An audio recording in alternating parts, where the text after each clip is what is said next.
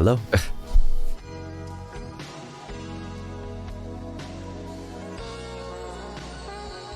Hello, hello.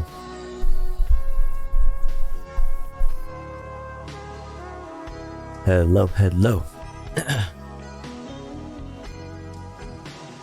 What's up, everybody?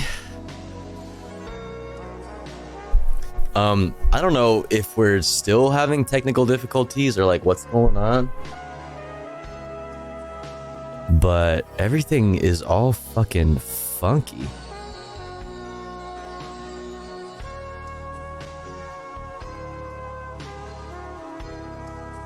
Dun-dun. What's up, everybody? How's it going?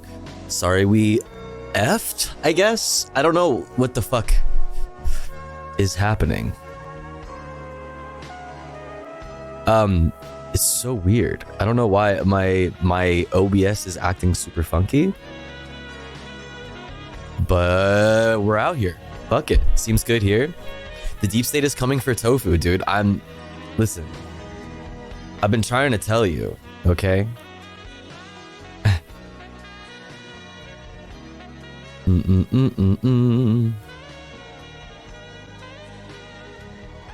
Do. What's up, everybody?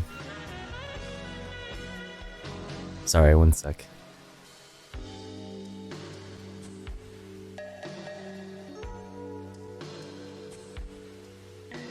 Fuck it. Fuck it. What's up, J Logic? What's up, Celtic? It's a deep dive into systemic issues. Wait, what happened? What's up, Celtic? What's up, Reclaw? What's up, Doge? What's up, Blue Room? What's up, that weirdo over there? What's up, Solar? What's up, Sidewalk Connoisseur? What's up, Pajama Jamma? Who else is in here? What's up, Tech Tink? What's going on, everybody? Talking about The Wire? Never seen. I never seen it. Never seen it. Fresh derail. This side is kind of cool. Shows you the most famous person from places. Most famous person from places. Do this.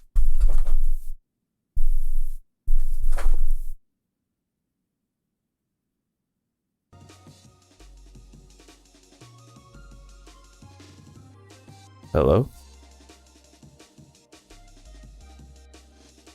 Notable people? The most famous person from places. Okay, so let's see. Oh, it even gets like smaller. Musa Ag Arnistan. Okay, wait, where's the states? Hold on. How do I zoom out of here? Eminem, wait. I'm trying to zoom out. I'm trying to see like in the United States. Donald Trump, Elvis Presley, Donald Sutherland, Jimi Hendrix, Mike Patton, Marilyn Monroe. Marilyn Monroe? Really? Emma Stone. Tom Cruise is the most famous person in New York. That's so weird. What is this based on? Pamela Anderson? That's so random. Canada still fucks with fucking Pamela Anderson. It's required viewing, Tofu. I'm not required to view any TV show. Once you watch, you'll get all the Michael K. Williams in the do-rag memes / gifs. Yeah. Quentin Tarantino is the most famous person in Tennessee. This reminded me that I'm gonna be in a fucking geography contest and I can't wait to make a fucking fool of myself in front of everyone. It's gonna be great. It's people from those areas. Oh, I see. Oh, like the most famous person. I see. Okay.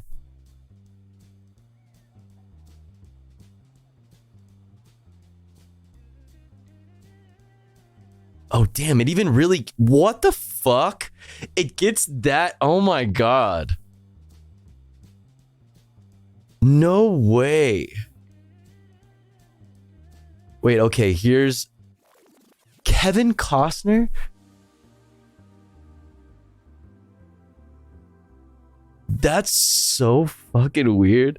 It gets so specific. Oh, Jack Black is from Hermosa or Redondo? What the fuck? Dr. Dre. Yeah, I guess that makes sense. J-Rock. That's so crazy. Oh, Be Real? Wow. This looks just like GTA 5 now. Geography? What is this? America test? Oh, bro. You're gaslighting. What country is this? Bro, see, this is...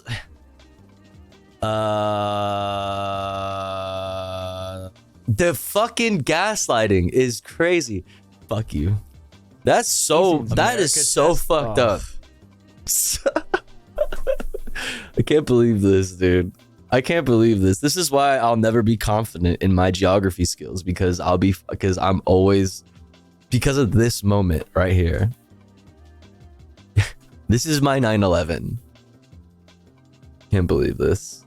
I can't believe you've done this.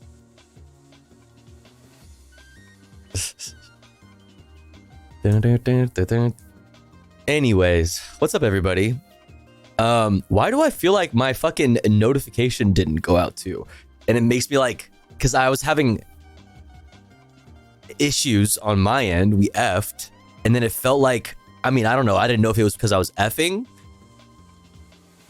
that the viewer, I don't know. It just seems like I don't know. Everything seems all messed up. Dun, dun, dun. But if you guys said you saw the fucking the live notification and you guys say we're good now, then I guess we're good. I got the first notification.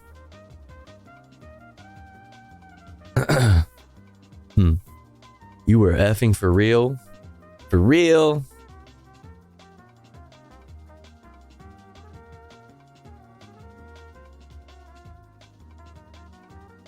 Oh, what the heck? How come this shit doxes you?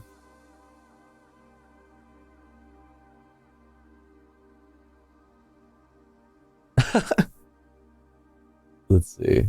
It shouldn't. Dun, dun, dun.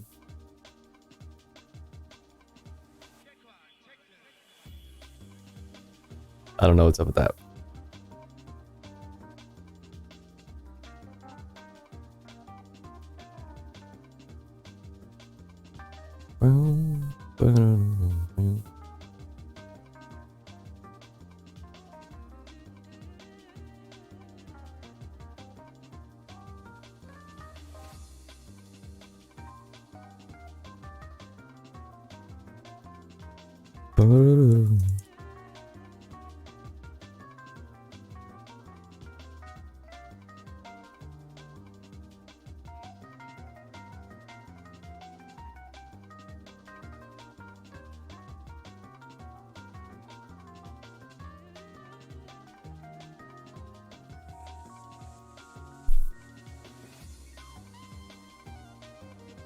All right, now I'm good, I think.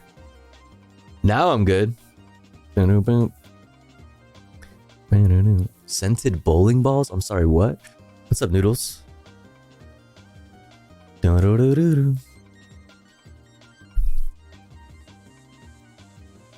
Why is birthday cake flavor so... I have a bowling ball with that scent?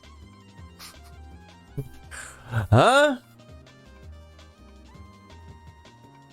There we go. I think we're good now.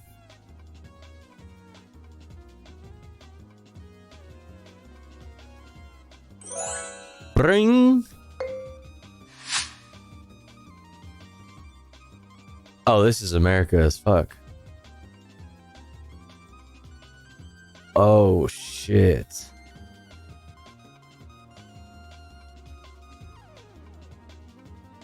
Wait, do I use place? Oh, this is easy. Okay, yeah. This is fucking, hold on. Can I drag? How do I like, move like around. Oh, there we go. This would be like around here. This would be like here-ish.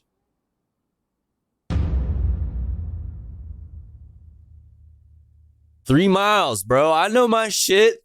It's in LA off. I better fucking get this. This is like the one place that like this is like the one place that I better fucking know. Otherwise, like it's fucking over for me.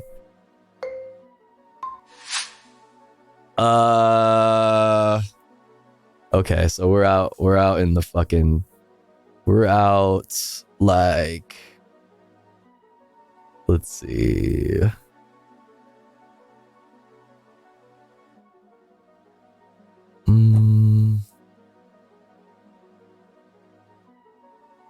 Oh, I can move around.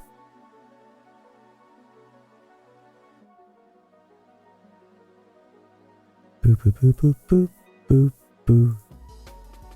This is definitely, I don't know if it's Joshua Tree. Bitch, show me the fucking thing.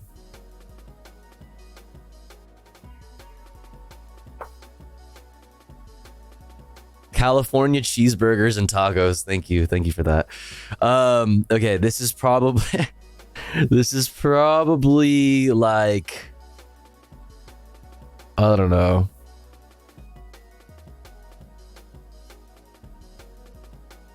This could be out here too, I guess.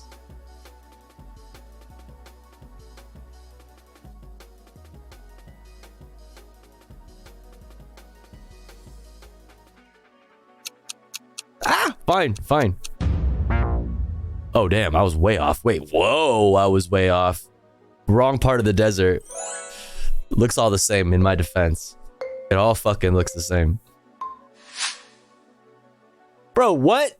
This is a store. I don't fucking know. Are you fucking for real? It put me in a store? I would have guessed Palm Springs. That's like around where I was, but it was Victorville. It was more closer to Victorville. Bro, what is this? You can't just put me in a store. I don't know where this store is, dude. Like, we got a Bed and Bath. All right. What's that? A City National Bank.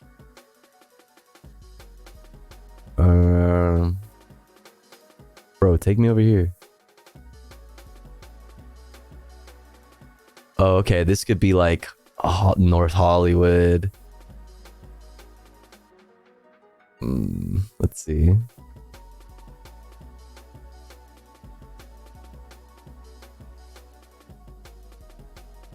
This could be...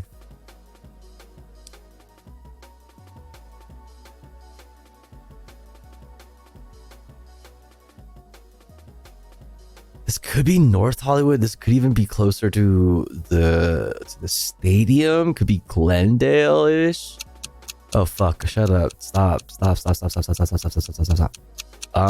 Fuck you, dog. Oh, fine. It's here.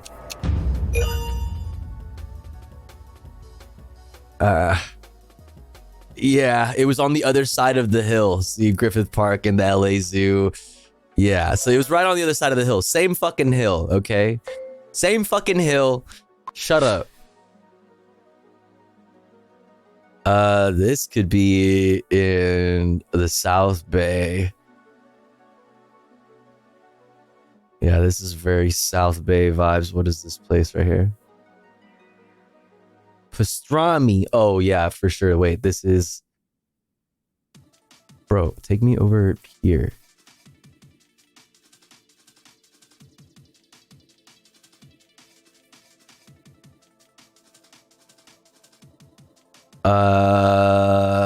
Oh, what's this hill?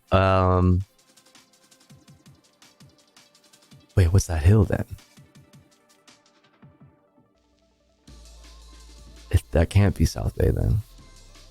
Or it could, and if this is north. Does it tell me? No.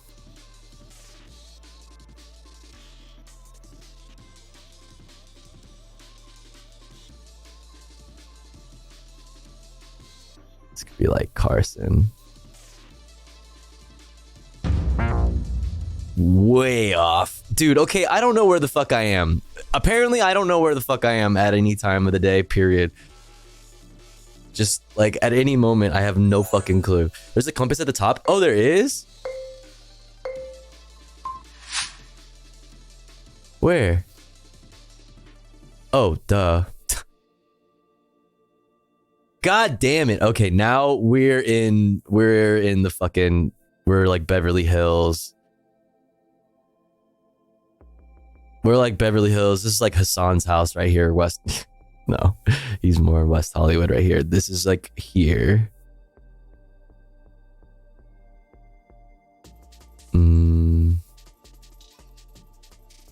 Yeah. Yeah, see? Listen. I fucking listen. That's right. That's Hassan's house right there. Let's go, dude. Fancy trees. Yeah. I know my shit. I know my shit. Of course I win. Now, we're definitely not doing outside of LA though. I'm gonna end on this W. I'll take this W.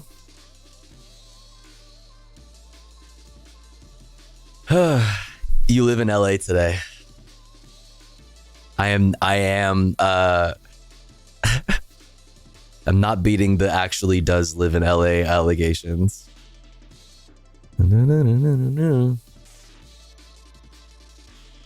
All right, but anyways, how's everybody doing? What's going on? What's the vibes? What's the vibes? Where's everybody at? What's going on? I feel like my notie's not going out or something. I don't know what's going on. Where's everybody at?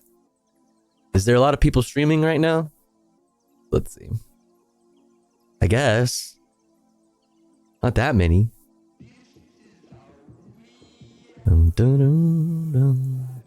Anyways, we have lots to look at today. Los Angeles. Sun staying out longer. True. Dun dun dun dun. The trees look like they need water. Those trees in that area get plenty of water. My vibes. What's up, Phoenix Core? Dun dun dun dun. Hope everybody's having a good day. I guess we could just get right into it, huh? I guess we could just get into it. We'll start with a little daily dose. Dun dun dun dun dun. Dun dun dun dun dun. And then we'll do top headlines, top US and world headlines. And then we'll do some other news. Poggers, exclamation point watching in the chat. If you would like a link to the playlist for today, let's get into it. Hello everyone, this is your daily dose of internet. Real or cake? Huh? Wait, what?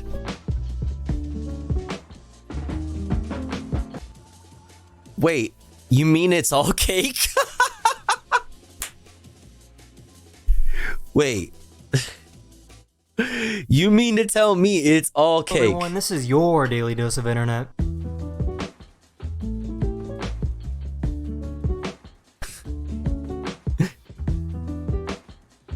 That's crazy.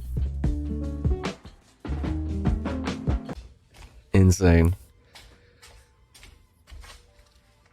I need an egg. Oh. Thank you. No way. Seriously? I need an egg. Thank you.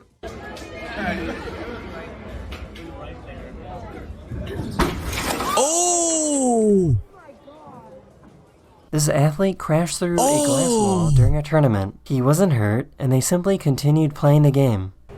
So this is the best thing to do is walk past a group of women. Like, you are completely in if you do this. Ladies. Ew! You cannot keep interrupting. No. I'm having a conversation. Not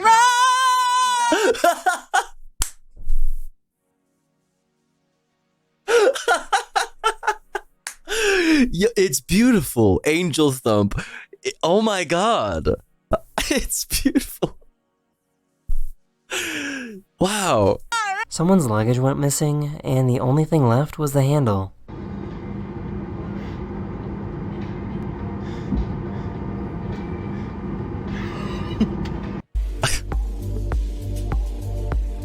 Wicked. This is what happens when you That was microwave fire. wicked. What?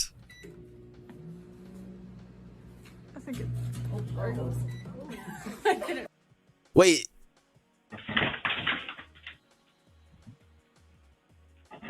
What, can I not see it? His boyfriend and girlfriend try to paint each other. Oh my god. Well, that's not good, is it?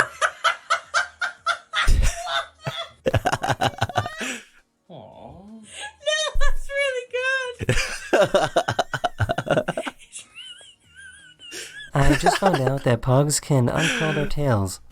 What is that? No, I saw it. What is that? What is that? Fix it. Fix it.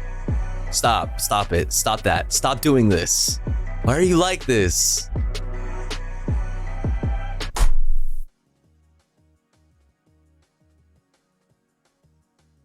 How dare you do this to me? I was worried for you.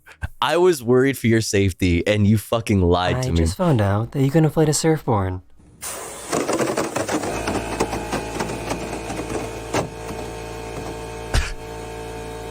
Nice.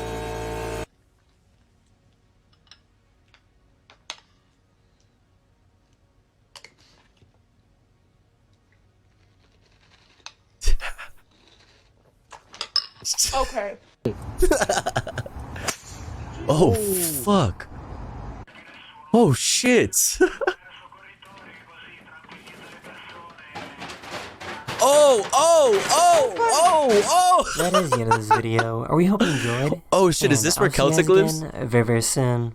Or is this Later. not even Irish and I'm just being racist? It looks Irish. Did you pantsy Nolosi ode all of you woke childoids? Yo, did you Pansy Nolosi ode all you woke childoids who want your TikTok? She brought the facts. It's so over for you. Are you speaking? Bro, what are you? What language is that? This is not an attempt to ban TikTok. Oh, I see Attempt this. to make TikTok better. To make TikTok great again. Toe. Dude, what does that even mean? She's just barring up. She's just freestyling. She's like, this is off rip. Bro, listen, you imagine all the money that we save, like not having a fucking speechwriter. Like, I come up with this shit, dude, just like on the spot. This is not an attempt to ban TikTok. It's an attempt to make TikTok better. Tic-tac-toe. A winner. This is not A winner. to ban TikTok. What? It's an attempt to make TikTok better. Tic-tac-toe. A winner. A winner. This is not an attempt. It loops perfectly. By the way, oh yeah. Oh, yes. Yes, she has a lot of money in stocks in Meta. Yes. I mean, we're going to talk about mnuchin too. Like talking about putting together a group to buy TikTok. Just like, oh my God. Oh God. But first, let's start off with some fucking wholesome news from Hawaii. Honolulu, Hawaii. Hey, see mommy and daddy shaka. Yeah. We can also, then you also do shaking shakas. Bill would make shaka Hawaii's official sign. While known outside the islands as the hang loose hand gesture, the shaka was born in Hawaii in the early 1900s. When in doubt, shaka out. This is Hawaii shaka. And you just wave it side to side. And it is This is so wholesome. known for Hawaii. Shaka is known for Hawaii. And Other states Oh, that's sick. On the like to bus. copy it, but we are the original Shaka state. This year, lawmakers want to make Shaka Hawaii's official hand gesture. You might ask, why? My question and response is, why not? We need to take ownership of this in case someone else in another state or another country wants to somehow claim all the goodness that is embodied in this hand gesture. All the goodness. Melani Makainai is the great-great-granddaughter of Haimana Kalili, a native Hawaiian fisherman credited with starting the Shaka. She wants the bills amended to include her great-great-grandfather's name. She says her great-great-grandfather lost 3 fingers in a sugar mill accident. Neighbors eventually adopted his three-fingerless wave. I love the compassion part of it. Wait, that's actually crazy. I didn't know that. Okay, he doesn't have all 3 fingers, so I'm gonna say hi. This is my hand gesture. This is my hand gesture.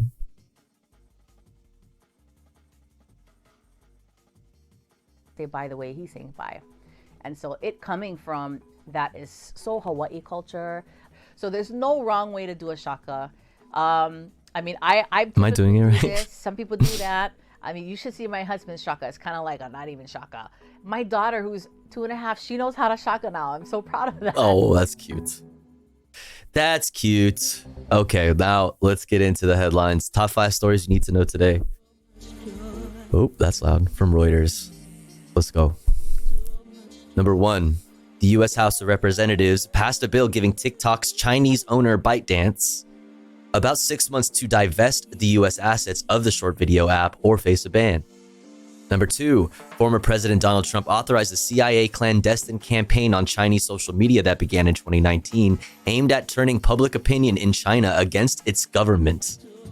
What the fuck? According to former US officials with direct knowledge of the highly classified operation. But then like both parties, Democrats and Republicans are like based Donald Trump. Number 3, airline executives are frustrated with Boeing as its safety crisis upends their business plans. However, they have little choice but to do business with the US plane maker in a tight market.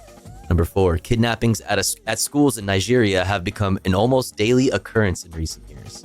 The tactic has been adopted by criminal gangs without ideological affiliation seeking ransom payments, with authorities seemingly powerless to stop them.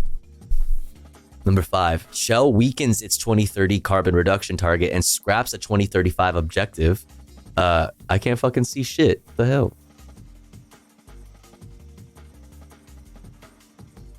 Citing expectations for lower power sales and strong demand for gas in the energy transition. Even as it affirms a plan to cut emissions to net zero by 2050. So you mean to tell me it was all cap? It's so GG's, you guys, on that front. I'm sorry to say. Like, the already too late time frames for these huge companies being rolled back. You know what I mean? These are international fucking corporate behemoths. Man.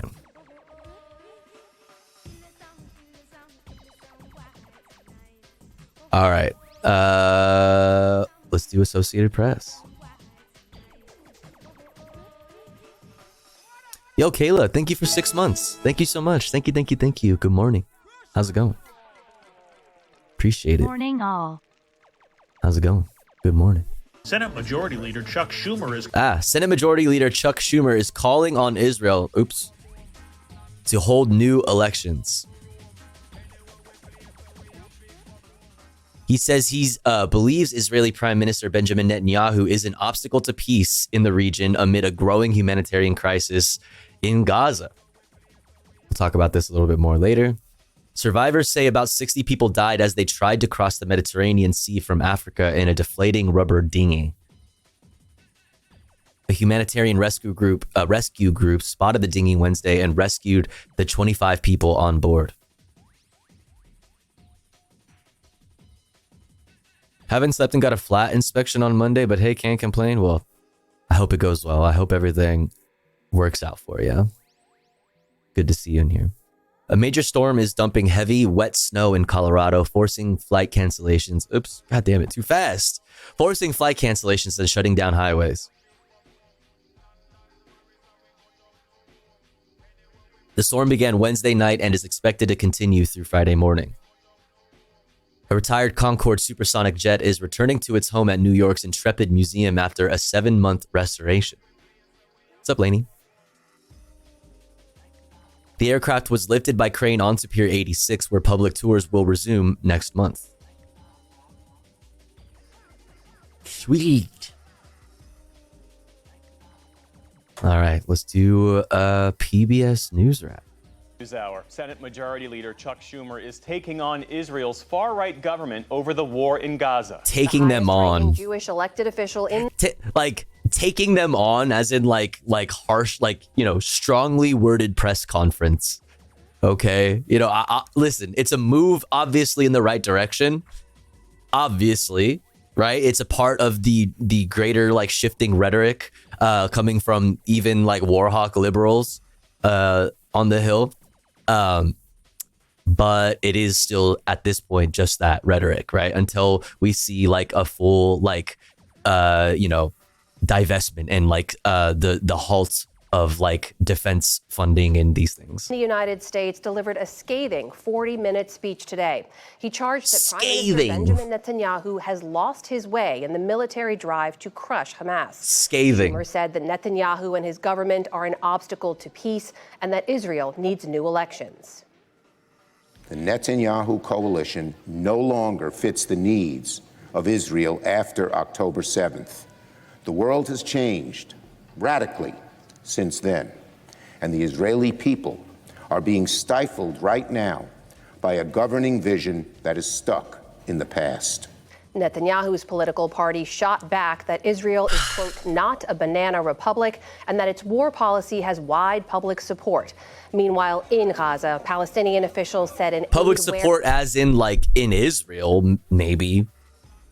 Not internationally, no. Their house was hit by an Israeli airstrike that killed 8 people. The Israelis said one was a Hamas commander.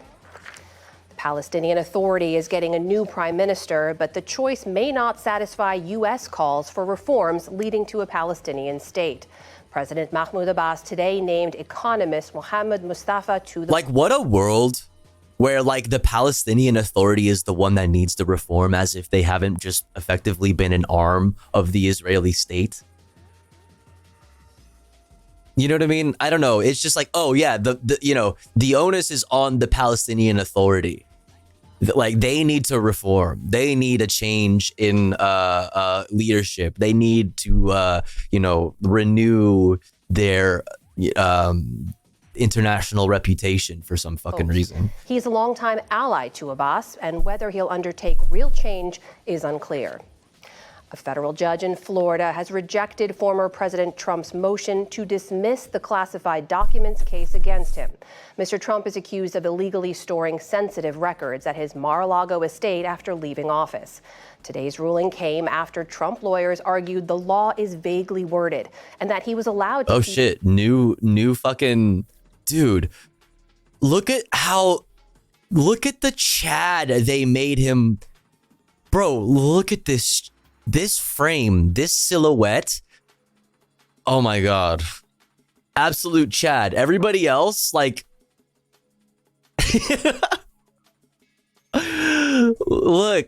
at this. Do you see this? Look at this man's jaw. Look at this silhouette. Look at this gaze.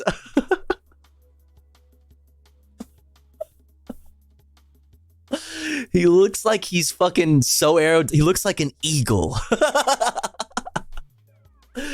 Yes, an American eagle soaring. Anything he designated as personal. Prosecutors oh my disputed those God. claims and said Mr. Trump urged And here others he is mid-sniff. to lie and cover up. Amazing. President Biden came out today against the planned sale of U.S. steel to a Japanese firm, saying it would harm American workers. That came as he made a campaign visit to Saginaw, Michigan. It was aimed at building support from Black and union voters. And in Minnesota, Vice President Harris stopped at a Planned Parenthood facility that offers abortion services. It was said to be the first Looks time like he's on a Metal Gear box art. Kinda, huh? This is what prime masculinity looks like, right? Are you all taking notes? When the Palestinian Authority tried to work with Israel and the US, they got screwed over. We can't expect them to be willing to work with us again when we have shown no inclination towards peace. But that's what I'm saying is, like, do you see how it's like it's talked about, at least, you know, in this short segment from PBS, like, and not only PBS, just like the Western media at large, like how the like it's portrayed as if the ball is in the Palestinian Authority's court. Like they're like, you know, they need to change. I don't know. It's president has toured that kind of clinic. Former Trump Treasury. Is that historic? It's historic, apparently. That offers abortion services. It was said to be the first time that a sitting president or vice president has toured that kind of clinic. Former Trump Treasury Secretary Steve Mnuchin has announced he's organizing a group of investors to buy TikTok. What could go wrong? After the House voted to... You know what I mean? Like, yeah, we hate China so much. China is so bad that we would rather, for some fucking crazy reason, have Steve Mnuchin and his fucking ghouls own it instead. Because that would definitely be better for, like, your data. You know what I mean? Definitely better for national security. Like, come on. Completely unserious country. Completely unserious country. Ban the video sharing app in the U.S. unless it cuts ties with a Chinese-owned parent company. Mnuchin did not say who might be in that investor group. In Japan, a high court ruled that denying same-sex marriage is unconstitutional. The court has no power to overturn existing laws that restrict marriage. Instead, it urged the government to do so. Crowds in Tokyo cheered and hailed the decision as a step toward equality. But plaintiffs in the court case called the ruling Japan's gone woke, folks. I still think that we are so far behind other countries. We can't really be compared to them. It feels like Japan is the only country that's not changing. Even though our society is really changing, Japan alone has not changed at all. I am boiling with anger. Japan is the only member of the G7 industrial democracies that does not have legal protections for same-sex unions. The Elon Musk company Space... I mean, you give it some time, fam. Give it a few years, right? Let's see how this election turns out, and we'll revisit that. X reached a kind of milestone today with the third test of its... Our girls all grown up? What do you mean? What's up, Jaina? How are you? Oh, no. Bro, they promoted her to a sergeant in the fucking PsyOps division? Oh, jeez. Oh, jeez.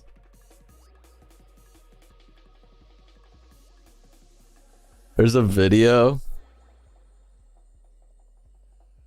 Certificate of promotion.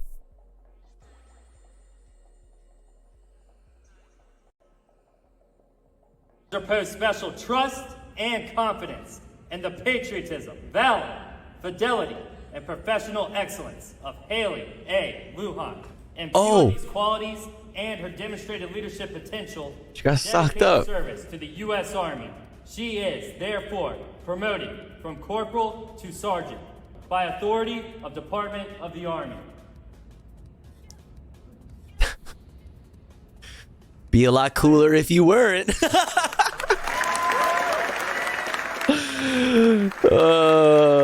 Secretary of the Army has a that meme, like in the party, like they don't know I'm a TikTok star.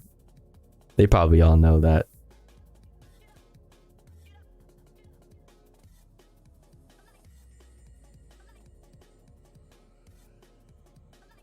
I'm Sergeant Lujan. I'm your unit public affairs representative here at Blank Psychological Operations Group, one of the best corners of the Army.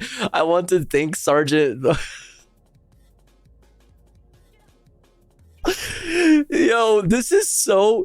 The thing is, like, would you be allowed to do this if you were psychological, like if you were like, even if you're just like a regular ass sergeant in the army, like you're just a fucking grunt or something, like, can you be posting like this? Like, is this allowed? She's a psyop, Tofu, of course they know it's her job, bro. But like, this kind of shit is like, is she just doing this for the bit? Like, is she just doing this for the bit, or is this like real? And either way, it blows my fucking mind. It's not only allowed, it's encouraged. The secretary. Oh man, you know what, folks? I don't think we can fix her, chat. Chat, I don't think we can fix her. Okay, I regret to inform you. Giant Starship rocket, but its luck didn't last. The unmanned You can't show it, but Pornhub is banned in Texas today. Oh, that's Pornhub and TikTok. People really need to get VPNs. I mean, people, if they don't already have VPNs, they will absolutely be getting VPNs. Texas is gonna be a ripe market for fucking VPNs, especially all the freedom lovers there. All of the libertarian head ass motherfuckers are so confused, you know, about this. They don't know how to feel. Banning porn is a bad idea because it's a coping mechanism. I mean, banning porn is it's just stupid. It's just stupid because all of the issues that they like attribute to the accessibility of like porn either don't exist or are completely unrelated. Yeah. So I don't know. It's just it's just very dumb. There's going to be, especially in a place like Texas, there's definitely going to be like a backlash on that. When the libertarians find out that they can't fucking download or they can't just like stream porn anymore. I don't know. This is my Roman Empire. On God, though. Porn is life, man. If you ban porn, only criminals will have porn. That's right. That's right. Yeah, now you just, I mean, actually, I was about to joke, like, to riff off of that and say, like, you create, like, a black market for porn, but, like, actually, like, you do. Like, actually, though. Now people are going to be going to, like, weird, sussy spots on the internet instead of just, like, going to Pornhub, streaming something real quick and calling it a fucking day, you know? Texas legislature, Gooners out, bruh. Don't show this site on stream. Bruh, I'm fucking streaming. But this is the cheapest VPN. It shows your IP though if you're not. Okay. I'll consider it. No nut year long, bruh. Bruh. All right, let's get back to this. Craft blasted off from South Texas and had a flawless flight for about an hour. But the rocket was apparently destroyed as it headed for a splashdown in the Indian Ocean. 2 previous test flights ended in explosions just after liftoff. Oh, was this Musk's thing? No, that was one of the Starship ones. Yeah. The penis ones. Yeah. I thought they were talking about the Japanese one, but damn, not a fucking pogger's time for space rockets. There's lifetime license VPN. Those are the cheapest. Yeah, Celtic, the whole ban, TikTok, although it won't happen. I mean, I wouldn't be so sure, man. It's so bipartisan.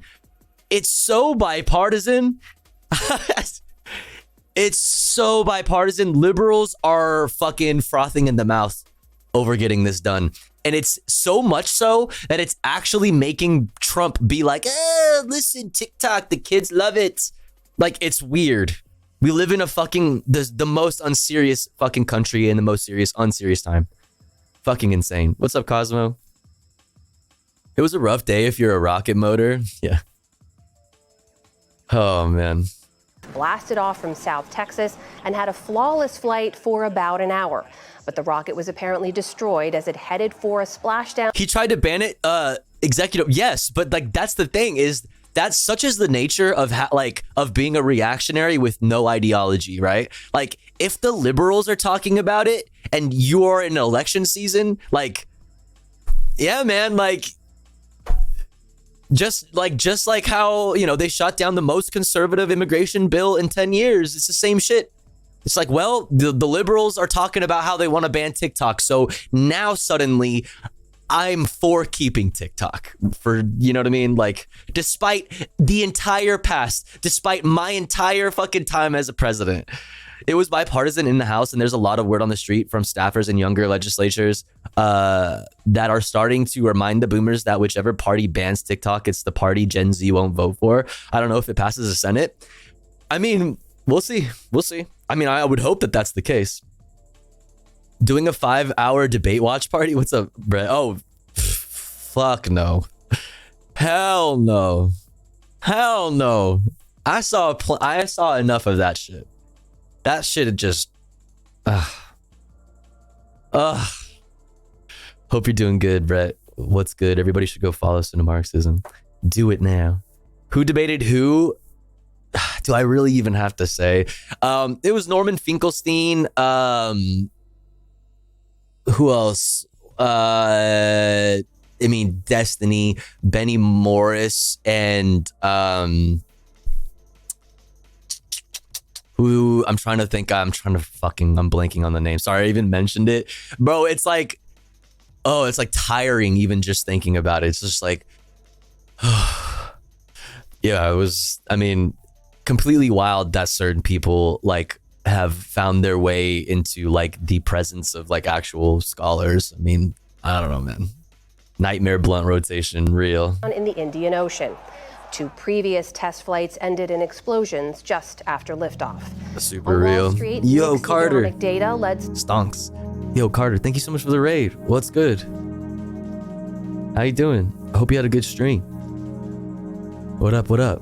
Welcome in, welcome in. Shouts out, Carter. Right now, we are just going over the headlines. We're finishing up this PBS News Wrap. Right now, we're going to get into, or next, we're going to get into Democracy Now! Exclamation point watching in the chat for a link to this playlist that contains all the stuff we're going to look at before we do fun shit later. Yeah. I hope you had a good stream. What's up, what's up? I'm Tofu Ghost. Talk about the news and shit like that. But other stuff too. Welcome in, welcome in, welcome in. Where was I? Yo, Lysine, thank you so much for 19 months. I appreciate it. Thank you. Our raid Tofu point. Let's go, car raid. All right, where were we? Is this all stonk stuff? Stonk. Cool. Democracy right fucking now. Let's go. Welcome to Democracy Now! DemocracyNow.org, the War and Peace Report. I'm Amy Goodman. In Gaza, at least 5 people were killed. Oh my God, did you get that LA Streets video in your feed too? I just watched it. The LA... Oh, you talking about this right here? Nimesh in Los Angeles? Yeah. I was like, pro HLA content, you say? I'm with it. And his channel looks interesting. His channel looks interesting, actually.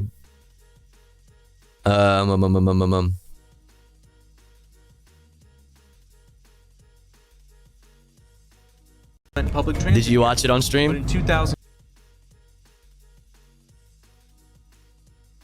Bus lanes are good for emergency vehicles. Tell this to the fucking firefighters union. Holy fucking shit. Parks are great, but California's constitution, greedy developers. Who puts transit in a mall? Like, this seems right up my fucking alley. Why can't I eat tacos in peace in LA? Yeah, it's perfect. It's right up our alley. It's pretty good. Totally down our alley. Maybe a good podcast guest. Yo. Okay. Yeah, I'll try to watch it later tonight. That would be tight. Why many cities suck and Los Angeles doesn't have to. I want to see this one too. All right, where were we? Wednesday, when Israel bombed an UNRWA aid distribution center in Rafah, one of the UN agency's last remaining... Oh, by the way, if you don't know, Brett and I have a podcast called What's Left LA, where we talk about LA politics. You should come check it out sometime. By the way, chat.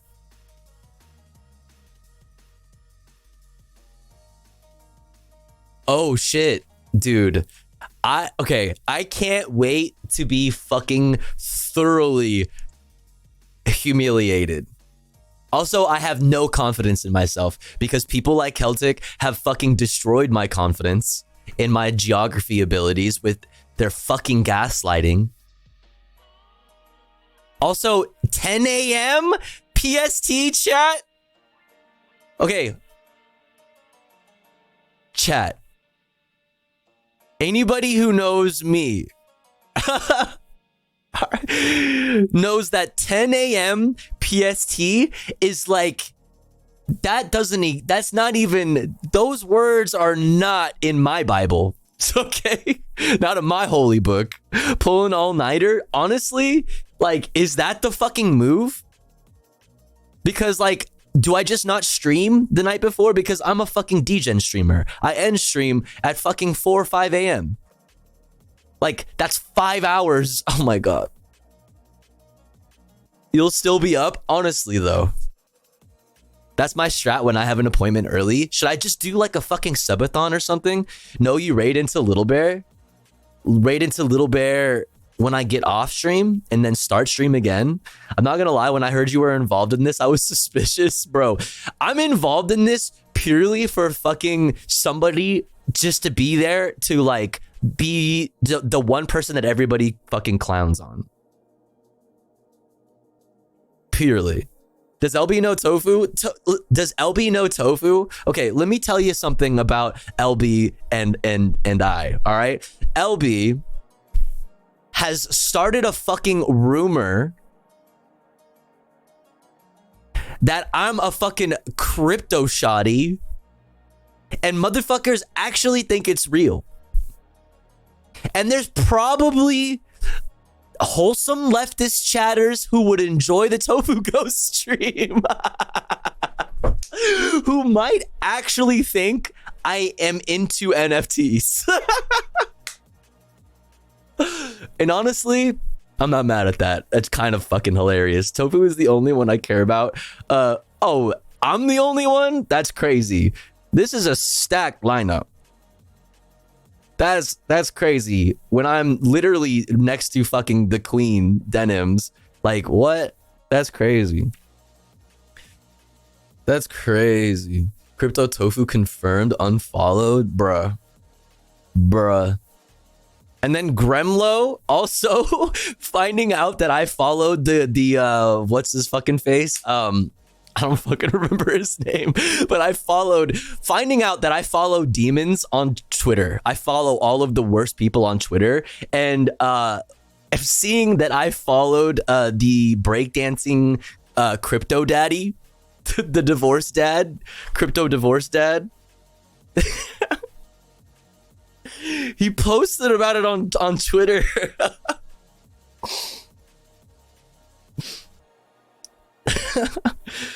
What is this? European capitals and countries' first letter blitz? Bro, what even, huh? European capitals and countries' first letter blitz? Bro, you think I'm gonna fucking know this? Wait, enter a capital or country?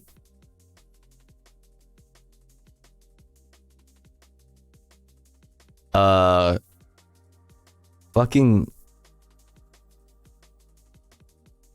of course, United States of America? Like, what? What do I do? Okay, I don't know how to play. European? Well, then it's bullshit. Well, then it's bullshit.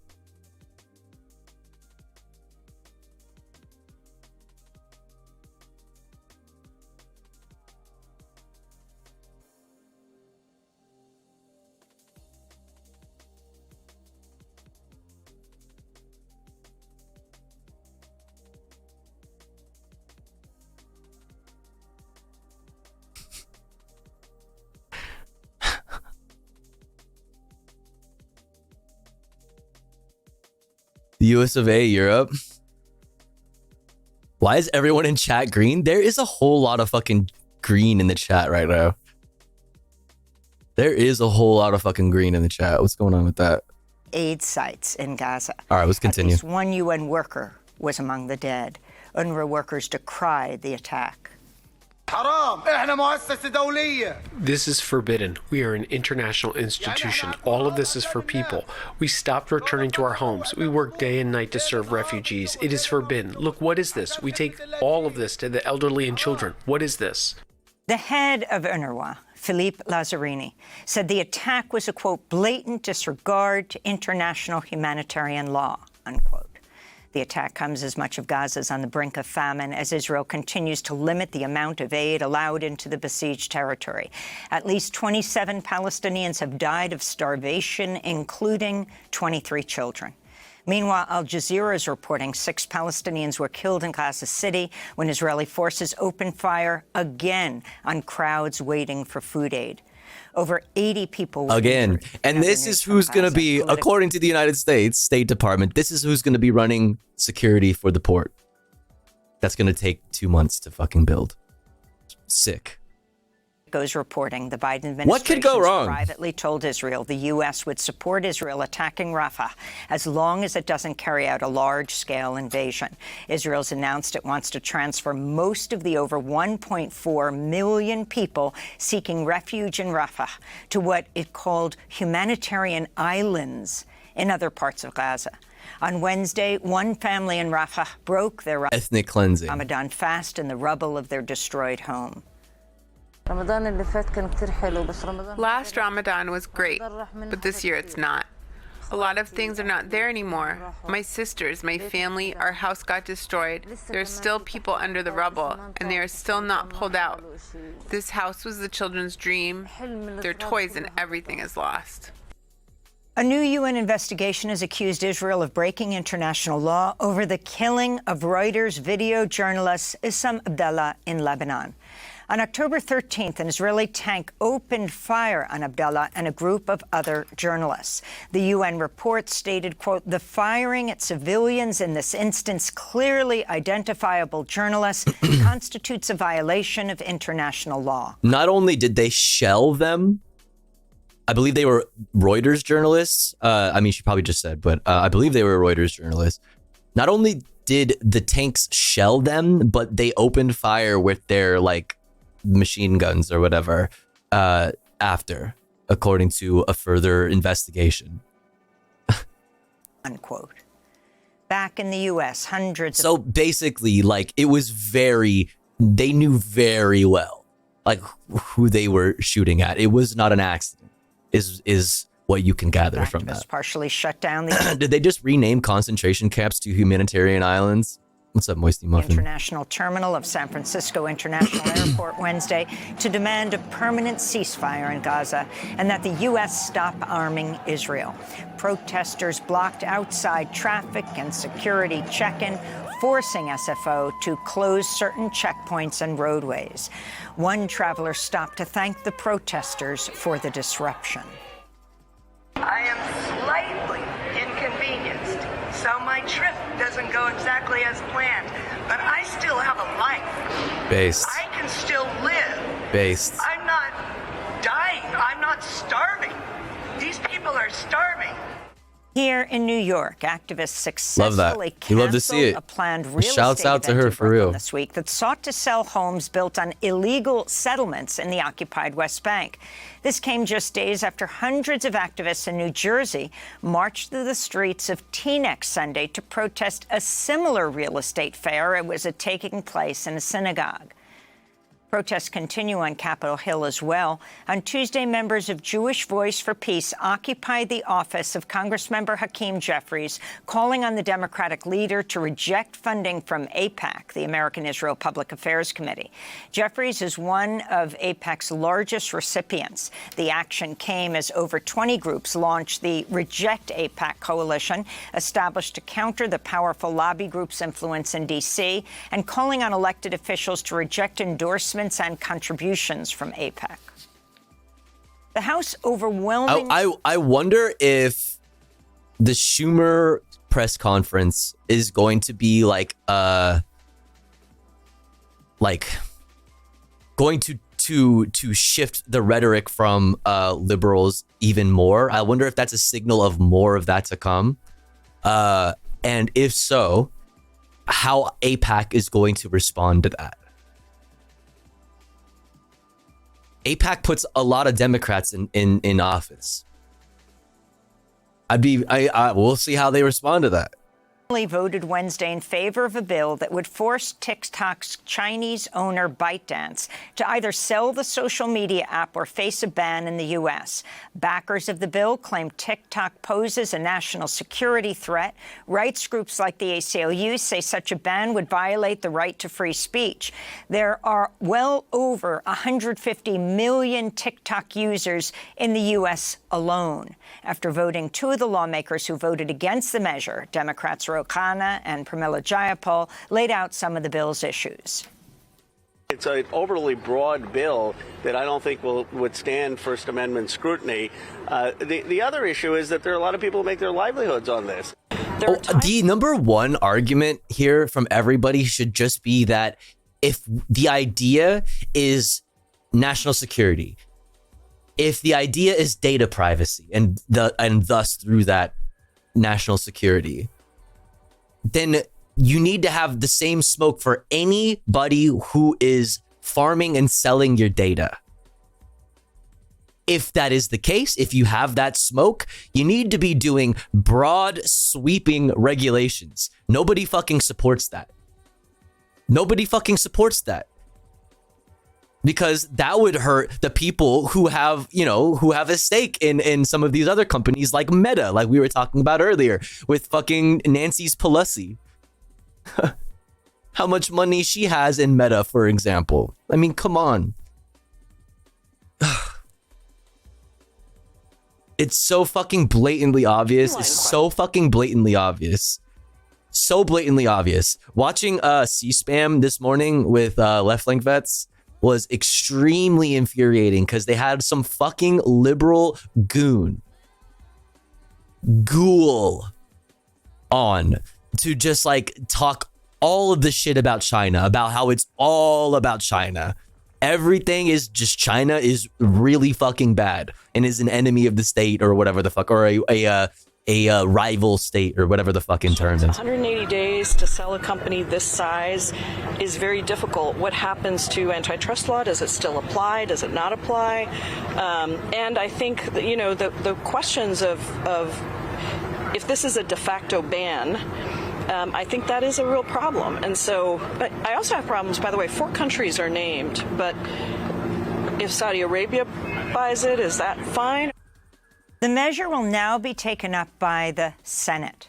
Like, do you know how many companies from other countries own businesses and own things in the United States? Like, this is not fucking new. It's all just bullshit fear-mongering. It's all bullshit fucking fear-mongering. It's so pathetic.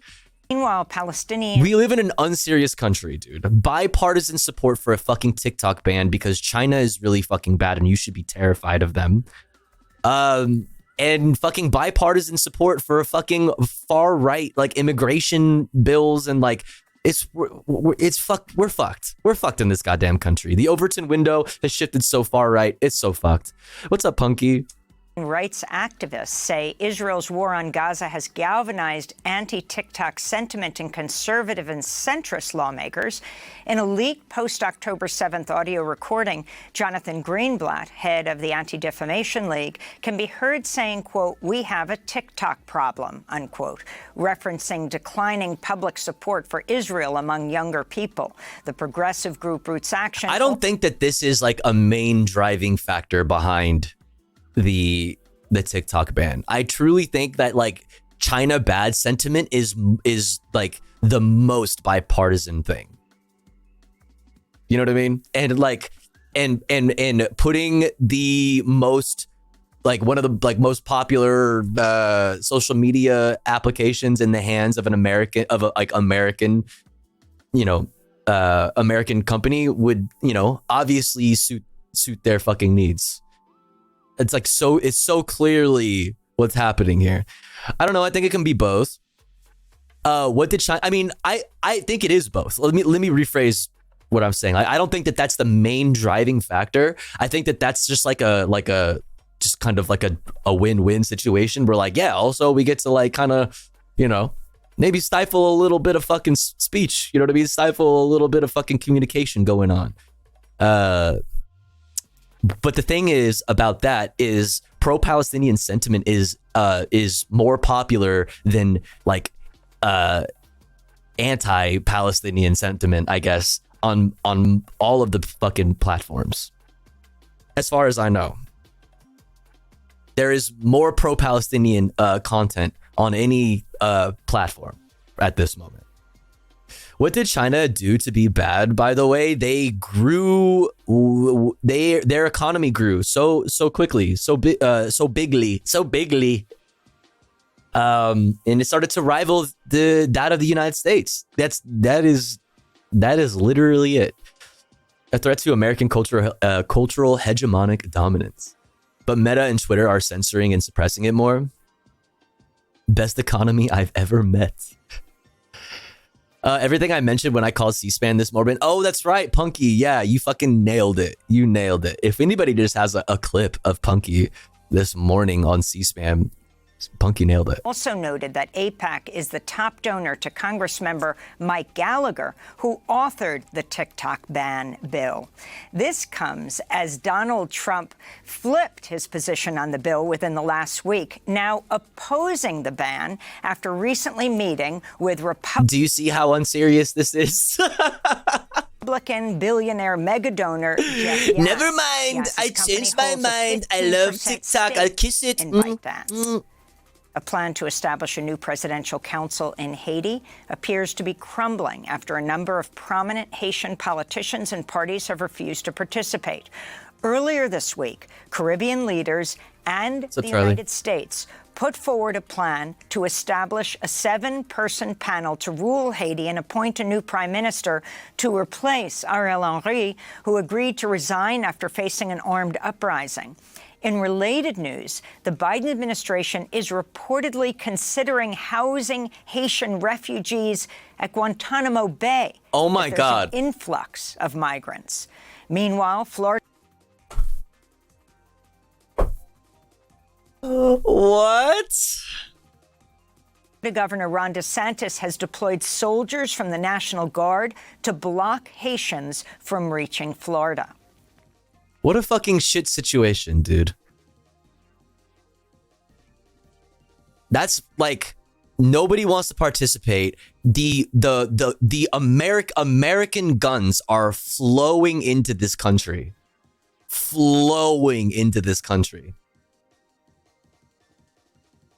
Like, I mean, I don't blame anybody for not wanting, like, not feeling comfortable to participate, like, with the United States in this, like, process. What a fucking fucked up situation. The United Nations and aid groups are warning nearly 230,000 children and new mothers in Sudan could die from starvation in the coming months if their nutritional and health needs remain unmet. The humanitarian crisis in Sudan comes as rival military factions continue to fight despite calls for a Ramadan ceasefire. Earlier this week, the Sudanese military regained control of Sudan's national radio and television headquarters, which had been seized by the paramilitary Rapid Support Forces. In Bolivia, nonstop rain in the capital La Paz prompted authorities to declare a state of emergency earlier this week as overflowing rivers destroyed homes and killed at least one person. Nearly 50 people have been killed due to flooding since the rainy season in Bolivia started in January. This is an official from La Paz. In nearly 80 years, we haven't seen such an event with these characteristics, and in this period, we have had too close to each other. Another unusual event was 9 days of continuing rain. There wasn't any minute during these 9 days that the city wasn't rainy. In other climate news, the International Energy Agency warns methane emissions remain at near record highs. The agency said, quote, a 75% cut in methane emissions from fossil fuels by 2030 is imperative to stop the planet from warming to a dangerous level, unquote. The oil industry is the largest producer of methane, and the U.S. is the largest emitter of methane from oil and gas. Here in New York, activists with... Yeah, it's just like, if Shell is rolling back their already fucking not good enough, like, plan to cut back on emissions, like, it's, I don't know how else to put this. Like you need to be investing in infrastructure, like really badly. You need to be investing in infrastructure. You need to be very worried, and you need to deal with rising nationalist sentiments, because you're also going to have to be dealing with huge populations of people needing to move around the fucking planet due to conflicts and climate disasters and all of these things. Like, it's so, oh man. That shit is really blackpilling. I'm not gonna lie. Climate defiance confronted Chevron CEO Mike Wirth on Tuesday as he spoke at an event promoting, quote, the role of engaged men in gender inclusivity. What?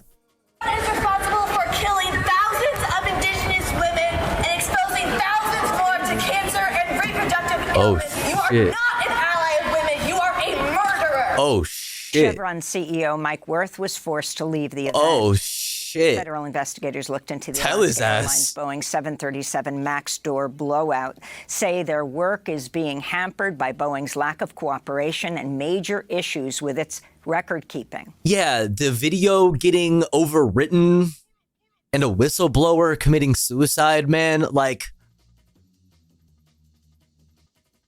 I really don't want to be putting on my tinfoil hat and shit, but like y'all are making it so hard. The National Transportation Safety Board said Boeing was not able to provide the name of the employee who worked on the failed door plug, and that Boeing overwrote surveillance footage of the plug's reinstallment. Meanwhile, the New York Times reports Boeing failed 33 out of 89 audits conducted. Yeah, alleged suicide. Come on, man. By the Federal Aviation Administration on the 737 MAX. The Fifth Circuit Court of Appeals has upheld a Texas law that prevents young people from confidentially accessing birth control from clinics. The court ruled clinics can be required to know. Yo, I saw, hold on, let me pull it up. On Twitter, where you only see good things, of course, on Twitter.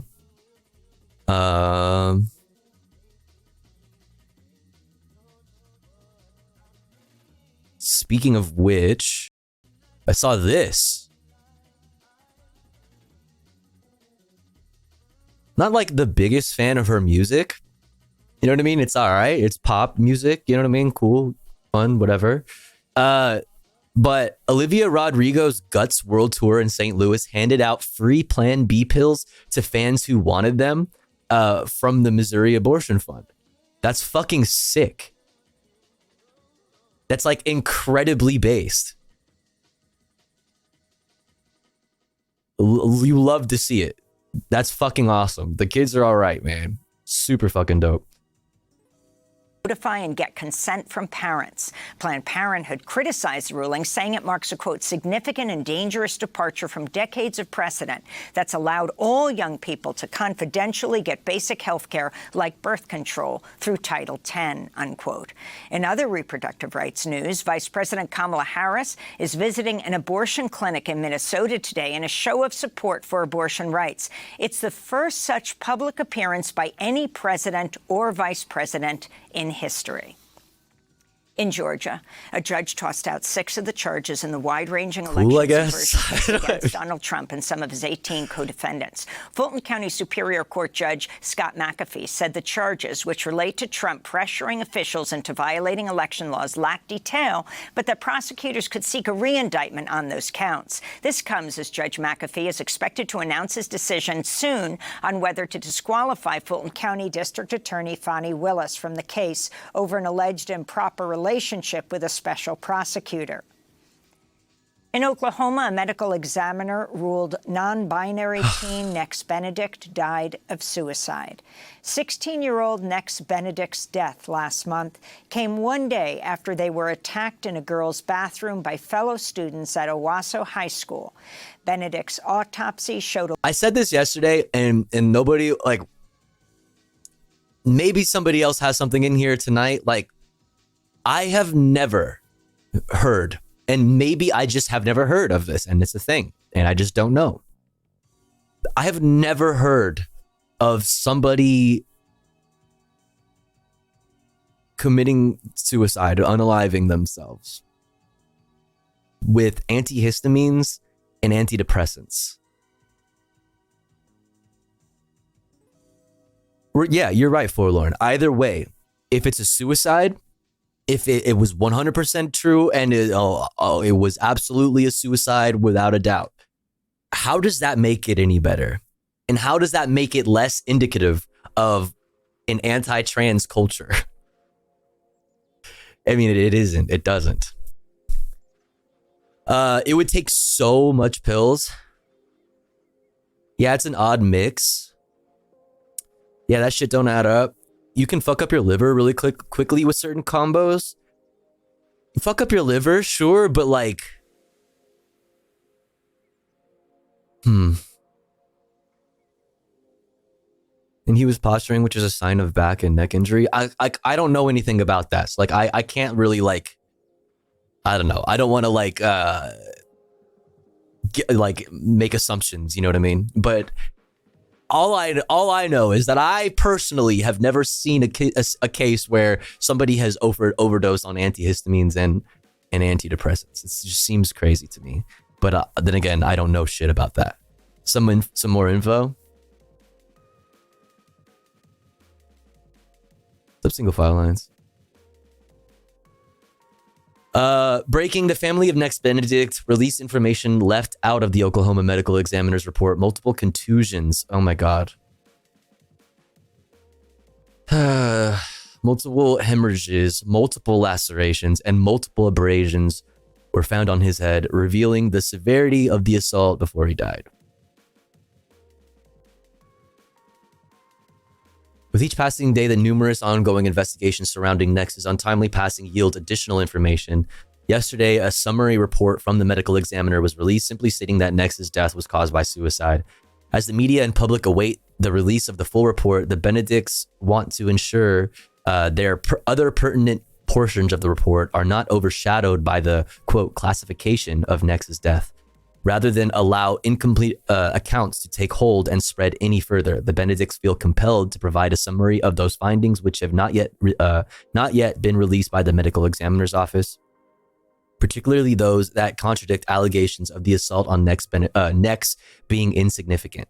As outlined in the full report, the medical examiner found numerous areas of physical trauma over Nex's body that evidence the severity of the assault. Specifically, the report notes head and neck, 2 contusions, right orbital region, right scleral hemorrhage. Okay, I don't. 2 lacerations, right cheek, scalp, central chest, abrasion, right upper chest, abraded contusion, central chest.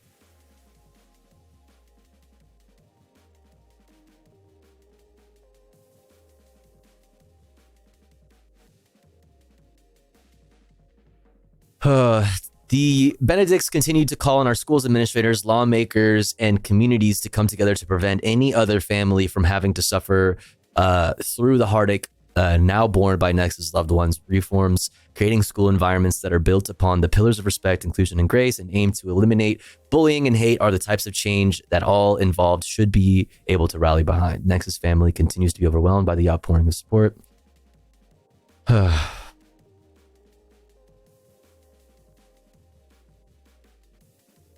Oklahoma is a shithole state.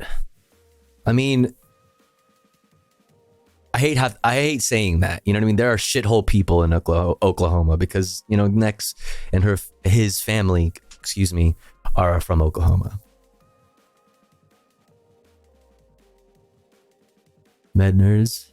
Just tons of head injuries. Sclera is white to the eyes. Also, a severe concussion increases your risk for attempting suicide, so even then the battery main... I mean...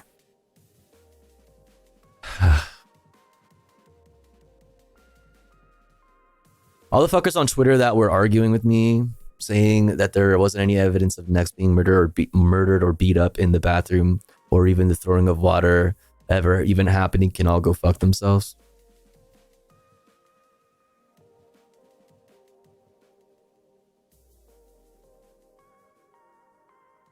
This is what Homozygote typed in his Discord. I don't know why it's not allowing.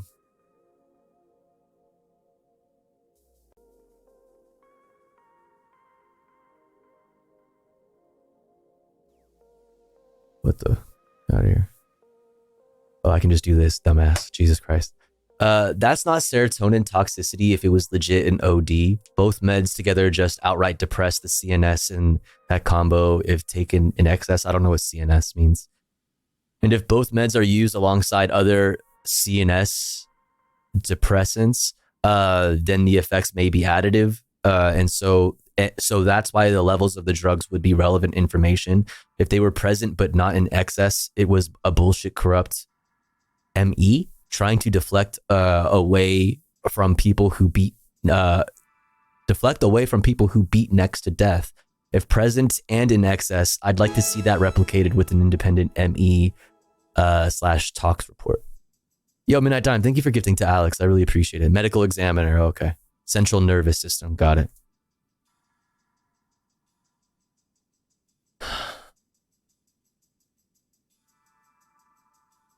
I mean, the thing is, like, what's obviously horrible, right, is that the initial reporting, like, really matters, as we see in many other examples all the time. Like, you know, I don't know, like the New York Times, like, sexual violence, systematic sexual violence fucking report and things like this. No matter if they are debunked or if more information comes out and the situation changes, the information changes, it doesn't matter. The initial reporting already happened and the damage is done. People are just gonna, you know, run with that initial reporting. It was a suicide. That's that. And of course, trans people, you know what I mean? They're, you know, trans people, something about like the 40% joke or whatever the fuck. Like, yeah. Just looking at studies, only 1 of 7,000 people admitted for OD on fluoxetine died. Only 8% entered critical care. Found out why it's blocking links. I can turn off smart detection if you'd like, for sure. Yeah, thank you, Celtic. I appreciate it. Walter Masterson spoke at the school board of the school where he was killed. Oh, really? Is it too much backseating to ask a? Take a group to? No.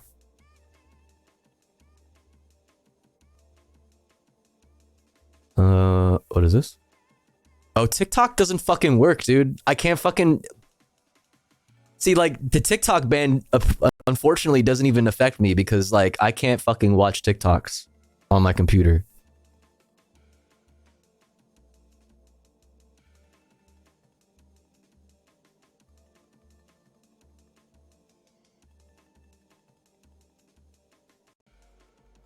So annoying. I don't know what it is.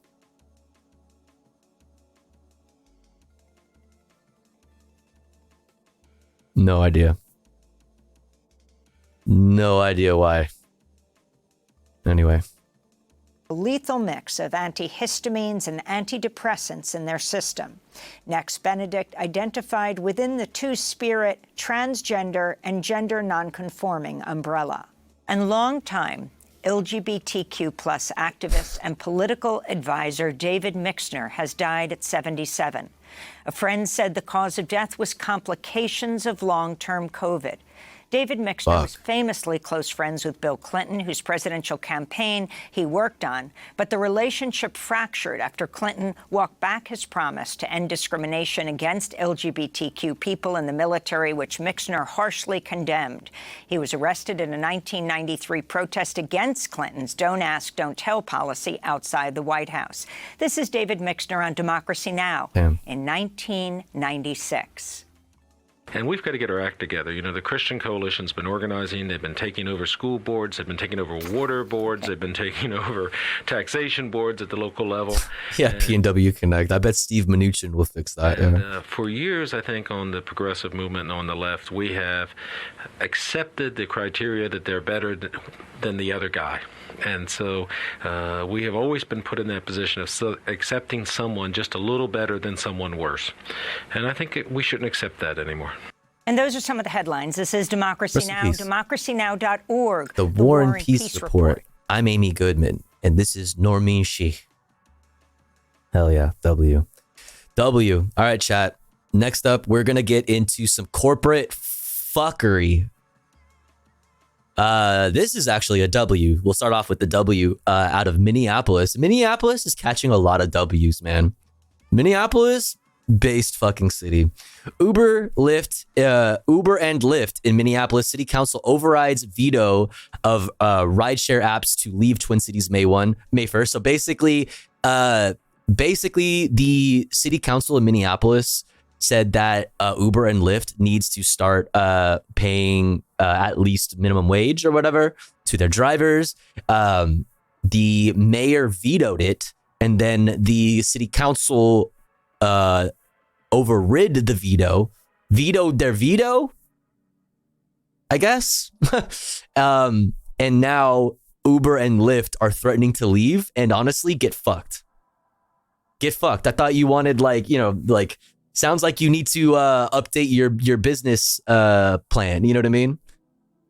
You can't exist while paying a minimum wage. Sounds like your business should fail then. Fuck off. We'll check out. Oh, fuck. I fucked up my fucking playlist. Oh, fuck. We'll look at this next chat. But first, before we do, we have to run an ad break because it's been a little bit more than an hour since our last ad break. But don't you worry, because here at the Tofu Ghost broadcast, when I run ads, I run them while I'm away from the stream. That way, even if you're unsubscribed, you don't miss out on any of the content. But if you would like to support the stream and get access to cool Tofu Ghost emotes as well as an ad-free viewing experience, all you've got to do is subscribe for $5 or for free with the Twitch Prime.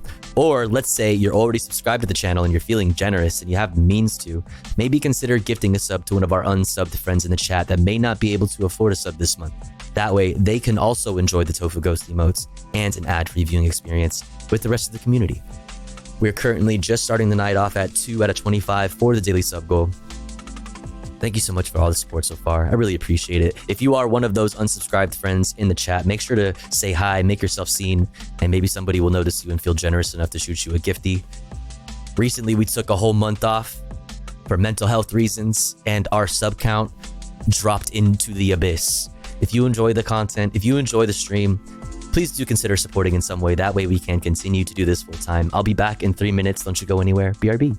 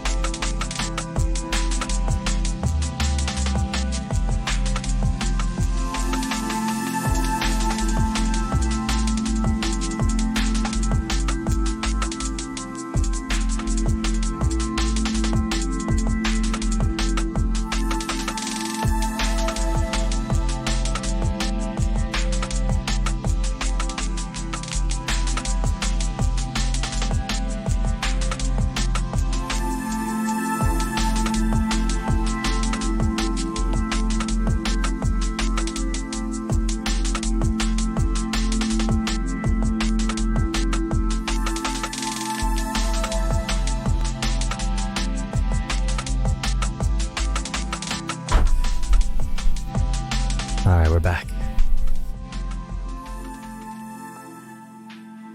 Chat, what's your favorite thing? Chat's my favorite thing. Peepo shy.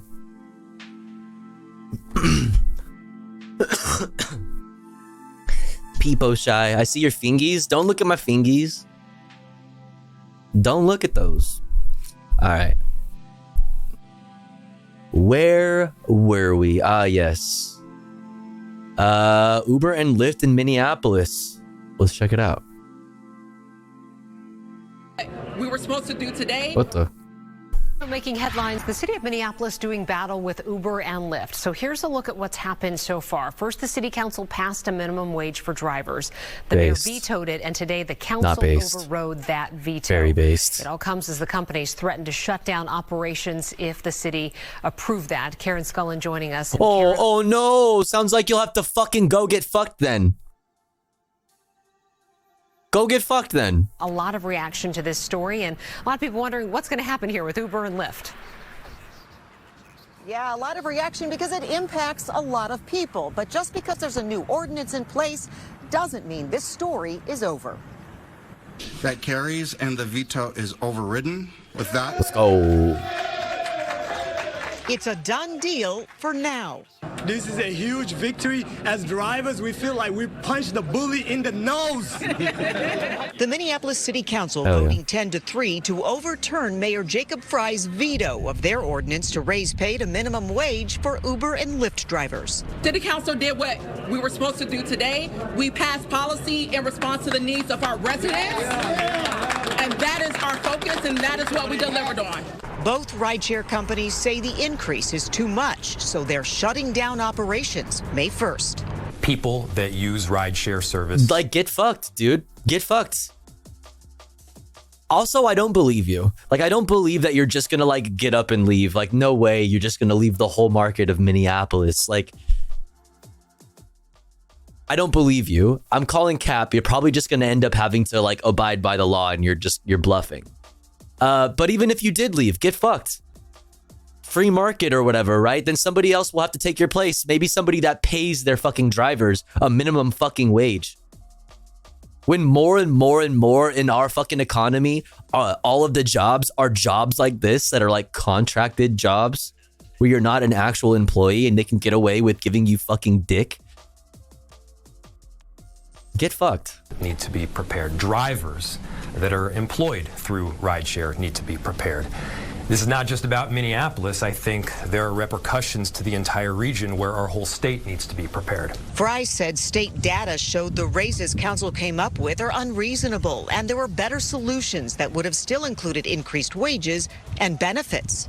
We should be following what the data says, not simply responding to the politics. Drivers at today's vote don't believe Uber and Lyft will actually pull out, and council members... They won't. They fucking won't. I don't believe you. If they do, there's a solution. There's a lot of industry that is occurring right here in the Twin Cities, so why would Lyft or Uber want to leave? Should they leave? We've been in touch by several rideshare businesses and startups that are more than happy to pay the cities. Sounds like there's gonna be like a Minnesota based company is springing up or some shit like that. Like somebody's gonna swoop in and take this over. Like you're telling me there isn't already taxis in Minnesota? Like, come on. Minimum wage and fill the void. Should they make that decision? Now, I've heard some people talk about Alex, getting a new rideshare company up and running. That is not a thing at the level of service that we need in this short period of time. Like, that's not the people's problem. That's a purely you as the corporation's problem. That's not the city's problem. The city's problem is, where's the fucking public transportation? Hello? Buses, trains, like... Now, Uber and Lyft said today that they hope to work something out with the state so they can stay operating in They Minneapolis. won't leave. The mayor said he is also working with the state to social try song? to keep Uber and Lyft operating in Minneapolis, but also throughout the state. We're live in Minneapolis. Karen Scullin, Fox 9. This morning. Okay, speaking of corporate fuckery, Bernard at a Senate hearing for a 4-day work week Let's check it out. We are going to be talking about an issue that is very rarely discussed in the halls of Congress or the Senate. What's up, Berkeley Mo? The need to reduce the standard work week in the United States. In fact, the last time, as we understand it, the Senate held a hearing on this subject was in the year 1955. So I think maybe the time is now to renew that discussion. Despite massive growth in technology and worker productivity, millions of workers in our country are working longer hours for lower wages. As a result of the extraordinary technological transformations that we have seen in recent years, American workers are now over 400% more productive than they were in the 1940s. While CEOs today are making 350 times as much as their average employees, workers throughout the country. Finally, some good fucking Bernie. Yeah, I mean, in his defense, I guess. God damn it! Fuck, I just fucking did a dumb thing. In his defense, I guess, he was always still good on things like this, right? More time at work. At a moment in history when artificial intelligence and robotics, and I hope we all understand that the jobs... Bernard can do no wrong. That's not true. He's done plenty of wrong, okay? He's done plenty of wrong. But this is good. This is Bernie at his best. Yeah, this is Bernie at his best when we're talking about issues like this. Absolutely. Going to be there in many cases in 15 years. Our economy is going to be transformed through artificial intelligence and robotics.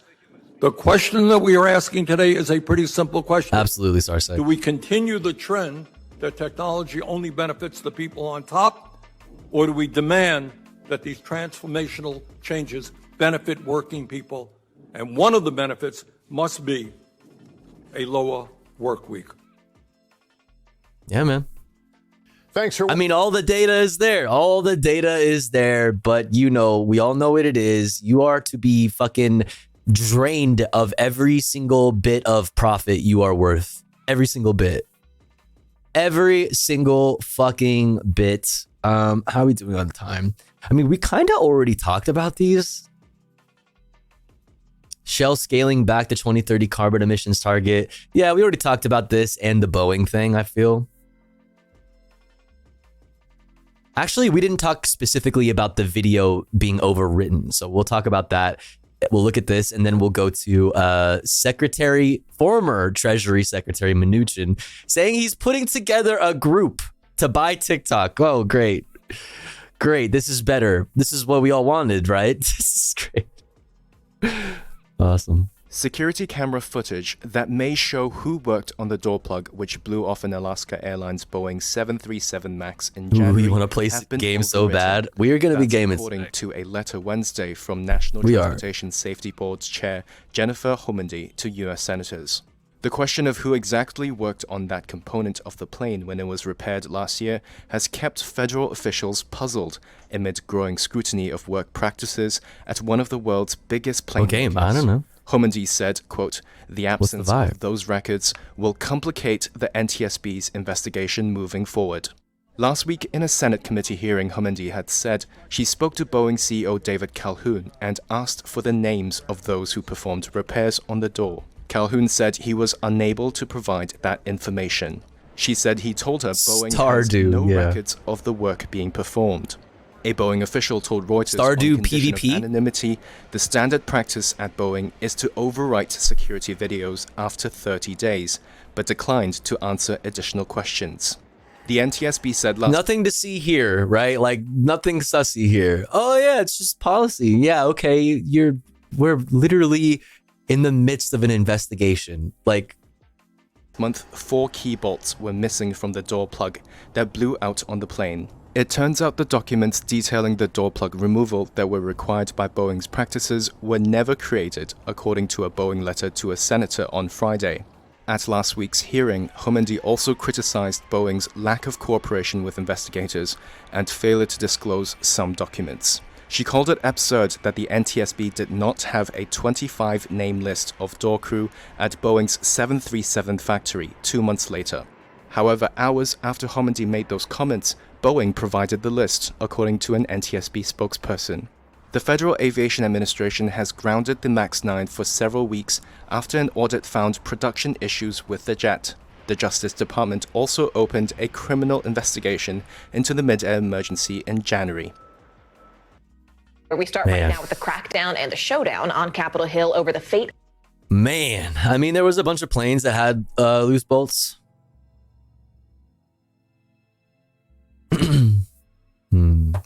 Stardew has co-op. Stardew PvP is just Tinder. All right. Okay. Well, let's just keep it moving. Former Treasury Secretary Mnuchin says he's putting together a team. Let's check it out. Of TikTok right here in the U.S. Now, followed 15 minutes ago to say antihistamines like Benadryl is basically a sleeping pill for most. I'm not saying it was or was not self-harm. Just sharing the drug info. Sorry, it is not relevant anymore. Feels silly to say it now, but I pre-typed it, so might as well. Yeah, no, I get it. Thanks for putting up with the 15-minute follower thingy. Appreciate it. Hope you're having a good day. Welcome in. senators are weighing in on a bill that could potentially lead to a nationwide ban on the popular app. The House passed it overwhelmingly just yesterday, and many Democrats and Republicans say TikTok is really threatening our national security because it is owned by ByteDance. That's the company based in China. So stupid. TikTok CEO insists, though, the app has never shared Americans' data with the Chinese government.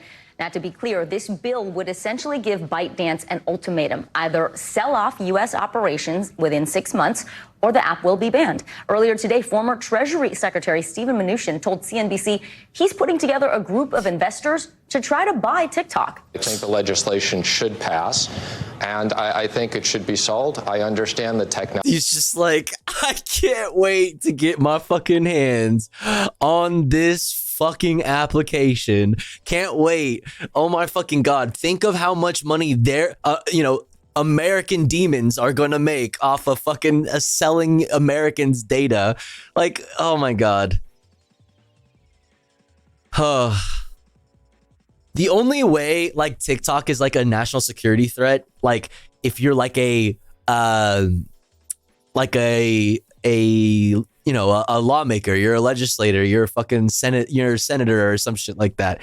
And, you have TikTok on your fucking government device, like, you know what I mean? Your work device. Like, yeah, that's like a pretty dumb, pretty obvious OPSEC fucking thing. You know what I mean? Obviously. But that also exists for other apps too. Like, you should also not be fucking, like chilling on Facebook Messenger, talking about top secret fucking things. Like, what are we talking about?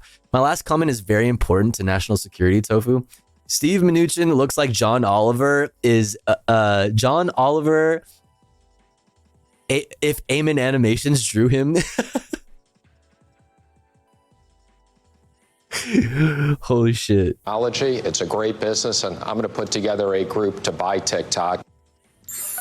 Well, NBC News Morning News Now anchor Savannah Sellers is following it all for us. Savannah, I know you've been busy running on no sleep, running around Capitol Hill, literally talking to as many lawmakers as you can. To wrap your arms around this, what is your sense? Is there a path forward for this in the Senate? I hope I don't look like I had no sleep. No, you look amazing. Yes, the short answer is it's totally unclear, to be honest with you. We don't even know for sure if Chuck Schumer, Majority Leader, is going to bring it to the floor, is going to bring this to a vote. We have heard from several senators that they think that this was rushed on the House side. And the truth is it kind of was rushed on the House side, and we have some reporting that TikTok was essentially blindsided that this was moving as quickly as it ultimately did here. They also say they may want to amend it. We are also hearing more concerns on the Senate side about what this could do to young voters in an election year, and free speech issues. Can we really take an app like this away? Now, for their part, there is also, though, the chair and the co-chair of the Senate Intelligence. But that's where the whole thing comes in, where they're like, we're not trying to take it away. We just want the Chinese to get, to take their little hands off it, you know what I mean, and give it up to us, right? You know what I mean? That way, like, it's a huge fucking gift to these American tech companies who we have tons of stock in. Jesus. He put out this statement where they praised this bill. They praised the fact that it passed, and they also said that we should make Senate action happen here.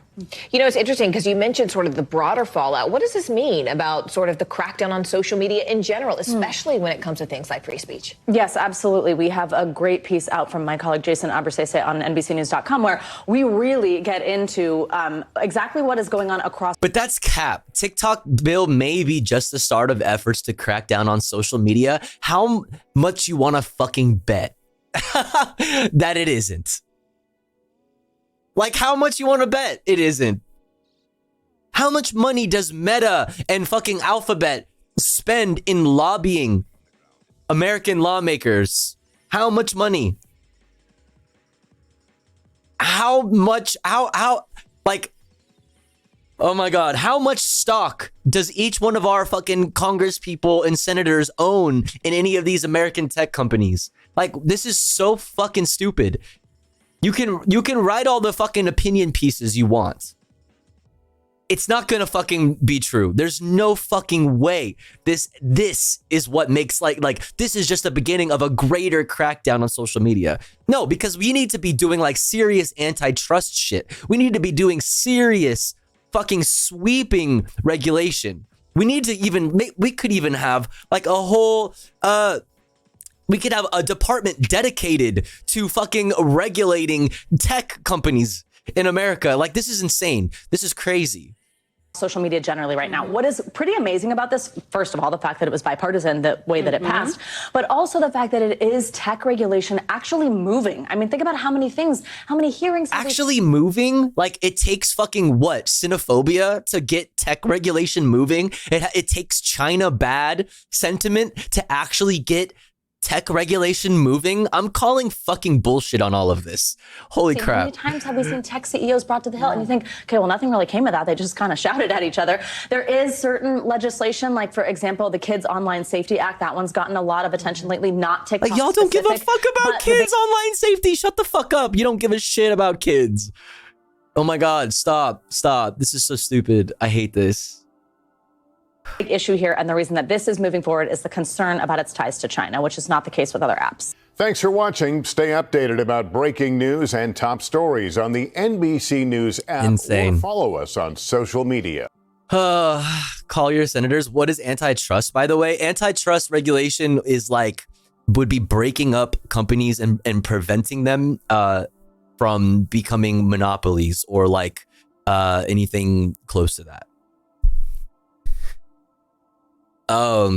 But also on top of it needs to be included in the modern times, in the current modern context, like oligopolies and how companies work together with each other to fix whole markets. FCC, FTC, how about Federal App Committee? Or Federal Digital Committee, or like the Federal App Group. Don't say that acronym. Anyway, moving on to international news. Japanese court says denying same-sex marriage violates people's rights. We already talked about this, actually. We'll move on to Russia. I was about to say Russia. Here are the candidates running against Vladimir Putin in Russia. Let's go. Running against... Here are the candidates running against Vladimir Putin in Russia. It's Vladimir Putin. Oh shit, that's crazy. Russia's President Putin has called on voters to turn out in elections due to begin Friday. And here's some fucking oranges. Are those oranges? It is necessary to reaffirm our unity and determination to move forward together. Each of your votes is valuable and significant. Therefore, I urge you to exercise your right to vote in the next 3 days. Поэтому призываю вас в предстоящие 3 дня реализовать свое избирательное право. The poll is expected to cement his grip on power. Any opposition figures who could have challenged him are either in prison or exiled abroad, or like dead. Also dead. Independent media outlets that could show criticism of his policies have been blocked. Где-то примерно в 150 стран мира направляется продукция наших сельхозпредприятий. But he is not running unopposed. 3 other candidates have been approved by Russia's election commission. Leonid Slutsky. Leonid Slutsky is the... Okay, that's the coolest last name ever. Slutsky? Bro. Of the Russian Liberal Democratic Party.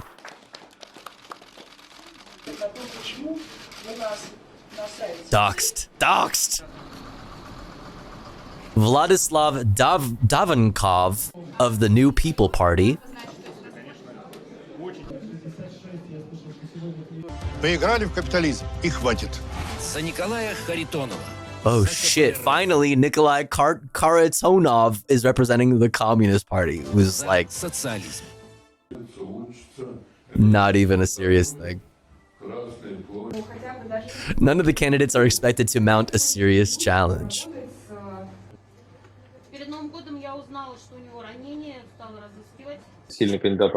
A strong candidate from the Russian Communist Party could create serious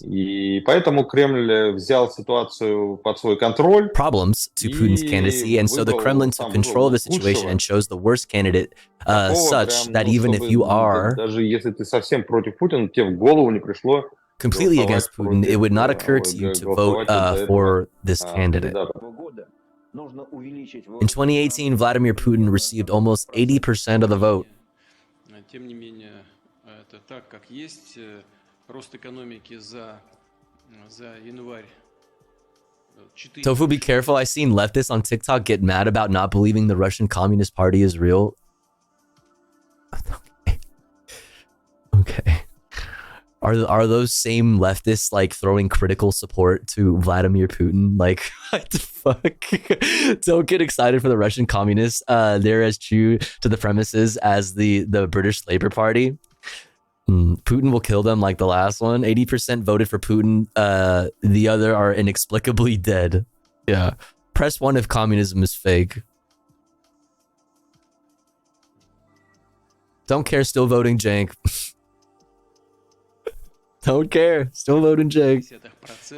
Yo, Russians, write in Jank Uyghur. If you're based. Palestinian... oh, this is a new video. Still better choices than the next US election?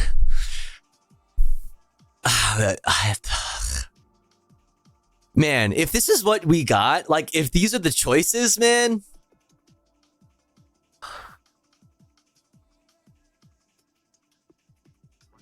Jank. It's Jank. Jank's Infinity Stone ad really propelled him to victory. Wait, what? Is that a thing? I haven't seen that if that's a thing. Is that real? All right. Let's see. Okay. Let's get into some Israel-Palestine coverage here. Palestinian President Mahmoud Abbas appoints new prime minister. Chuck Schumer calls for new elections, saying Israel has, quote, lost his way. Which is such a funny thing to say, because it's like, that implies that he, like, you know, I don't know, that he was going in like some kind of like positive direction previously or something. I don't know. From Associated Press, then Al Jazeera English, UN says Israel turned back an aid truck after finding scissors used in children's medical kit. Sick. And then we'll end the Israel-Palestine coverage on This Democracy Now! Piece with Mehdi Hassan. Mehdi Hassan on genocide in Gaza, the silencing of Palestinian voices in the U.S. media, and Trump's fascism. All right, let's go. Palestinian President Mahmoud Abbas has appointed his longtime economic advisor, Mohammed Mustafa, to be the next prime minister. It comes after former Palestinian Prime Minister Mohammed Shtaya announced his resignation last month. The appointment comes amid U.S. pressure to reform the Palestinian Authority as part of Washington's post-war vision for Gaza.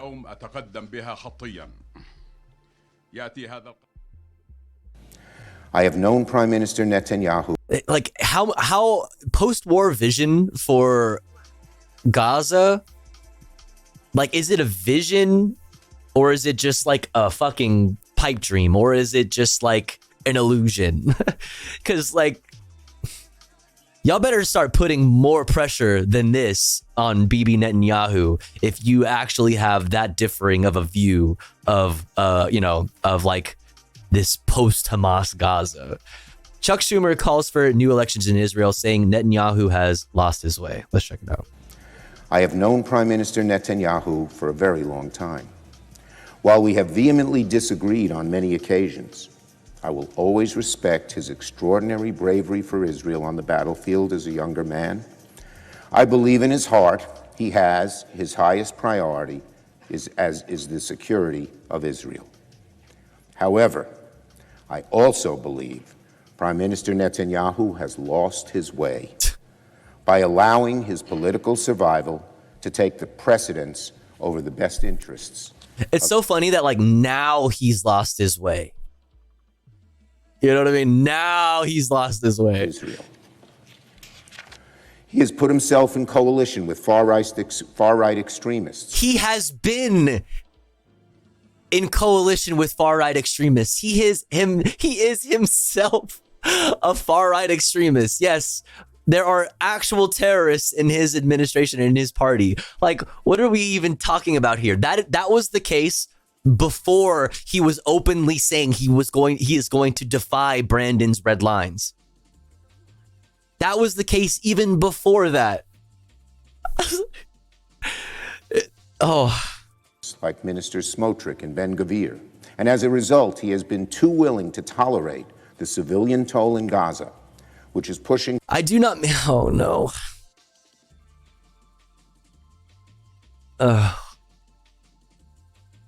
I do not mean to come off as crass, but if Israel was actively trying to commit a genocide, wouldn't far more than 30,000, not that it's a small number itself, Palestinians be dead?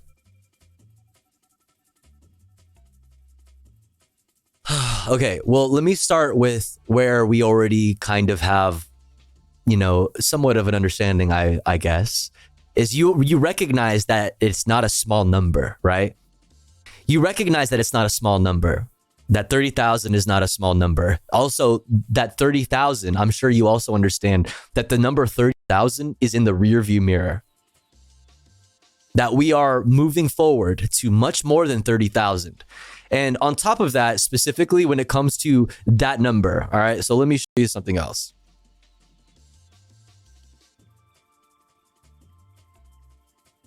The number of children killed in Gaza from October to February is more than all of the children killed in all of the conflicts around the entire globe in the last 4 years, I guess, since 2019. More children have been killed in Gaza since October than all of the children killed in all of the world's conflicts since 2019. So if we agree that there has been genocides in the past, where like the Bosnian genocide and things like this, if you maybe think that like what Russia is doing in Ukraine it has like some kind of genocidal intent, there has been a lot of people calling it a straight up genocide with the amount of civilians that have been killed in that conflict. If you consider the Bosnian genocide to be a genocide, if you consider what's happening in Ukraine to be a genocide, if you consider, I don't know, like you give me an example of genocide. If you consider any previous instance of genocide to in fact be a genocide, you have to in fact believe that what is happening in Gaza is in fact a genocide, unless you believe that these numbers are not real. Which, when you start to say, oh, all of these numbers that we're seeing from the Gaza Health Ministry, they're all fake and I don't believe them, you're giving Trump MAGA in like fan vibes. When you say you're like it's almost the same as saying, like, I don't believe that the 2020 election was fair. I believe it was rigged. Despite all of the evidence otherwise. Like, the amount of people killed in Gaza, no matter what, given the amount of people, given the sheer number and how much further beyond all of these other conflicts. 1 year AINTNOWAY. And how much further it is beyond all these other conflicts in recent human history. You have to believe it is a genocide, because it is in fact a genocide. That number is too fucking high for you to be able to consider anything else to have been a genocide and not this one. If you find yourself wondering, debating with yourself or with other people about the technicality of like the term genocide, ask yourself, do you think that it's okay that 30,000 people have died? Even though that number, like I said, is in the rearview mirror, and that we are definitely closer to 40K by now, especially if you want to consider the amount of missing Palestinians who are unaccounted for and feared dead underneath the rubble of buildings that have been destroyed.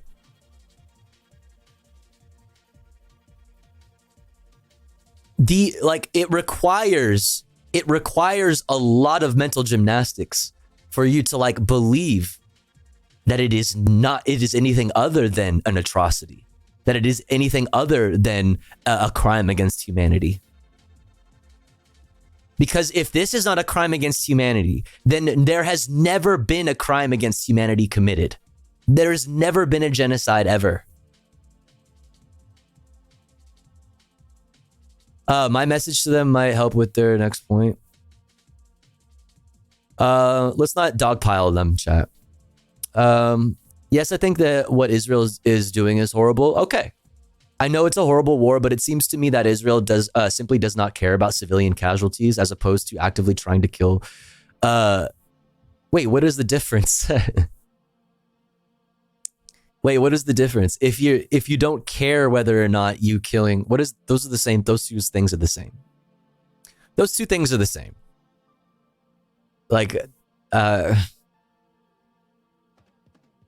If you recognize how asymmetric this conflict is, if you recognize that one side has American weapons and American money, and the other side is putting together like makeshift RPGs, you know what I mean? I mean, I don't know what to tell you.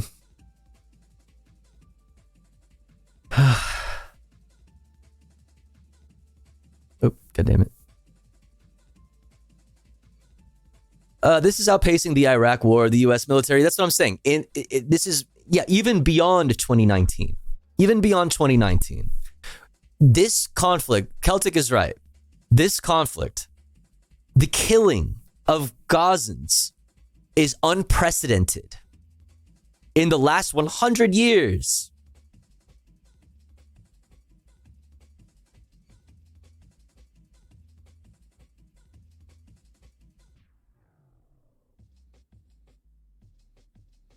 Gaza civilians under Israeli barrage are being killed at a historic pace. Even a conservative assessment of the reported Gaza casualty figures, like even if you gave yourself a lot of room for error on the Gaza Health Ministry numbers, we're still talking about something that is worse, than anything in recent history.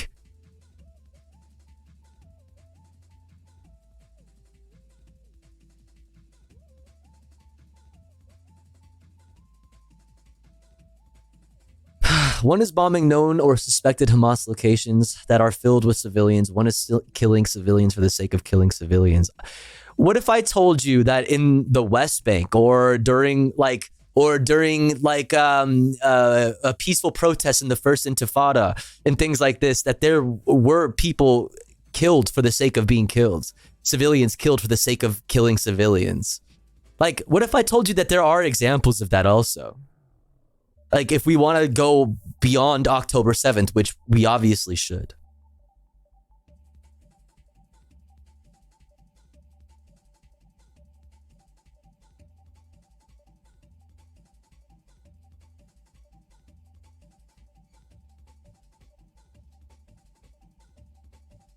I do think it's possible they could be committing war crimes and get these kind of numbers like how we carpet bombed in the past. Wait, do you mean to tell me that like Henry Kissinger shouldn't be like wasn't guilty of like aiding in genocide? like the amount, like people are still dying to this day because of what like happened in the region during the Vietnam War and in Laos and things like this. People are still dying. I'm not bullying Forlorn, of course not. People are still dying. So I mean, like, I know what you're saying, Forlorn. But like, I don't know. I just reject that. I think I would. I don't know. I reject that. It's pretty clearly a genocide to me. But it doesn't. This is the thing also, and I've said this before. What if there was a different word? It doesn't fucking matter. It doesn't fucking matter. Because you're saying, are you arguing, if you're arguing against the technicality of it being technically a genocide and whether or not that definition specifically fits what is happening in Gaza and the West Bank? Ask yourself, why are you arguing that? Is it because you don't think that more than 30,000 deaths since October is a bad thing? Is it because you don't think that is bad? Is it because you don't actually think that like the amount of civilians killed, whether you believe it's completely on purpose or if it's all just like, accident, all of it is accidents, and just like the horrors of war and the horrible truths of war? Like, are you saying that is okay? And that doesn't warrant any sort of criticism? And that doesn't warrant any sort of like international backlash, perhaps sanctions, perhaps divestment? Like, what?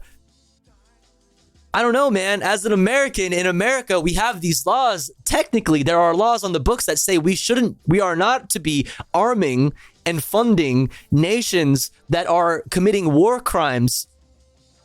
Whether you want to call it genocide or not, war crimes is indisputable against civilians. Like, that doesn't make it okay. That's a straw man. Oh.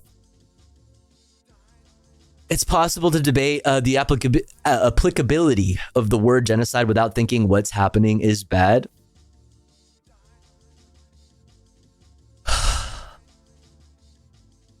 What is the goal of arguing the applicability of genocide then in this context? In this day and age, is it just to be right, rhetorically correct, or is it because you believe in something and you think that the world should be a better place?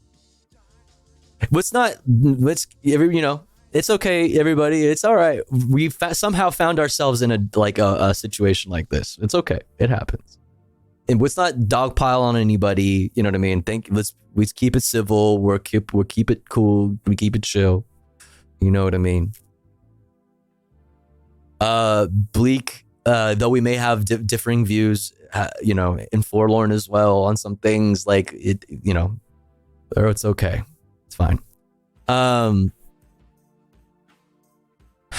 Like, I just have to ask, like, what the point is of arguing while something, whether you think it's a genocide or not, while something that is bad, if you think that it is bad, right? Because like you said, I was strawmanning and that it is possible to debate the applicability of the word genocide while still believing it is bad. If you believe that it is bad, what is the political, like, what is the desired political outcome of arguing that? And how does that make the bad thing that is happening stop? Because the word has specific meaning and applying it to things that don't necessarily fit the definition dilutes its meaning. Do you believe that the Bosnian genocide was a genocide?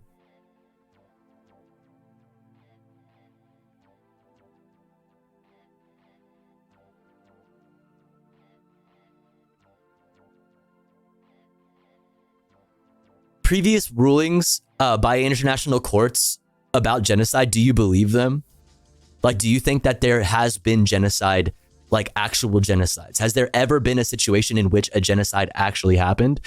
Then how is this different from that? Like how given the amount of people that have died, and given that it is, as I'm sure you know, this has been a situation that has existed, that has been going on since far before October 7th, right? The ICJ is ultimately how you prove a genocide, how you present evidence, have it argued in the court, and reach a conclusion, and Israel is likely going to lose. So wait, but my question is then, Bleak, do you personally believe that it's a genocide? Would you like, because I'm not the ICJ, right? And I'm not an international scholar. I'm not a lawyer. Like, I'm literally just a fucking stoner shithead who's had 2 glasses of wine. You know what I mean? And I'm, you know what I mean? I barely graduated high school. I didn't even go to college. You know what I mean? So there's that, right? My point is, like, do you personally believe that it is, like, that given our understanding of previous genocides, that this arises to that and is worthy? Do you believe it is even worthy of, like, investigation, that the trial is righteous?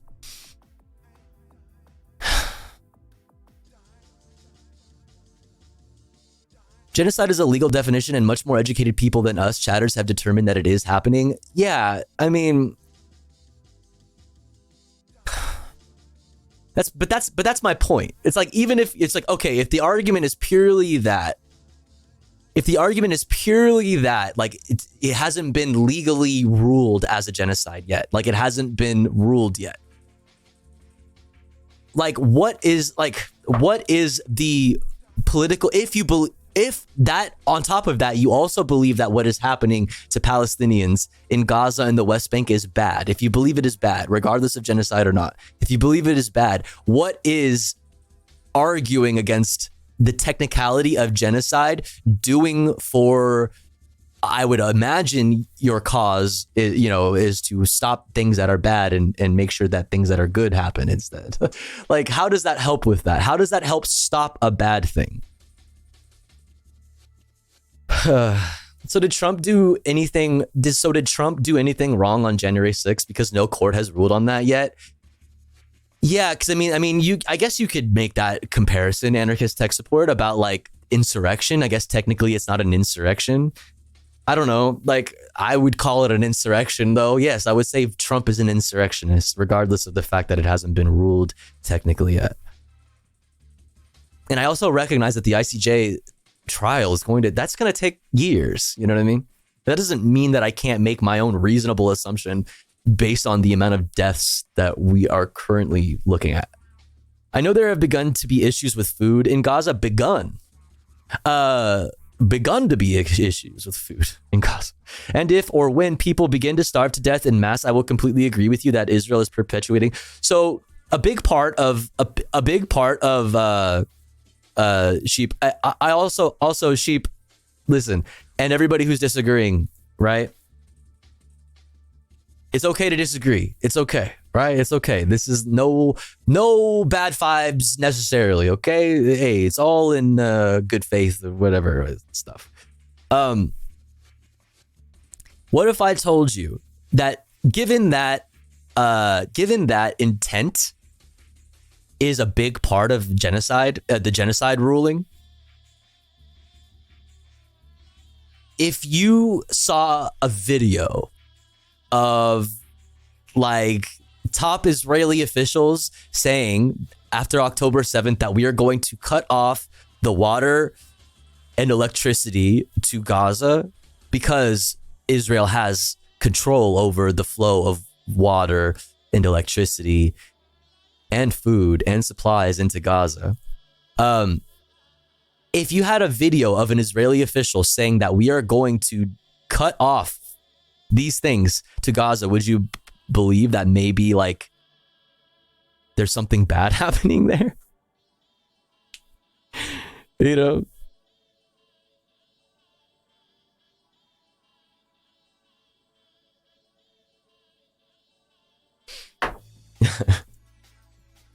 I'm blanking on the guy's name. Hold on.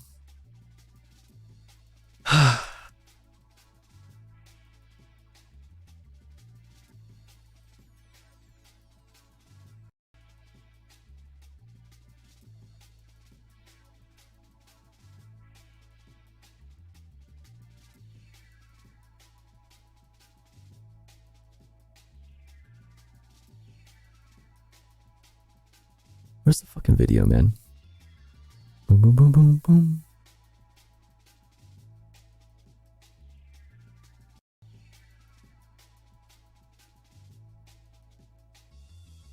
Where the video at, bruh?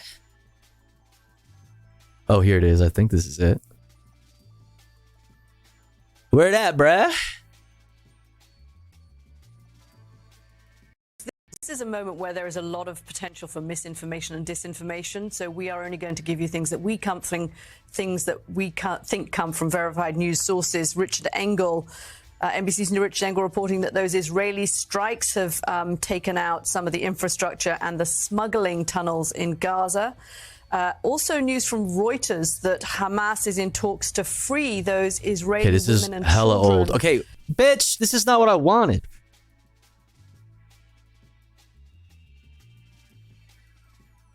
Dun, dun, dun, dun, dun.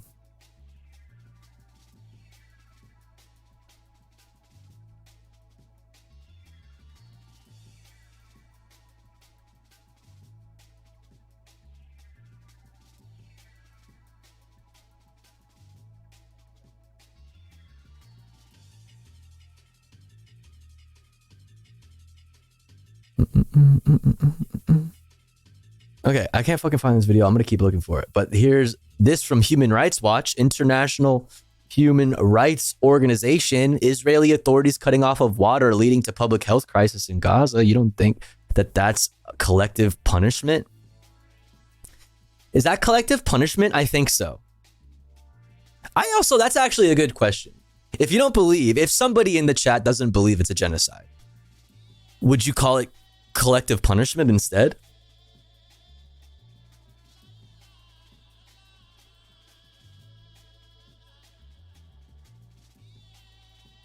It has been more than 48 hours since Hamas launched its biggest operation in Israel on day 3 of... I'm trying to find the initial fucking announcement. Right now we've managed to stabilize it. God damn it, man.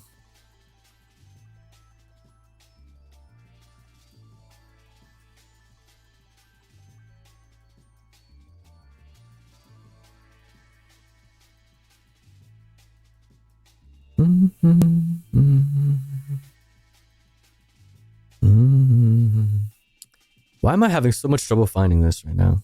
No electrical switch will be turned on, no water hydrant will be opened, and no fuel truck will enter Gaza Here we go. until the Israeli hostages captured by Hamas are released. So collective punishment. Got it.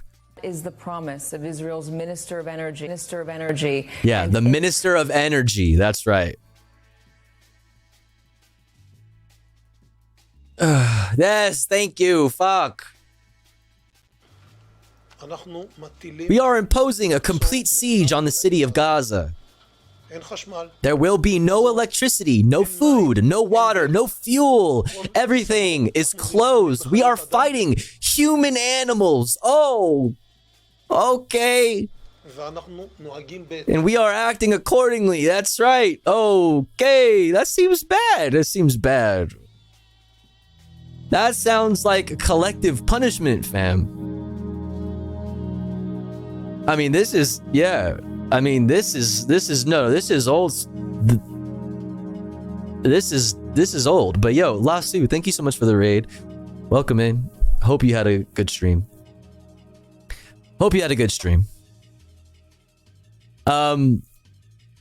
We're just talking about how I think it's bad that civilians are killed. Like, I think that it's bad no matter who does it. That civilians have been killed, especially the fact that civilians in Gaza have been killed at a historic pace, unmatched in the last 100 fucking years. You don't even have to go in the last 100 years. Let's go even shorter than that. In the past, since October, 12,300 kids have been killed. Minimum. That's more than all of the world's conflicts since 2019 combined. Sounds like collective punishment. Which is a war crime. Which is a war crime. I have ordered a complete siege on the Gaza Strip. Where am I? There will be no electricity. Yeah. Yep. We will eliminate everything. If it doesn't take one day, it will take a week. It will take weeks or even months. We will reach all places. There is no way that our brothers, our children, our parents will be killed and we won't react because we are a state. They will regret it.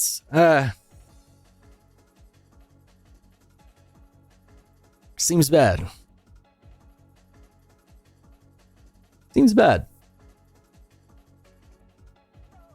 For example, the tape that the UN uses to measure wasting in malnourished kids is no longer sufficient. The kids are smaller than the scale of malnourishment we had documented. Fuck. Yo, CIA. CIA donated $5. Trust. It's a genocide. You heard it here, folks. You heard it here. Oh, Jesus Christ. Yo, Orchestrand, thank you for 7 months. You are feeling good. Hey, thank you so much. Appreciate you for the 7 months of support. Thank you. This is outpacing the Iraq War. The U.S. military is the largest military in history, and they didn't kill this fast. Plus, excuse me. Plus, you kill in this fashion not with bombs. You kill with famine, you cripple infrastructure, and you make death inevitable. Israel will stop and children will keep dying because they've bombed the hospitals, the roads, the pipes. There is no food and water, and there will not be for some time. We'll be watching many die. Yeah, if you think it's going to stop at 30,000, which we're already well beyond, man. This is how weaponized famine works. Well, I mean, the famine is like always man-made, right? As an Irish descended IRA sympathizer, the fact that the festival took place on land that the Israel settled without any treaty consent or UN decree long after the 1950s is not lost on me. That was Palestinian land by every right. Yeah, I mean, because I know I have to fucking say it. Nori, thank you so much for gifting to Anarchist Export. I really appreciate it, Nori. Thank you. Because I know I have to say it because we have people in the chat, you know what I mean, that maybe aren't familiar or new here or whatever. Crimes against humanity, no matter who they're done by, murdering civilians, no matter who does it, I have a principled stance against, okay? Crimes against humanity are crimes against humanity. Period. And people should be held accountable for their crimes against humanity in international law, but under international law by international courts. Principles? That also doesn't change the fact that this did not start on October 7th. That also doesn't change the fact that the death of 1,200 Israelis does not justify almost 40,000 dead civilians, most of which are young people. Like that doesn't, there's no situation in which that is okay. Period. Period. Period. I don't know how much proof you need to say. Those are animals. They have no right to exist. I am not debating the way it will happen, but they need to be exterminated. Oh, yeah. According to international law, Palestinians have every right to fight back. How do you compare a top-of-the-line American weaponry versus people throwing rocks?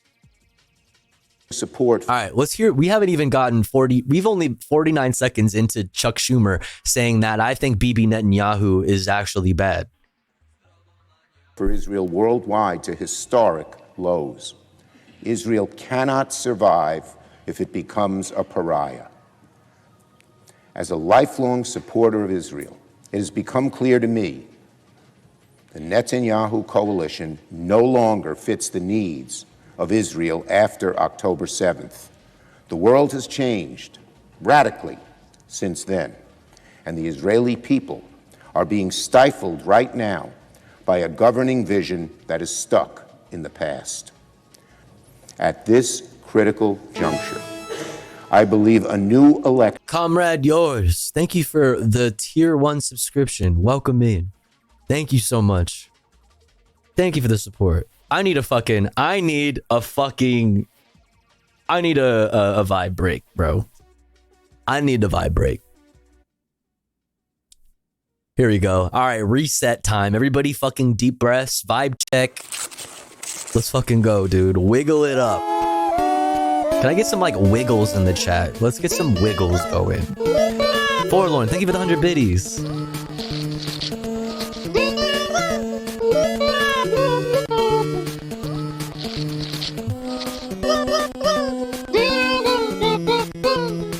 Let's go.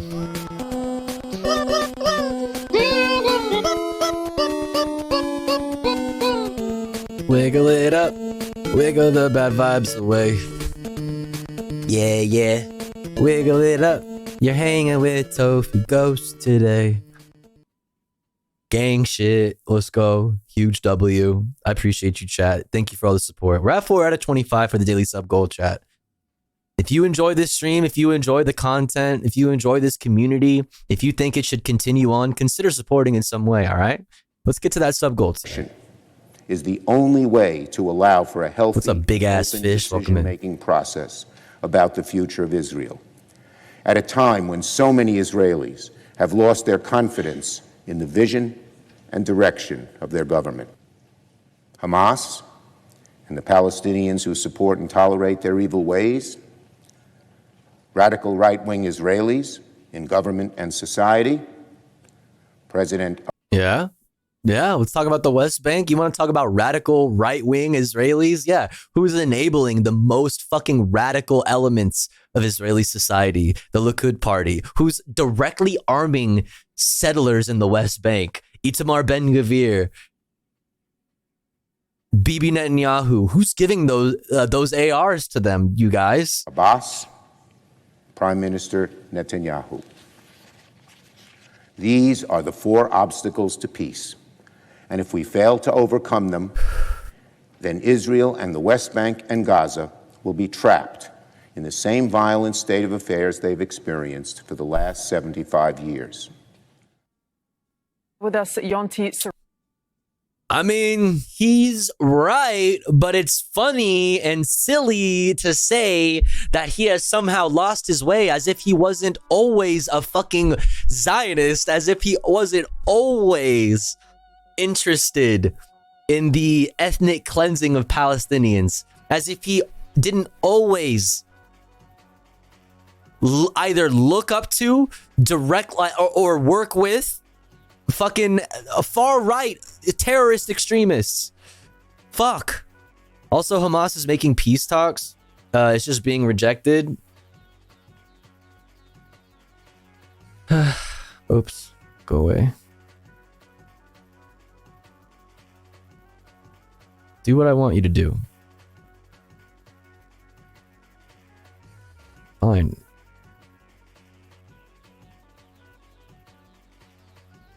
There. Bitch.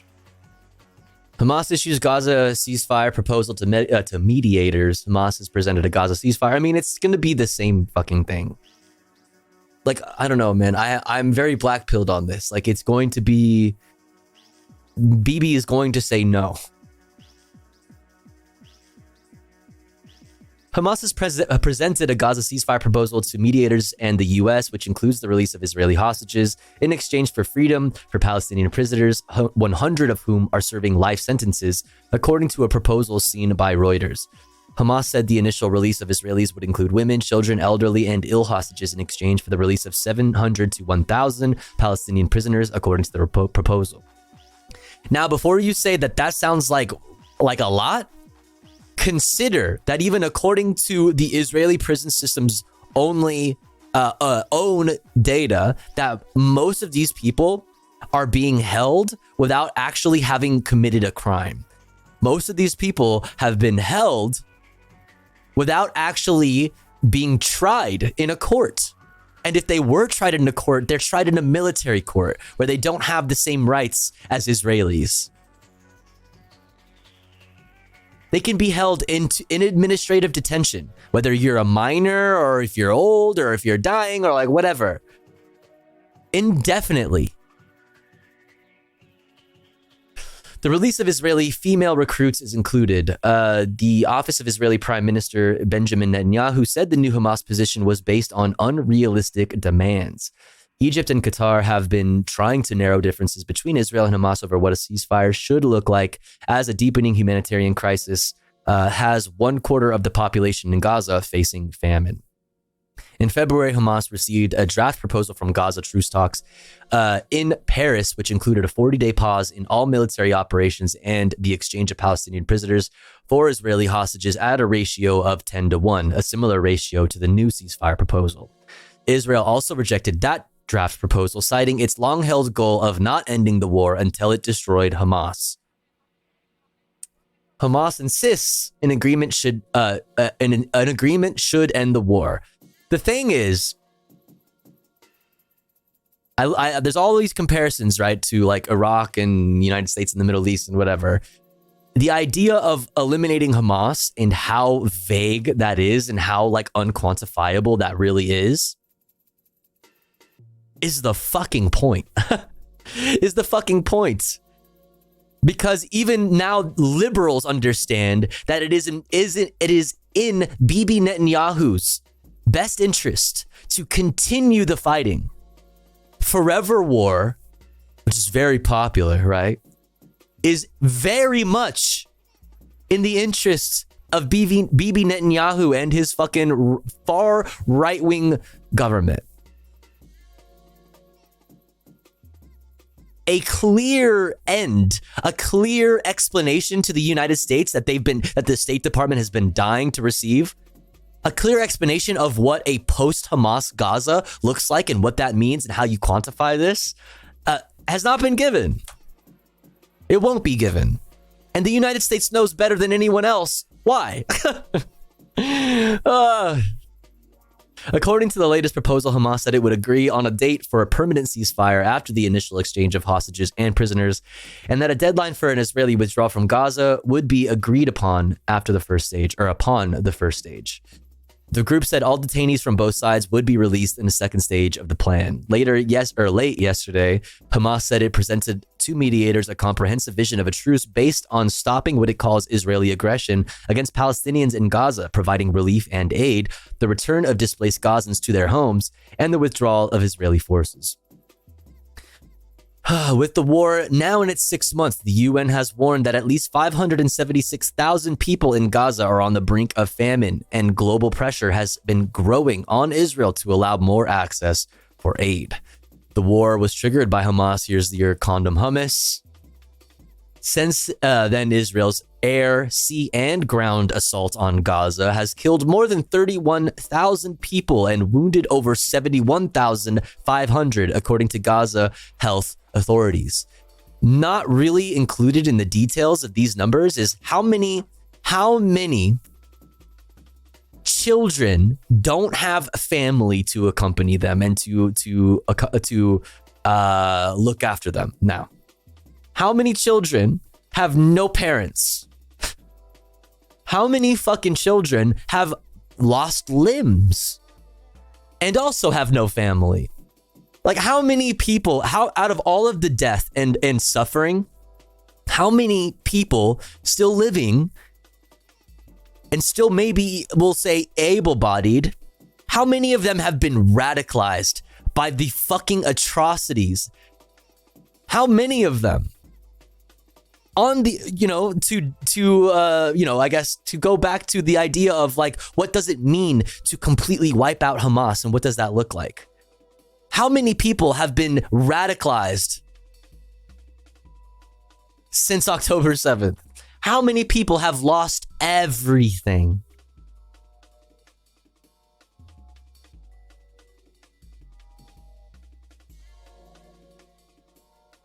Which is why Chuck Schumer, being the ghoul that he fucking is right when he says that everything that Bibi Netanyahu is doing, everything that the Likud party is doing, everything that Israel, the state of Israel right now is doing is not good for Israelis. It makes life more dangerous for everybody in the region. Hi. Chuck Schumer, my goat. Shut the fuck up. All right, let's keep it moving. Remember, I appreciate you, chat, for keeping it like civil. You know what I mean? Let this please be the one place that you can go to, right? Where we keep it chill, even though we don't have a what's the word I'm looking for? Echo chamber, which you shouldn't exist in. You shouldn't exist in an echo chamber, but we still manage to keep it comfy here. I know it can be really tempting to jump in on the conversations and to dogpile, but remember that, remember what we're doing here. Remember what our goals are. And just try to think about it. You know what I mean? That's all I'm asking. And I appreciate you, chat, for all of this time that I've been streaming. Not that long, really. That we've managed to create a community in which that is possible. I think that that's actually very unique about our stream. So I appreciate you all for keeping it chill.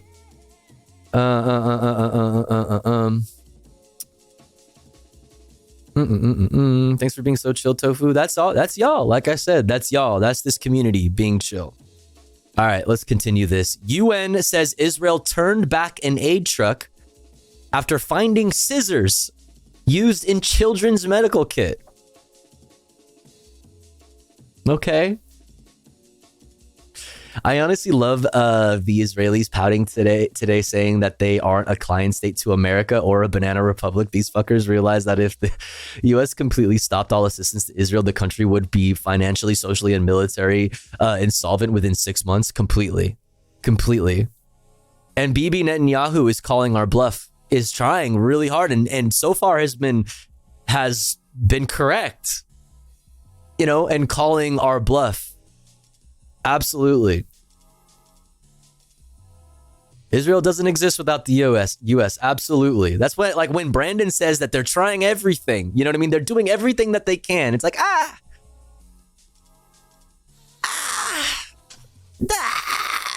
don't know that you're doing everything, given that 100 plus arms deals have been approved in the last 5 months with Israel. I don't know that you're doing everything.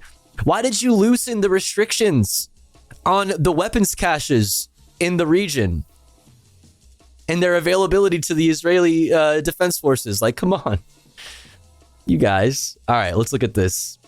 Repto, who's the president and chief executive at Save the Children in the U.S., joining us from Weston in Connecticut. Thanks for your time. You yourself were at the Rafah crossing in January, and you saw several items that were rejected. What surprised you the most? Well, thank you, Doreen. What surprised me the most, quite a few things. I saw a wooden toy box with games for children being rejected because the box was made of wood and it had to repacked in carton boxes. I saw hygiene kits with soap and blankets and sanitary pads for women rejected because there was a nail clipper in it. So that list... do you think this... Chat, do you guys think this has anything to do with the reason why the United States desperately for a PRW, has decided to build a port that's going to take 60 days on the shore of Gaza to get fucking aid in. Do you think that this has anything to do with that? Like, what is the reason why aid is not getting in through the land routes? Because you're going to need land routes, regardless of if you're airdropping it in or if you're bringing it in by sea. It's going to need to get onto a truck eventually so that it can be fucking taken throughout the rest of fucking Gaza. Obviously, when you don't have roads, you don't have fucking, like, where are the trucks going to come from? Why are there radical, right-wing, illegal settlers from the illegally occupied West Bank protesting at the land entrances and blocking aid from getting in? Why? Why is the IDF not letting aid get in? Because there was fucking scissors in a med kit. This goes on. And I think the key thing here is also it is... Seems pretty asymmetric, you guys. This seems like one side has all kinds of power over the other side. Well, that's crazy. I think that the asymmetric nature of this conflict should really be considered, you guys. Oh my God. Trucks can make it into Gaza and which ones are rejected. So I saw hundreds of trucks there at the cross in Arish waiting for their turn. Some of them were there for the second or third time. And then sometimes... Yeah, forlorn, right. And the State Department and Brandon himself has said that the people involved, responsible for security at this port is going to be the fucking IDF. How many examples of attacks on aid convoys have we seen? Like, oh my God, dude. Oh my God, dude. You think it's going to be fucking, like, I have a feeling that aid's probably just going to get, like, you know, backed up at this port. Oh my God.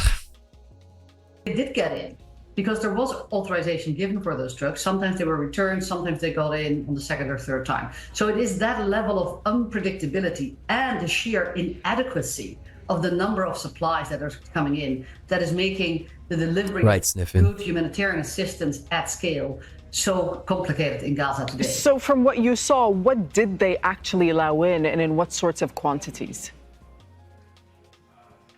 They allowed in basic food items, blankets, clean water in bottles, flour.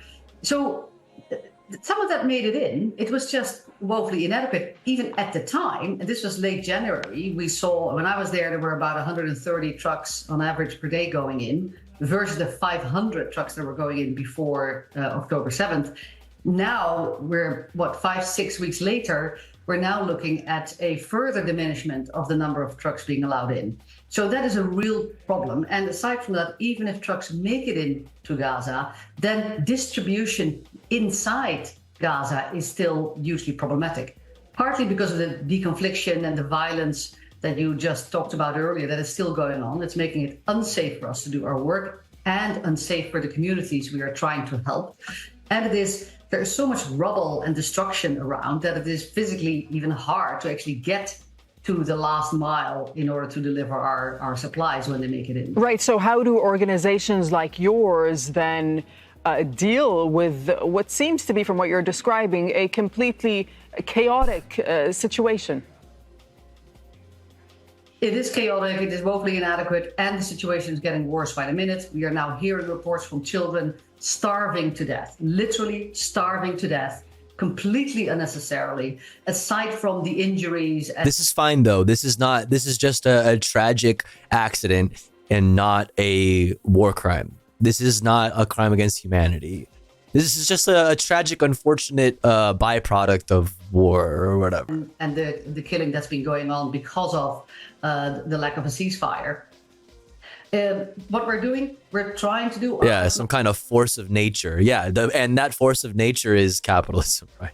We have about 30 colleagues inside, mostly Palestinians, with a number of international colleagues there. We're trying to do everything we can to get life-saving aid to people, to get medicines to hospitals, to get. My Wikipedia reference says otherwise. Oh god, but it is severely I'm so savage. We would love to do. We can do much more, but again, we need a ceasefire. We need many more trucks coming in. These are babies. These are fucking babies. Time to wait for a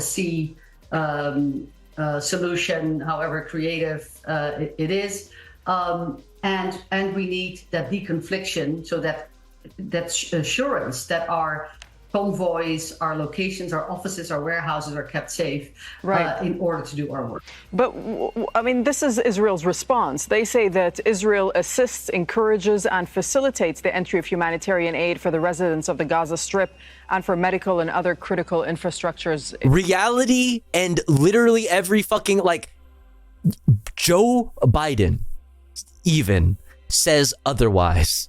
Now Chuck Schumer says otherwise. Chuck Schumer, who fucking, like, my guy stood up on a stage with fucking, what's his name? I have his fucking...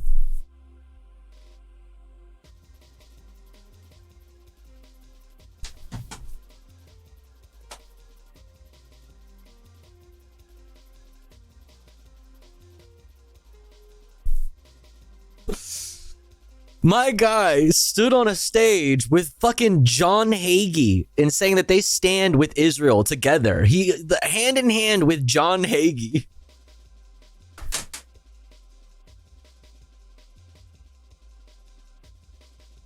To say that no matter what, they support Israel. You know, I don't know, man. Oh, this fucking hurts my fucking brain. This hurts my soul. In this trip, but clearly that's not what you saw. What's your response to what they have to say? It's a drip feed. I mean, if facilitation is to get 50, 60 trucks a day in, whereas what we need is 500, I'm not quite sure what the definition really means. So we have seen a number of times that trucks that want to go to the north, where still 15% of the population they've had almost nothing since over the past number of weeks and months. People are eating tree leaves. They're mixing animal foods with whatever flour they can find in order to make bread. I mean, it is really dire. Like, motherfuckers calling this a war. I don't see Israelis eating animal fodder.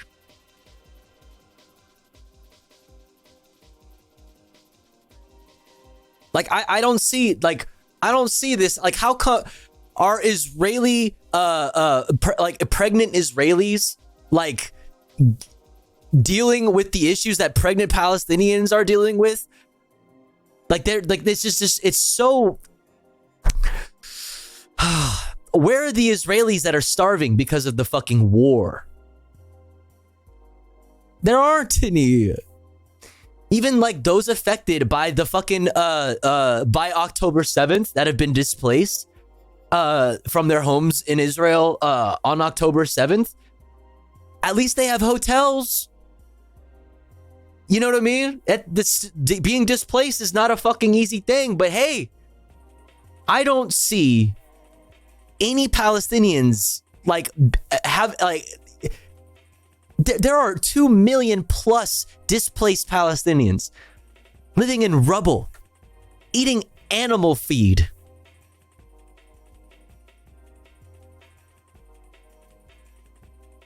Red alert. This is a crime against humanity. Let's divert the attention away.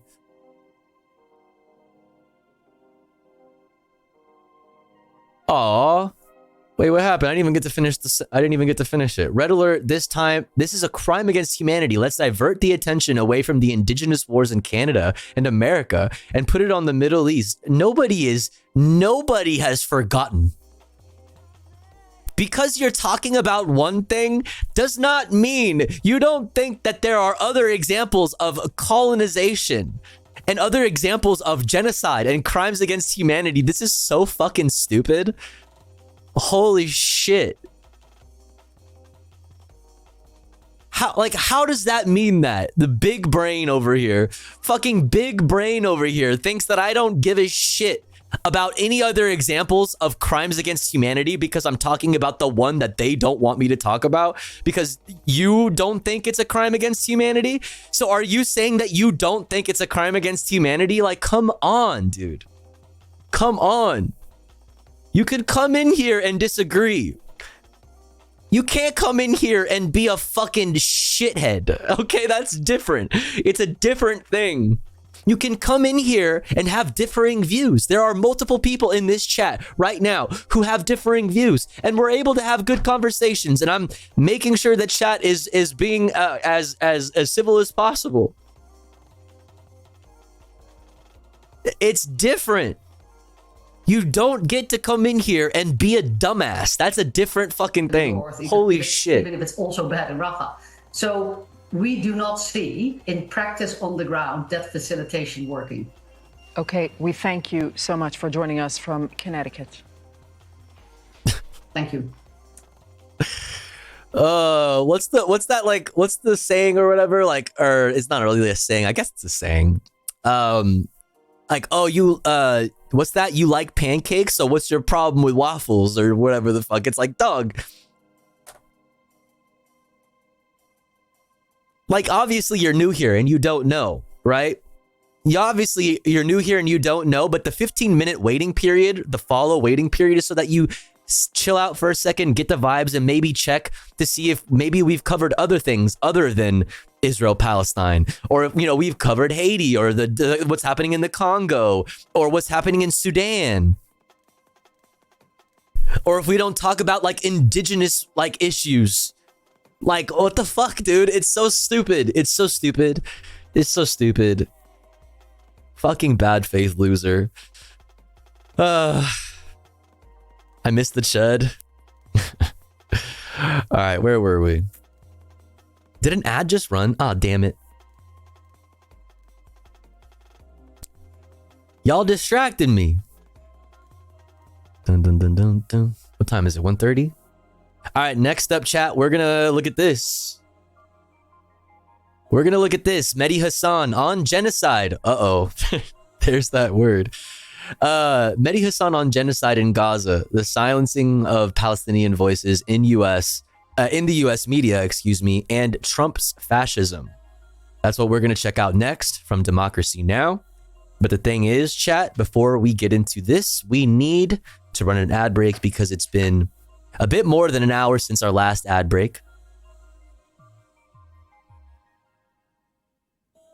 But don't you worry, because here at the Tofu Ghost broadcast, when I run ads, I run them while I'm away from the stream. That way, even if you're unsubscribed, you don't miss out on any of the content. But if you would like to support the stream and get access to cool Tofu Ghost emotes, as well as an ad-free viewing experience, all you gotta do is subscribe for $5 or for free with Twitch Prime. Or let's say you're already subscribed to the channel and you're feeling generous and you have the means to. Maybe consider gifting a sub to one of our unsubbed friends in the chat that may not be able to afford a sub this month. That way, they can also enjoy the Tofu Ghost emotes and an ad-free viewing experience with the rest of the community. We're currently at 4 out of 25 for the daily sub goal. If you enjoy the stream, if you enjoy the content, please do consider supporting in some way. That way we can continue to do this full time. We recently took a month off due to mental health issues. So if you'd like to see the stream continue on, consider supporting. If you're unsubscribed, say hi in the chat. That way somebody might notice you and maybe they'll feel generous enough to shoot you a gifty. I'll be back in 3 minutes. BRB.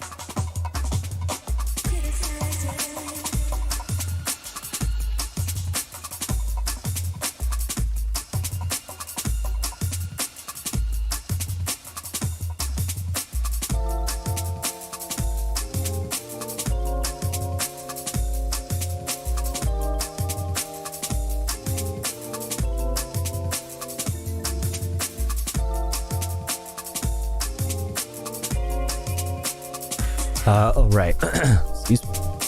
Alrighty. We're back. Thanks for waiting. Appreciate you all. Yo, Nori. Thank you so much for gifting to Zivanari. Thank you so much. I appreciate you, Nori. I appreciate you, Nori. New emote. Let's go. Huge W. Huge W. Is that... Wait, what character is that? Is that one? Is that Ness? Oh, a weeb emote. That's crazy. That's crazy. Thank you, Nori. I appreciate it. Okay. Where were we? How are we doing? We good? The vibes are still good in chat? We're chilling? Gonna crash out for a bit. Have a lovely stream. Yo, Kayla, thanks for hanging out. I appreciate you. Thanks for chilling with us, and have a good night. Dun, dun, dun, dun, dun, dun, dun. I will fuck your vibes. Hey, yo. I'm gonna lurk as well. Yo, Jaina, sending all my love to you. Thanks for hanging out. Always good to see you. Hope you're feeling better than yesterday.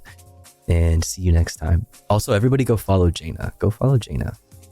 Do it now. Do it now. The comfiest, coziest Lego streams and shit. The comfiest and the coziest. Dun, dun, dun. Okay. Where were we? Ah, yes. The better Hassan. On Democracy Now. Right now. Right now. Let's go.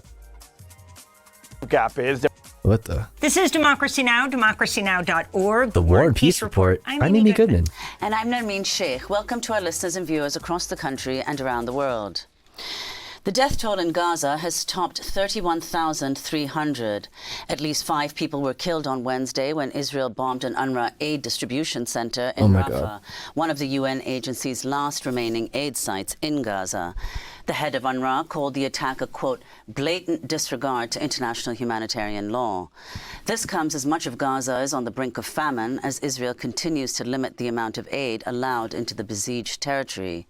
At least 27 Palestinians have died of starvation, including 23 children. Meanwhile, Al Jazeera is reporting 6 Palestinians were killed in Gaza City when Israeli forces opened fire again on crowds waiting for food aid. Over 80 people were injured. In other news from Gaza, Politico reports the Biden administration has privately told Israel that the U.S. would support Israel attacking Rafah as long as it did not carry out a large-scale invasion. Well, we begin today's show looking at how the U.S. media is covering Israel's assault on Gaza with the acclaimed TV broadcaster Mehdi Hassan. In January, he announced he was leaving MSNBC after his shows were canceled. Mehdi was one of the most prominent Muslim voices on American television. In October, the news outlet Semaphore reported MSNBC had reduced the roles of Hassan and two other Muslim broadcasters on the network, Ayman Moaldin and Ali Velshi, following the October 7th Hamas attack on Israel. Then in November, MSNBC announced it was canceling Hassan's show shortly after he conducted this interview with Mark Regev, an advisor to Israeli Prime Minister Benjamin Netanyahu. This is an excerpt. Mark! You say Hamas. God, I hate Mark Regev. Up on the screen, in the last two major Gaza conflicts, 2009 and 2014, the Israeli military's death tolls matched Hamas's health ministry death toll. So, and the UN human rights groups all agree that those numbers are credible. But look, your wider point is true. Can I challenge that? Will you allow me to challenge that, please? Can I just challenge that? I'd like to challenge that. I'll try to be as brief as you are, sir. Those numbers are provided by Hamas. There's no independent verification. And secondly, more importantly, you have no idea how many of them are Hamas terrorists, combatants, and how many are civilians. Hamas. At this time, Israel released its own numbers around like what it thought the ratio was for Hamas, like resistance fighters to civilians. And even then, the ratio was fucking nuts. It's like, this is not, are you serious? Would have you believe that they're all civilians, that they're all children. And here we have to say something that isn't said enough. Well, here's what we do know, that the overall population of Gaza is disproportionately children. We do know that. Hamas, until now, we're destroying their military machine, and with that, we're eroding their control. But up until now, they've been in control of the Gaza Strip. And as a result, they control all the images coming out of Gaza. Have you seen one picture of a single dead Hamas terrorist in the fighting in Gaza? Not one. Is that by accident, or is that because Hamas can control... Hamas can control the information. You asked me a question and you said you would be brief. I haven't, you're right, but I have seen lots of children with my own lying eyes being pulled from the rubble. Because they're the pictures Hamas wants you to see. Exactly my point, they're dead, they're the pictures Hamas wants. But they're also people that your government has killed. You accept that, right? You've killed children, or do you deny that? No, I do not. I do not. First of all, oh my gosh, cooking his ass. You're kicking his ass. Have you killed children? Bro, that's just there is a correct answer to that question. There is a correct answer to that question, you fucking dumb fuck.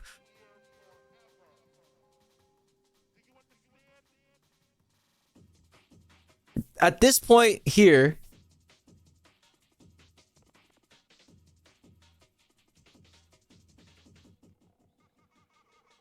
let's see, what was it? It was 13. One sec. Where is it?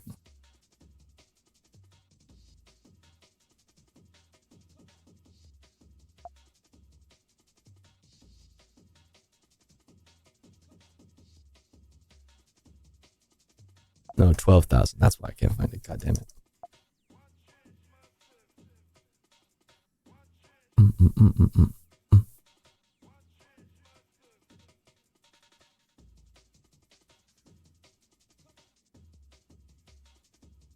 Okay, this is from March 12th.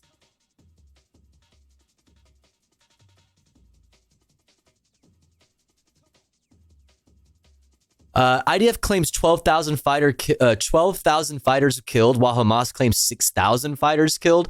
All right, let's say it was their number. Let's say it's the IDF's number. 12,000 fighters killed.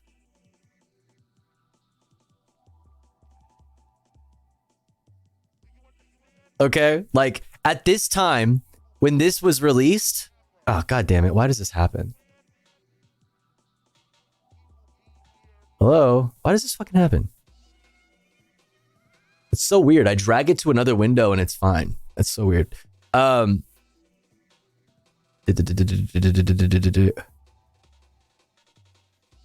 at this time there were 29,000 deaths, overall deaths. 12,000, if your numbers are correct, 12,000 out of 2,900 is pretty fucking bad, dude. If you killed 12,000 Hamas fighters out of 2,900 deaths, almost 30,000 deaths, that's a fucking insanely bad ratio. That's an insanely bad ratio. But that's your numbers. That's the IDF's numbers. I mean, Hamas claims 6,000 fighters were killed. All right. Obviously, that would mean a much worse ratio. Obviously. But hey, we'll take you at your word. 12,000 fighters killed at this point in March. At this point in March, there were 29,200 deaths in Gaza. Are you serious? Are you fucking joking me? Like, what a fucking joke. What a fucking joke. What a fucking joke.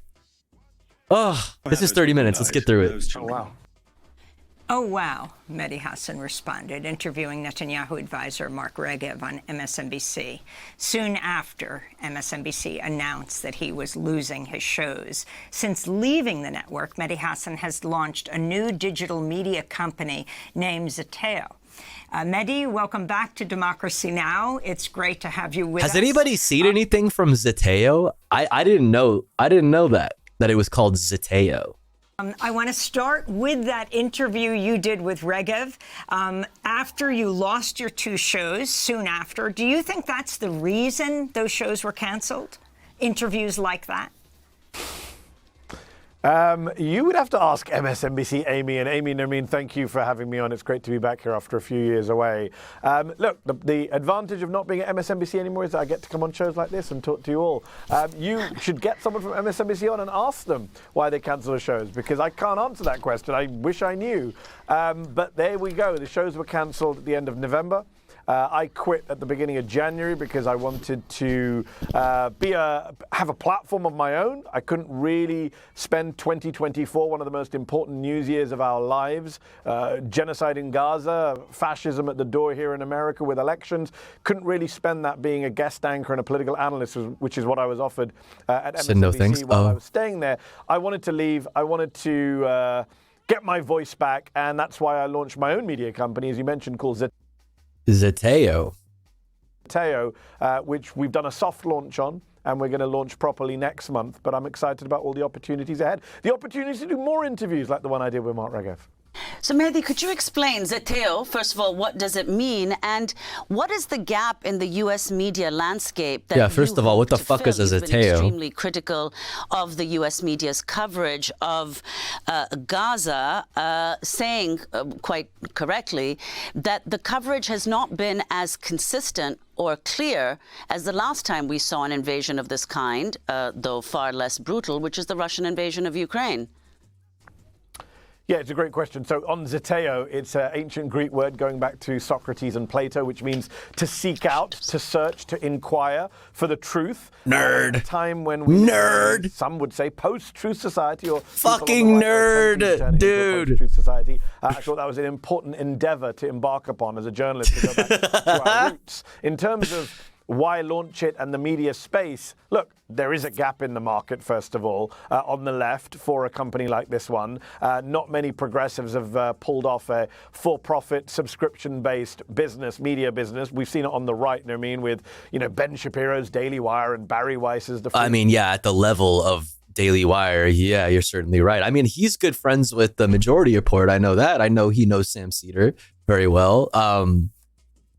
I would say they're pretty successful and well-known, I guess, but yeah, no, nothing close to the Daily Wire. And even Tucker Carlson has launched his own subscription-based platform since leaving Fox. And on the progressive space, we haven't really done it. Now, of course, there are wonderful shows like Democracy Now!, which are doing important, invaluable journalism on subjects like Gaza, on subjects like the climate. But across the media industry as a whole, sadly in the US, the massive gap is there are not enough I don't know how to put it, bluntly, truth tellers, people who are willing to say... Truth sayers. I don't just mean, What do you mean? Truth social exists. The conventional sense of saying it's literally got truth in the name. The language in which we talk about what is happening in the world today. Too many of my colleagues in the media, unfortunately, hide behind lazy euphemisms, both sides journalism. The idea that you can't say Donald Trump is racist because you don't know what's in his heart. You can't say the Republican Party is... Who the fuck said that? Even as they proclaim... Who the fuck said I can't call Donald Trump a racist because I don't know what's in his heart? I know what's in his heart. It's fucking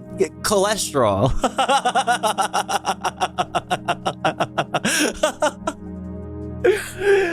I know what the fuck is in that heart. What the fuck?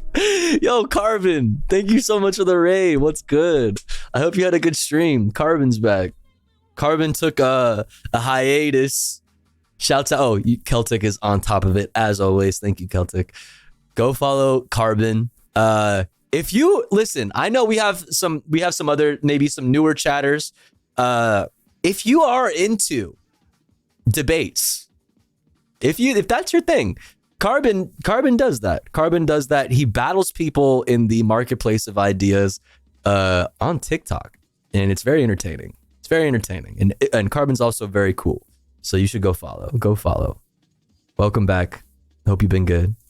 Hope you've been good. Welcome in. We're looking at Mehdi Hassan on Democracy Now. Talking about Gaza, talking about the media, talking about Trumpy boy, talking about lots of stuff. Welcome in. That they don't believe in democracy as we conventionally understand it. We can't say there's a genocide in Gaza, even though the International Court of Justice says such a thing is plausible. We run away from very blunt terms which help us understand the world. And I want to treat American consumers of news, global consumers of news, it's a global news organization which I'm founding, with some respect. Stop patronizing them. To tell them what is happening in the world. It's good stuff, Bleak. It's good stuff. Carbon knows this shit. So Mehdi, talk about this. I mean, in your criticism of the U.S. media's coverage in particular. He's also got a really nice voice, a really relaxing, like, radio voice. Of Israel's assault on Gaza. I mean, of course, you have condemned what happened, the Hamas attack in Israel on October 7th. You've also situated the attack in a broader historical frame, and you've received criticism for doing that. And in response, you've said, context is not causation and context is not justification. So could you explain why you think context, history is so important and the way in which this question is Have you considered that context is anti-Semitic? Have you considered this? In U.S. media coverage, not just of the Gaza crisis. No context. You don't like context. Okay. So I did an interview with Piers Morgan this week, and if you watch Piers Morgan's shows, he always asks his pro-Palestinian guests or anyone criticizing Israel, condemn what happened on October 7th. It's all about October the 7th, and what happened on October 7th was barbarism. It was a tragedy. It was a terror attack. Civilians were killed. War crimes were carried out. Hostages were taken. And we should condemn it. Of course we should, as human beings, if nothing else. But the world did not begin on October the 7th. The idea that the entire Middle East conflicts, Israel-Palestine, the occupation, apartheid, can be reduced to October 7th is madness. It's not just me saying that. You talk to, leading Israeli peace campaigners, even some leading Israeli generals, people like Shlomo Brom, who talk about having to understand the root causes of a people under occupation fighting for freedom. And it's absurd to me that in our media industry, people should try and run away from context. My former colleagues, Ali Velshi and Ayman Mohyeldin, who Amy mentioned in the introduction, they were on air on October the 7th as news was coming in of the attacks. And they provided context because they're two anchors who really understand that part of the world. Ayman Mohyeldin is perhaps the only US anchor who's ever lived in Gaza. And they came under attack online from certain pro-Israel people for providing context. This idea that we should be embarrassed or ashamed or apologetic as journalists for providing context on one of the biggest stories in the world is madness. You cannot understand what is happening in the world unless you and I, unless journalists, broadcasters are explaining to our viewers and our listeners and our readers why things are happening, where forces are coming from, why people are behaving the way they do. I know America is a country of amnesiacs, but we cannot keep acting as if the world just began yesterday.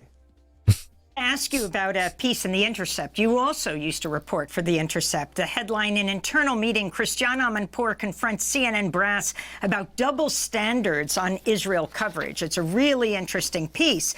They were confronting the executives, and one issue that we came covered up, this. says The Intercept repeatedly, is CNN's longtime process for routing almost all coverage relating to Israel and Palestine through the network's Jerusalem bureau. As The Intercept reported in January, the protocol, Radiohead which reference? has existed for years but was expanded and rebranded as Second Eyes last summer, slows down reporting on Gaza. Little Tofu Ghost Lord, that was the first game I ever streamed, was Radiohead's Kid Amnesiac Unreal Engine PlayStation game. And filters news about the war Banger. through journalists in Jerusalem who operate under the shadow of Israel's military censor. And then it quotes Christiane Amanpour. Wait, they have a game? Yeah, it's actually really dope. Mustard facts Vegan. donated $3. Mustard as vegan. The ingredients list in most types of mustard is limited to mustard seeds, vinegar, salt, sometimes sugar and other spices. A few exceptions are honey mustard, for obvious reasons, and sometimes Dijon mustard. That's Mustard not lube. Oh shit. Well, that's what I was saying yesterday. It was Dijon. Isn't there like some kind of mustard? Like, yeah. That's a callback. That's a callback. Yo, vegan mustard facts. Thank you so much for $3. Identified in a recording of that Thank meeting. you. She said, "You've heard from me. You've heard from my, real distress with Second Eyes, changing Before copies, Dream Daddy, double that's true. standards, and all the rest," Amanpour said. The significance of this and what we see, Mehdi, it was, I'm not talking Fox right now. On MSNBC and on CNN, you rarely see Palestinians interviewed in extended discussions. So I think there's a few issues there, Amy. Number one, first of all, we should recognize that Christiane Amanpour has done some very excellent coverage of Gaza for CNN. CNN International very powerful is very different than CNN Domestic. and very important guests on. So Very different. During this conflict. Number two, I think US media I organizations... just wanted to say, particularly on CNN International, which is often not Very seen good on point. CNN Domestic. Very good point, Amy. Touche. The Touche second one, I would say, indeed. US media organizations as a whole are engaging in journalistic malpractice by not informing viewers, listeners, readers that a lot of their coverage out of Israel and the occupied territories is coming under the shadow of an Israeli military censor. How many Americans understand or even know about the Israeli military censor, about how much information is controlled? We barely understand that Western journalists are kept out of Gaza, or if when they go in, they're embedded with Israeli military forces and limited to what they can say and do. So I think we should talk about that in a country which kind of prides itself on the First Amendment and free speech and free press. We should understand the way in which information comes out of the occupied territories, in particular from Gaza. And the third point I would say is, Palestinian voices not being on American television or in American print is one of the biggest problems when it comes to our coverage of this conflict. When we talk about why the media is structurally biased towards one party in this conflict, the more powerful party, the occupier, we have to remember that this is one of the reasons. Why are Palestinians dehumanized in our media? This is one of the reasons. If we don't let people speak, that's what leads to dehumanizations. That's what leads to bias. We understand it at home when it comes to, for example, black voices. In recent years, media organizations have tried to take steps to improve diversity on air. When it comes to on-air talent, when it comes to on-air guests, when it comes to balancing panels, we get that we need underrepresented communities to be able to speak. But when it comes to foreign conflicts, we still don't seem to have made that calculation. There was a study done a few years ago. I mean, we're in a time where like you'll get immediately accused of like platforming Nazis, like or something. Like if you have a pro-Palestinian voice, you know what I mean, you will be accused of like incredibly hateful things, like by just doing the right thing. I mean, yeah. In the New York Times, we are in like a post 9/11 like style fervor right now. It is very like you have to say united we stand, you know what I mean, freedom fries and like and all of that stuff. It's very, very similar. Washington Post on the subject of Israel-Palestine from 1970 to, I think it was 2000 and something, and it was like 2% of all op-eds in the Times and 1% in the Post were written by Palestinians, which is a shocking statistic. We deny these people a voice, and then we wonder why people don't sympathize with their plight or aren't marching in the street. Well, they are marching in the streets, but in bigger numbers. Why America is okay and kind of, blind to the fact that we are complicit in a genocide of these people, because we don't hear from these people. Right, but it is worth saying that there are more people now, like, in the streets fighting for, like, Palestinian lives. There are more people now with a pro-Palestinian like sentiment or pro-Palestinian opinions, I guess, now than ever. It is also worth remembering that for sure. Well, Mehdi, explain why that's especially relevant in this instance, because journalists have not been permitted access to Gaza. So there's no reporting going on the ground that's being shown here. Dozens and dozens of journalists have signed a letter asking Israel and Egypt to allow journalists access into Gaza. So if you could talk about that, why it's especially important to hear from Palestinian voices here. Well, for a start, much of the imagery we see on our screens here or on our newspapers are sanitized images. We don't see the full level of the destruction. And when we try and understand, well, why young people? Why is there such a generational gap when it comes to the polling on Gaza, on ceasefire? Why are young people so much more anti-war than their elder peers? Part of the reason is that young people are on TikTok or Instagram and seeing a much less sanitized version of this war, of Israel's bombardment. They are seeing babies being pulled from the rubble, limbs missing. They are seeing fucking fortunately, it is impossible to fucking scroll. They are seeing... it's impossible to fucking scroll anywhere without fucking seeing, like, atrocities. Yeah. Absolute brutality, the kind of stuff that UN humanitarian chiefs are saying we haven't seen in this world for 50 years. And that's the problem, right? If we're sanitizing the coverage, Americans aren't being told, really, aren't being informed, are again missing context on what is happening on the ground. And of course, Israel, by keeping Western journalists out, makes it even easier for those images to be blocked. And therefore you have brave Palestinian journalists on the ground trying to film, trying to document their own genocide, streaming it to our phones. And we've seen over 100 of them killed over the last 5 months. That is not an accident. That is not a coincidence. Israel wants to stamp out independent voices, stamp out any kind of coverage of its own genocidal behavior. And therefore, again, you're able to have a debate in this country where the political debate is completely disconnected to the public debate, and the public debate is completely misinformed. I'm amazed, when you look at the polling, that there's a majority in favor of a ceasefire, that half of all Democrats say this is a genocide. The Americans are saying that to pollsters, despite not even getting the full picture. Can you imagine what those numbers would look like if they actually saw what was happening on the ground? Yeah. Well, I want to go to what is unfolding right now in Gaza. You said in a recent interview that in the past, Israel was, quote, mowing the lawn. But now the Netanyahu government's intention is to erase the population of Gaza. So let's go to what Prime Minister Netanyahu said about the invasion of Rafah, saying it would go ahead and would last weeks, not months. He was speaking to Politico on Sunday. We're not going to leave them. I have a red line. You know what the red line is? That October 7th doesn't happen again. Never happens again.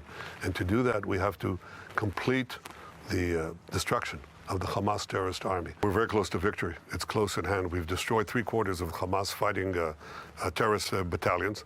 Mehdi is a good being. Finishing the last part in Rafah, and we're not going to give it up. Once we begin the intense action of eradicating the Hamas terrorist battalions in Rafah, it's a matter of weeks and not months.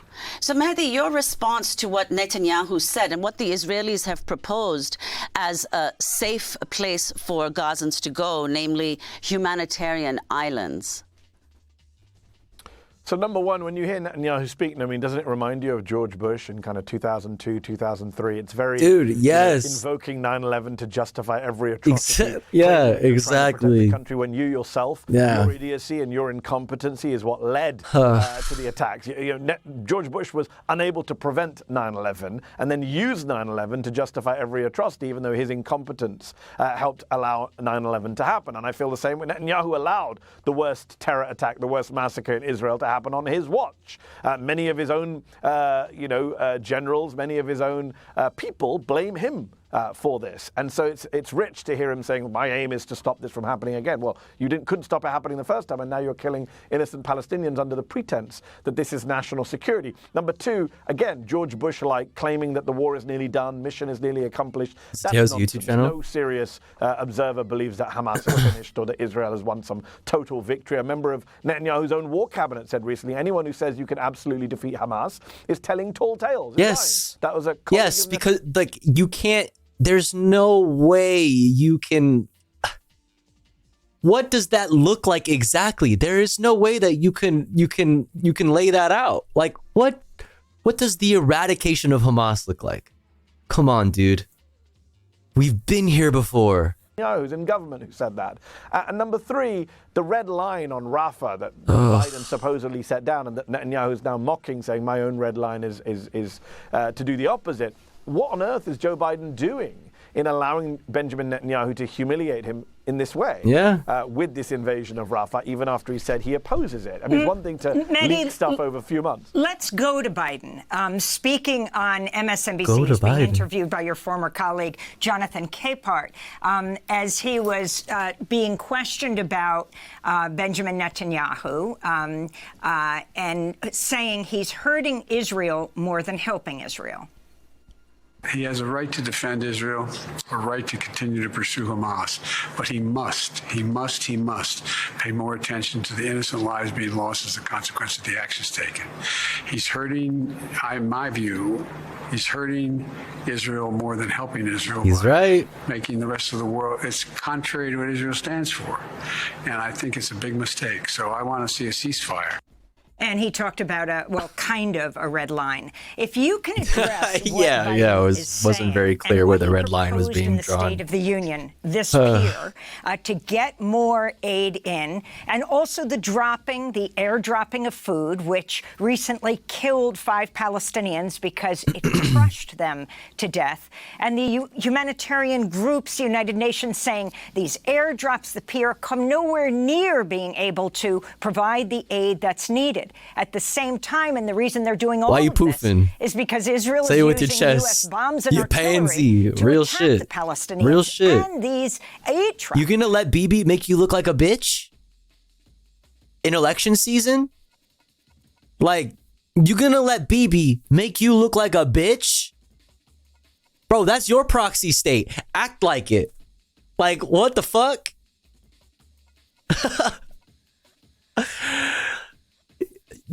Is that your proxy state or the other way around? Fucking sack up. Like, dog. Yeah, it's just so bizarre. The idea that you could drop bombs on the one hand and then drop aid on the other, and you're paying for both, and then your aid ends up killing people too. It's like some kind of dark onion. Line. It's just beyond parody. It's beyond belief. And as for the peer, as you say, it does not come anywhere near to adequately addressing the needs of the Palestinian people in terms of the sheer scale of the suffering. 500,000 people, on the brink of famine, over 1 million people displaced. 4 out of 5 of the hungriest people in the world, according to the World Food Programme, are in Gaza right now. The idea that this peer would, A, address the scale of the suffering, and B, in time. I mean, it's going to take time to do this. What happens to the Palestinians who literally starve to death, including children, while this pier is being built? Finally, I would say there's reports. I mean, how many people are going to die in 2 months? How many people have been killed in the last 2 months? That suggests that the peer idea comes from Netanyahu, that the Israeli government are totally fine with this peer because it allows them still to control land and air access into Gaza, which is what they've always controlled and which in this war they've monopolized. The idea that the United States of America, the world's only superpower, cannot tell its allies. Like, obviously they know the best way to get aid in there if the idea was that, oh, like it was Bibi's idea, right? And because Bibi cares about getting aid to the Palestinian people. Obviously, you would just open up the fucking land routes. You would stop the protesters from blocking aid convoys. You would stop the IDF soldiers from attacking aid convoys and things like this. You would open up the fucking routes. You would clear the roads. You would not maybe stop bombing the roads as much too. But Bibi knows, just like Brandon and friends know, that the port is a fucking PR stunt. In 2 months, there are going to be a lot more dead Palestinians. And once you get the pier done, you're still going to need to truck it in. You're still going to need to have to get past the IDF who are going to be inspecting these aid shipments. We just went over how fucking, strict they are, unnecessarily strict they are on that. Like, it's just all such bullshit. It's all such bullshit, such a waste of time, such a waste of fucking resources, such a waste of fucking life, waste of human lives. You know what? We're going to put aid into Gaza because we want to, and you're not going to stop us, especially since we're the ones arming you, is bizarre. It's something I think Biden will never be able to get past or live down. It's a stain on his record, on America's conscience. The idea that we're arming a country that's engaged in a plausible genocide, to quote the ICJ, is bad enough. That we can't even get our own aid in while they're bombing with our bombs is just madness. And by the way, it's also illegal. Under US law, you cannot provide weaponry to a country which is blocking US aid. There you go. We talked about it earlier. Blocking US aid. US government officials have said, yes, the Israeli government blocked us from sending flour in, for example. So, Mehdi, let's go to the regional response to this assault on Gaza that's been unfolding with the kind of violence and tens of thousands of deaths of Palestinians, as we've reported. Now, how has the Arab and Muslim world responded to what's going on? Egypt, of course, has repeatedly said that it does not want displaced Palestinians crossing its border. The most powerful Muslim countries, Saudi Arabia, Qatar, and the Emirates. If you talk about how they've responded, and then the so-called axis of resistance, Houthis, Hezbollah, etc., how they've been trying to disrupt this war, or at least make the backers of Israel pay a price for it. So I hear people saying, oh, we're disappointed in the response from the Arab countries. The problem with the word disappointment is it implies that you had any expectations to begin with. I certainly didn't. Arab countries have never had the Palestinians back. The Arab, quote-unquote, Arab street has always been very pro-Palestinian, but the autocratic, the despotic, the dictatorial rulers of much of the Arab world have never really had the interest of the Palestinians. Regardless of that, why would it be on them? Like, the Palestinians were there. They should be allowed to remain there. That's ridiculous. Like, it doesn't even, all of that aside, you know what I mean? Why would it be on them anyway? Palestinian people at their heart, going back right to 1948 when, Arab countries attacked Israel to push it into the sea. But actually, as we know from historians like Avi Schleim, we're not doing that at all. Yeah, a hot take, Celtic. Forced expulsion is not pog. So look, Arab countries have never really What's up, gamers? What's up, Classic Banana Milk? People or their needs or their freedom. How's it going? Hope you're good. So when you see, some of these statements that come out of the Arab world at times, we are so disappointed. With a shovel of salt, not just a grain. Also, I would point out the hypocrisy here on all sides in the region. You have countries like Saudi Arabia and the UAE, which were involved in a brutal assault on Yemen for many years, carried out very similar acts to Israel in Gaza in terms of blockades, starvation, malnourishment of the Yemeni children, in terms of bombing of refugee camps and hospitals and kids and school buses. That all happened in Yemen. Arab countries did that. Let's just be clear about that. Things that they criticize Israel for doing now. And of course, Iran, which sets itself up as a champion of the Palestinian people, when Bashar al-Assad Assad was killing many of his own people, including Palestinian refugees in places like the Al Yarmouk refugee camp, Iran and Russia, by the way, were both perfectly happy to help arm and support Assad as he did that. So, spare me some of the, grandiose statements from Middle East countries, from Arab nations to Iran on all of it. Look, there's a lot of hypocrisy to go around. Very few countries in the world, especially in that region, actually have Palestinian interests at heart. If they did, we would have a very different geopolitical scene. There is reporting, that a lot of these governments, like Saudi Arabia, privately are telling Israel, finish the job, get rid of them. We don't like Hamas either, get rid of them. And that Saudis actually want to do a deal with Israel once this war is over, just as they were on course to do. Yeah, let's not act like the Saudis are fucking very poggers. Like, you know what I mean? Saudis, infamously known for fucking chopping up American journalist Jamal Khashoggi. We know that other Arab, like, yeah, the killing of countless people in Yemen. Like, come on. Countries already signed the quote unquote Abraham Accords with Israel on Trump's watch. I wanted to ask you about the number of dead Palestinian journalists and also the new UN investigation that's just accused Israel of breaking international law over the killing of the Reuters video journalist Sam Abdallah in southern Lebanon on October 13th. An Israeli tank opened fire on him and a group of other journalists. He just set up a live stream on the border in southern Lebanon so that all his colleagues at Reuters and others saw him blown up. Bro. The report stating, quote, the firing at civilians in this instance clearly identifiable. And when we covered this, they set up in an open space, like in an open area. They have two vans, like news vans that are clearly marked, and they all have their big ass vests, and they have their cameras out, and they're out in the open. They're out in the open. Because that's what you're supposed to do. You're not supposed to be seeking cover because you could look like somebody who needs to seek cover for some reason. You sit out in the open where all your shit says press. Oh my God. But this isn't the first time that somebody with, that was clearly labeled as press has been murdered at the hands of the IDF. Constitutes a violation of international law. And it's not just some in southern Didn't they airstrike right after or something? I don't know about airstrike, but the tank shelled them and then they opened fire with machine gun fire. Lebanon.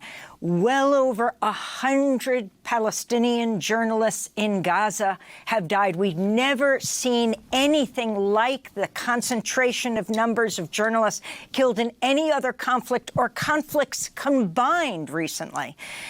Can you talk about the lack of outrage of other major news organizations and what Israel is doing here? Do you think they're being directly targeted, one after another, wearing those well-known press flak jackets?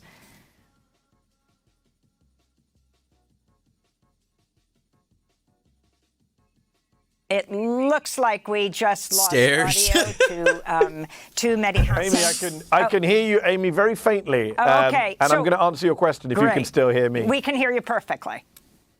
So you're very faint to me. So while I speak, if someone wants to fix the volume in my ear, let me answer your question about journalists.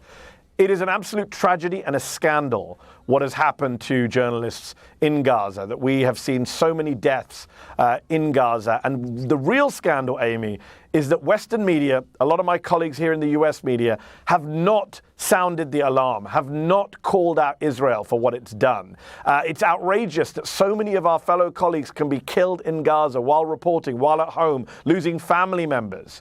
And yet there's not a huge global outcry. When Wael al-Dahdu, who we just saw on the screen from Al Jazeera, loses his immediate family members.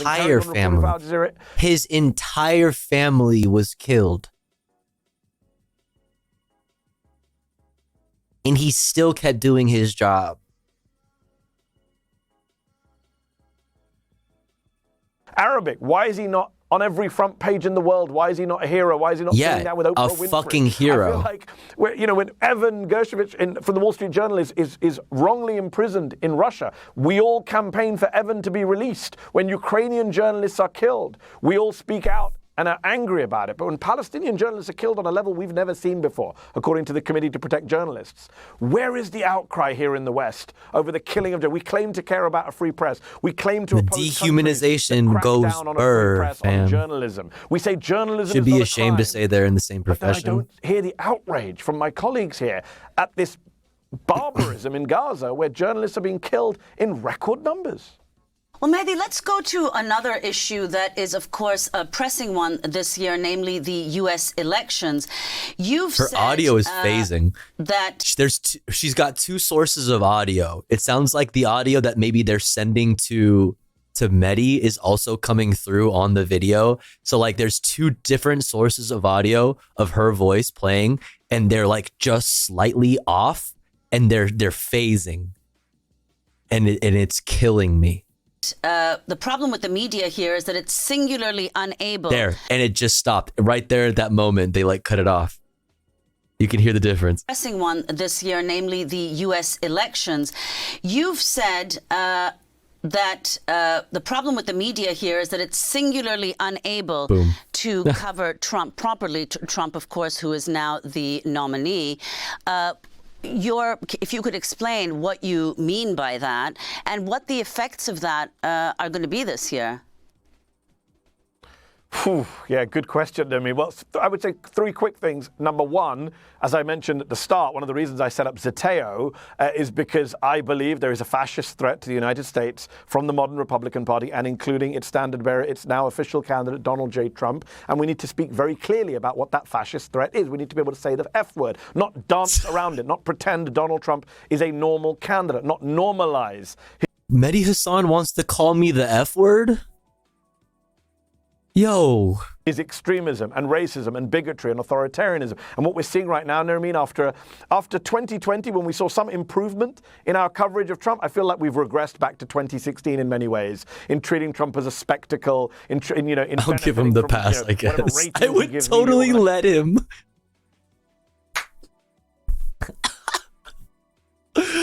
Is that a bonk? I think that might be a bonk. In asking him softball questions, he recently did an interview on CNBC. It was embarrassing to watch. That is a huge problem. So that's number one. Number two, there is this issue right now, for example. Flirt. I would let him flirt. Look, we have this issue of access journalism where a lot of journalists still need to be able to get guests on air from both parties. And there is this both sidesism, which is very frustrating. And the media needs to really think long and hard about how we do journalism. The old conventions, the old norms cannot apply. There are not two sides to every story. There are not two sides to Holocaust denial or climate change or elections. True. There's not two sides to whether Joe Biden won the last election or not. So we need to be clear-eyed about what's in front of us. And again, have some respect for our viewers. I think we need to start relating it to that, relating not believing the Gazan Health Ministry's numbers to not believing the election was fair in 2020. I think we need to do that more often. I think that it would be worthwhile. Because it's like, what are you... You're just making... No, I refuse to believe what is in front of my face. I just don't want to believe that. I choose not to believe this. Based on vibes. Because the vibes are off. I don't want to believe these numbers. One of our two major parties has been fully radicalized and is now in bed with white supremacists and is spreading some of the worst QAnon conspiracy theories out there. Let's be plain about that. And number three, in terms of the dangers... I mean, we have skin in the game. This idea that the media should be impartial. No, we should have a bias towards truth. We should have a bias towards free press because the media's survival is at stake here. If Donald Trump wins the election, what do you think is going to happen to a free press? In 2005, you had to be out of the U.S. to receive unsanitized news about U.S. soldiers gunning down journalists during the Iraq War.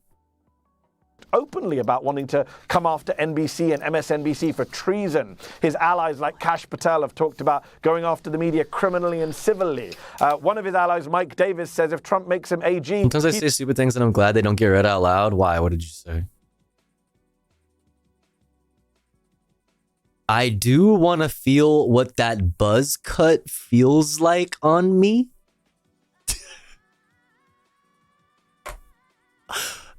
Yo, you're gonna put me in Guantanamo Bay. This is the kind of I didn't realize people thirsted for Mehdi Hassan like that, man. That's crazy. that we're hearing from the He really is the better Hassan, huh? Republican side, and the media cannot pretend that this is normal or not a threat to our very freedoms. That's wild. I wanted to finally ask you about what we're taking up in our next segment, the bill to ban TikTok. The measure is going to now be taken up by the Senate. But I want to ask you I have about a buzz particular cut. aspect of it. Palestinian rights activists say Israel's war on Gaza. What's in the fucking, like, what's in the, what's going on in the chat room today? There's something in the water, so to speak, in this chat room. Something's going on. Something in the air. TikTok sentiment in conservatives and centrist lawmakers.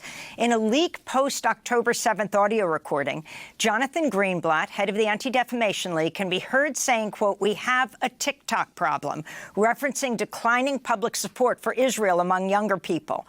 The progressive group Roots Action also noted that AIPAC is the top donor to Congressmember Mike Gallagher, who authored the TikTok ban bill. And this is coming as Donald Trump flip-flopped. He flipped his the top donor, younger people.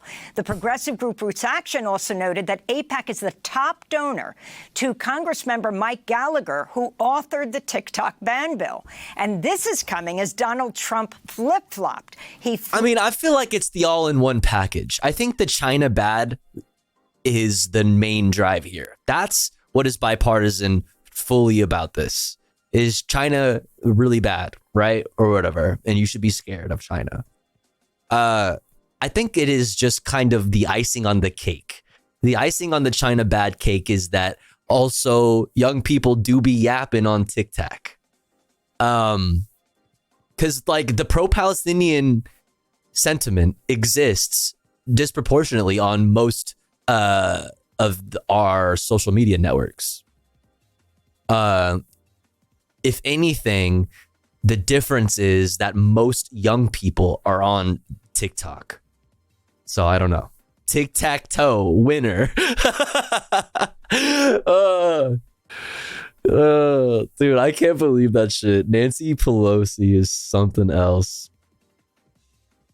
Yeah, AIPAC, yes. AIPAC, well, that's the thing.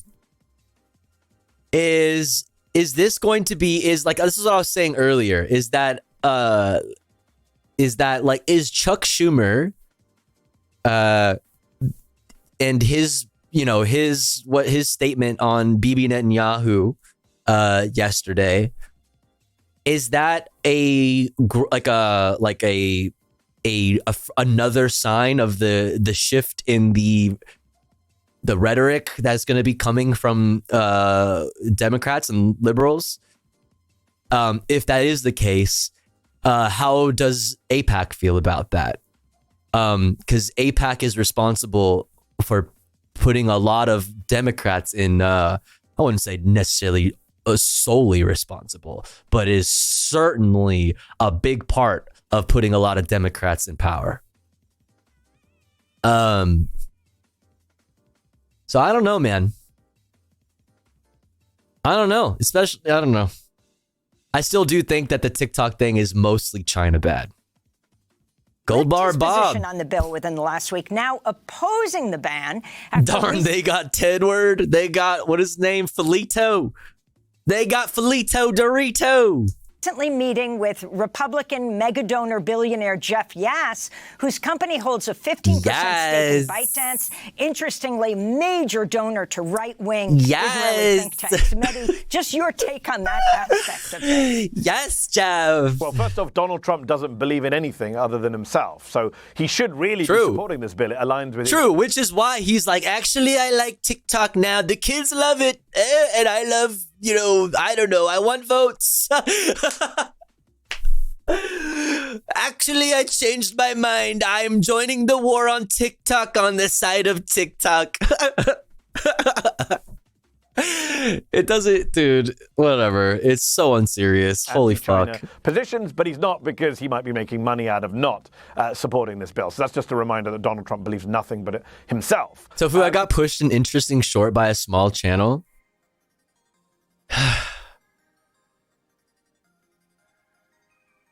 Are some human less human? Okay, the account name is the Decolonial Center. So I'm assuming this is not them making the case for that. Okay. Also, there's a septum piercing, so like, you know.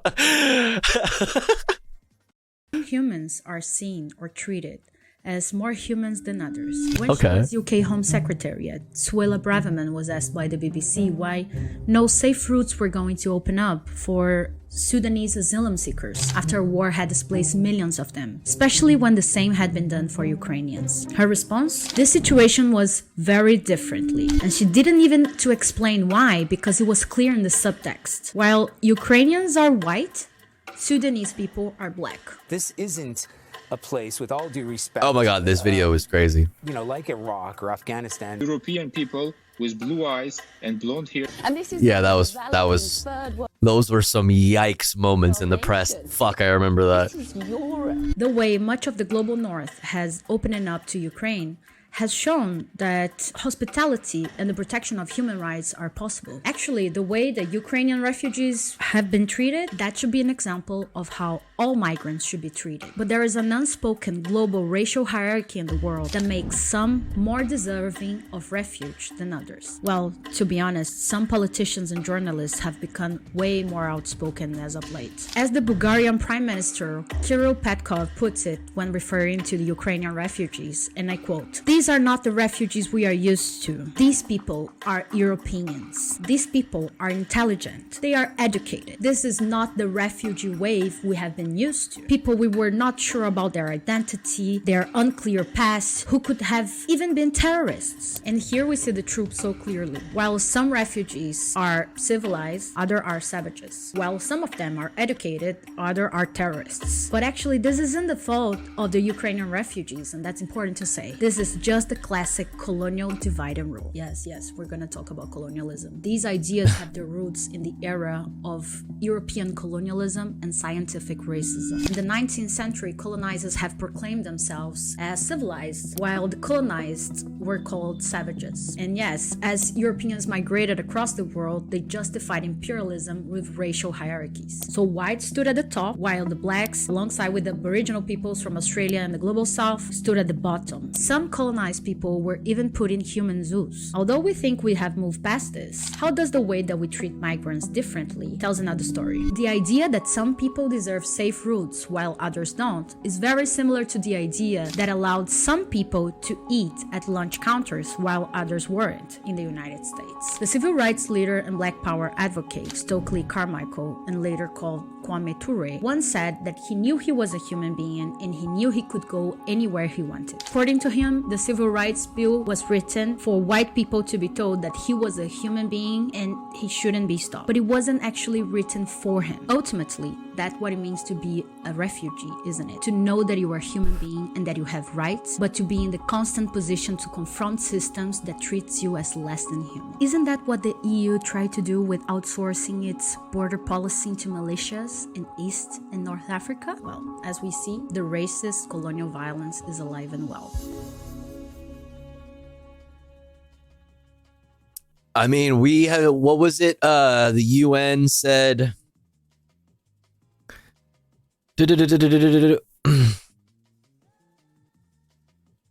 Migrant deaths. Yeah. Deadliest year on record for migrants with nearly 8,600 deaths in 2023. Oh, wow. This is 2022. Yeah, look at that. That line's going to continue to go up, okay? Because climate change goes burr, capitalism goes burr, you know, global conflict and stoking of conflicts on a global scale.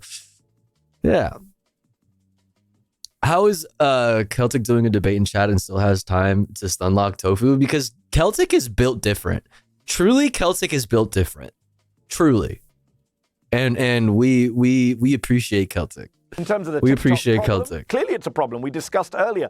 If you have a sanitized war on mainstream media, but you have Yeah, TikTok let's get some showing leprechauns in the younger Americans exactly what's going on in terms of the barbarism, the brutality, the mass killing, the starvation, the war crimes, then of course that's a problem for the Israeli PR machine, clearly, and for the pro-Israel factions in the United States. And it's ironic when we say, oh, well, it's actually not to do with Israel, it's to do with China, it's to do with not knowing what's going on inside of this company. Come on. Look, I have an issue with Chinese ownership of TikTok. Of course I do, like anyone else. I'm no fan of China. But the idea that other social media companies are somehow transparent or doing a better job on moderation, come on. I mean, look at Elon Musk. I'm no fan of, what does it matter? Like, no fan of China. I'm no fan of fucking most states, okay? Like, I'm not a fan of states because states be doing state shit and acting in the interest of the state. Like, I don't, what the fuck? Yeah, man, I don't know. Like, I'm not a fan of China. Yeah, I'm not a fan of fucking most fucking countries. Like, what the fuck are we talking about? I'm no fan of Texas. Except for Texas. Texas is perfect. Oh, Jesus Christ. Don Lemon's new show on his platform on Twitter, on X, because he was asked some... Like, I'm more worried than states. I'm more worried about international corporate entities that don't have borders. You know what I mean? That have more power and money and influence than whole ass countries. And whole ass democratically elected governments. Like, I'm way more worried about these international corporate entities than I am about China. Tough questions by Don Lemon. This is the kind of, these motherfuckers worried about China, yet Florida exists. The power of big tech in America, the billionaires. Oh, bro, I got my own Florida in my backyard as an Angelino. Okay, we got our own little baby Florida. Okay, called Orange County. All right. Public squares. The idea that dealing with TikTok will help us challenge misinformation or extremism online is just a complete lie. Awesome. We want to thank you so much for being with us, and we're going to continue this discussion about TikTok. Oh, the irony, isn't there a fucking Orange County in Florida too? In our next segment. Long Beach is pretty progressive. Long Beach is pretty progressive, but that's like the line. Like, that's the border. And at that border, we call it the orange curtain. All right? I don't have any reason to go past the orange curtain, okay? My trans ass, like... I don't surf, over there anymore. I haven't surfed in years. I'm not going to lie. But like, I used to surf over there. I used to grow up going over there all the time. No shot. Mehdi Hasan, journalist, author, editor-in-chief, now CEO of the new media company Zeteo. Until January, was a host on MSNBC and Peacock. All the best to you, Mehdi. Love you. Honestly, two goats. Three goats. Nermeen Sheikh and Mehdi Hasan. Goats. Goats. Long Beach to Oceanside, just go around. Bro, Oceanside is a whole other thing, though, because that's military town. I think San Diego and like that little ocean area is really nice and cute and fun. But yeah, there's just like, it's all soldiers that live there. It's all soldiers. Not liking the government of a country doesn't mean we kill the people that live there. They keep staying the same people year after year. True. That's true. Would you say there's drama in the LBC? Shut the fuck up. That's funny. Dun, dun, dun. We all play the same MMOs. So true, dude. So true. That's so true.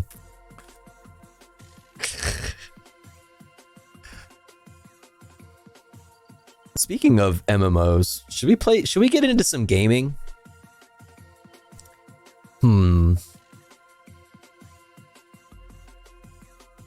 What do we feel like doing right now?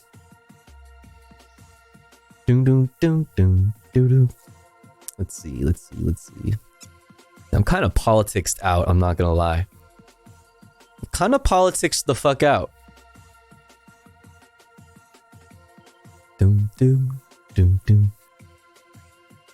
Let's see.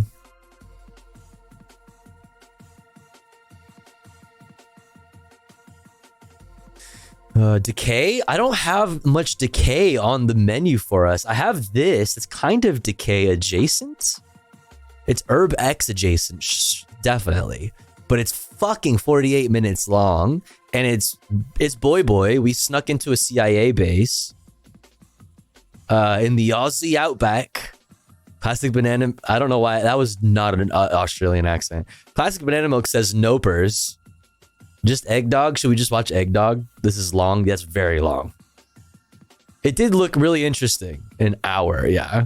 Video is so good. It's, yeah, I'm sure it is. I love Boy Boy's content. I think they fucking are dope. I've seen it twice. All right, yeah, it's also pretty late. I'm realizing that's also a good point, that y'all have probably seen this video in a million other places already. Egg Dog deep lore video? Does that exist? Honestly though.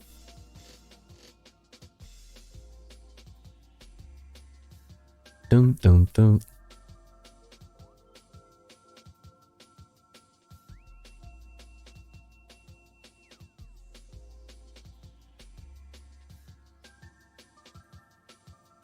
Probably. Honestly, probably. There's like a 2 hour long or like a 2-part series that I saw on YouTube, got suggested to me, the lore of Control, but that shit is a 2-part series, and it's like 2 hours long. Tofu, you seriously need to watch some GeoGuessr tutorials. What would a GeoGuessr tutorial be though? Would it be just a geography lesson?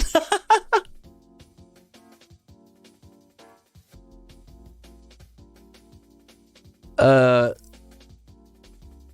a good night, Sheep Ream. This is a street sign. The kinds of things to look for to place you in the world. Okay, yeah, I guess so.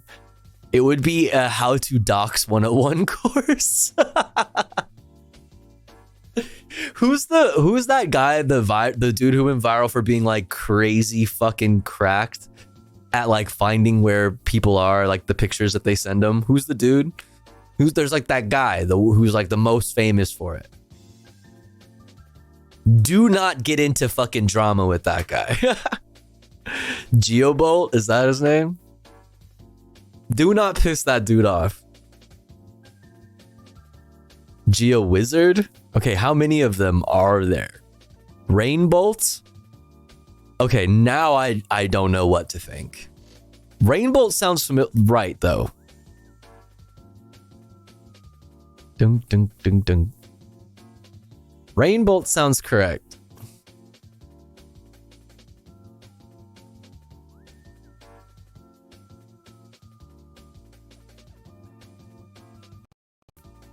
Oh.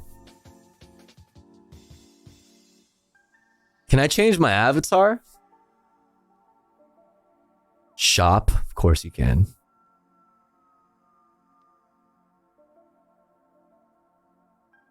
No? Oh, okay.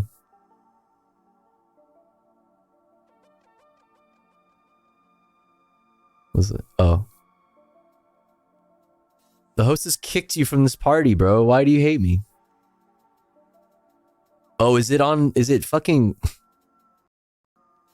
No. No, we're good. That's weird. Is this what that thing LB posted is, playing GeoGuessr? I don't know. I don't know if it's going to be on GeoGuessr or if it's going to be like... It's still not working. Or like how that's going to work. I'm going to lose though. Like that's... Also, it's at 10 a.m. Oh my God. I don't know if I'm going to be able to stream tomorrow night or tonight, later tonight. No, it's much harder. I'm fucking screwed. Yeah, I'm going to be out. I'm going to be the first one to lose. What? You fucking watch. Why does GeoGuessr look like a Wii menu? It kind of does, huh? Has anyone seen the Dead Domain vid where they infiltrate CPAC? No. How the fuck does GeoGuessr have a shop? Everything has a shop. Control doesn't need lore. I like it because the lore is more of a flavor of vibes where interesting characters interact. We'll still love you when you get dumped out in round 1, Tofu. Promise. Promise. Tofu shop win. I mean, dude, honestly, making a tofu plushie would be like a dream. If I could find a cool like like I don't know, a cool way to cheaply get that done, that would be sick. Remedy Games lore is wild. Remedy Games lore? What's Remedy Games? Tofu, you look beautiful with your natural afro. Shut the fuck up. What's up, trans girl Jade? Oh, it's working now. Da-da. Control. Oh, Alan Wake Quantum Break Max Payne. Wait, why did those like all rhyme? What the fuck is even that? So wait, does this put me like weird and cool tourist attractions? What language is this? Police? This is like German? Shop, shop, shop. See, there's shops everywhere, Chad. I fucking told you.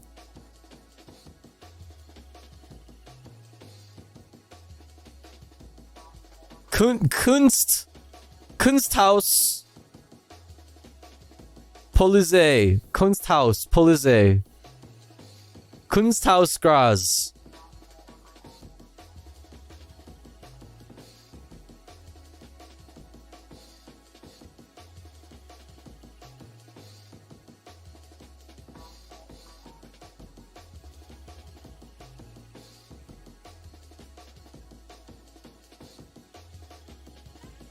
Kunsthaus.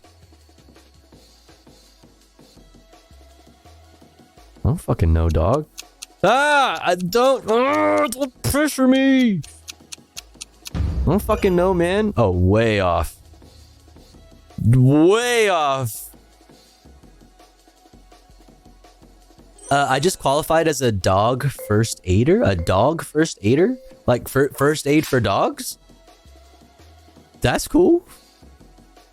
Not far at all. It was 203 miles. It was, I mean, thanks for being nice, but like, it was way off. It was way off. Toleti. Toleti. That's nothing on GeoGuessr? Okay. Toleti. No words, Yen. No words, Yen. I don't know what language that is. Museum Technic like a military technology museum? Nice.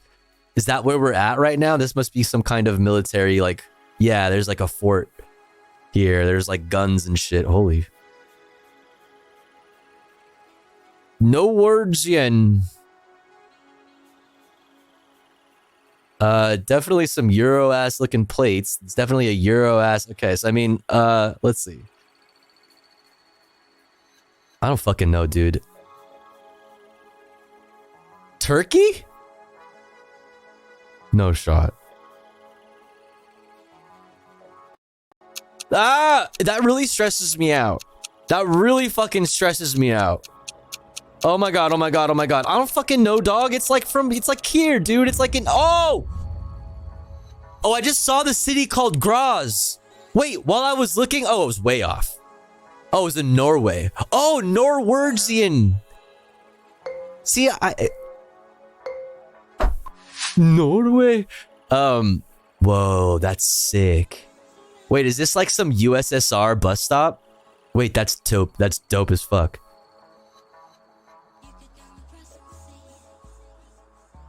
Wait, that's actually sick. Oh, is it pipes? Does it make noise? Ooh, I don't think that's a bus stop. Yeah, you're right.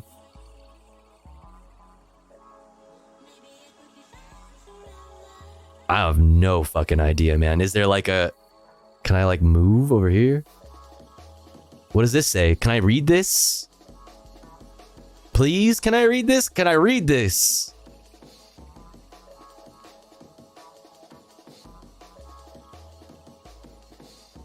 Very cloudy. This is classic China? No shot, this is China.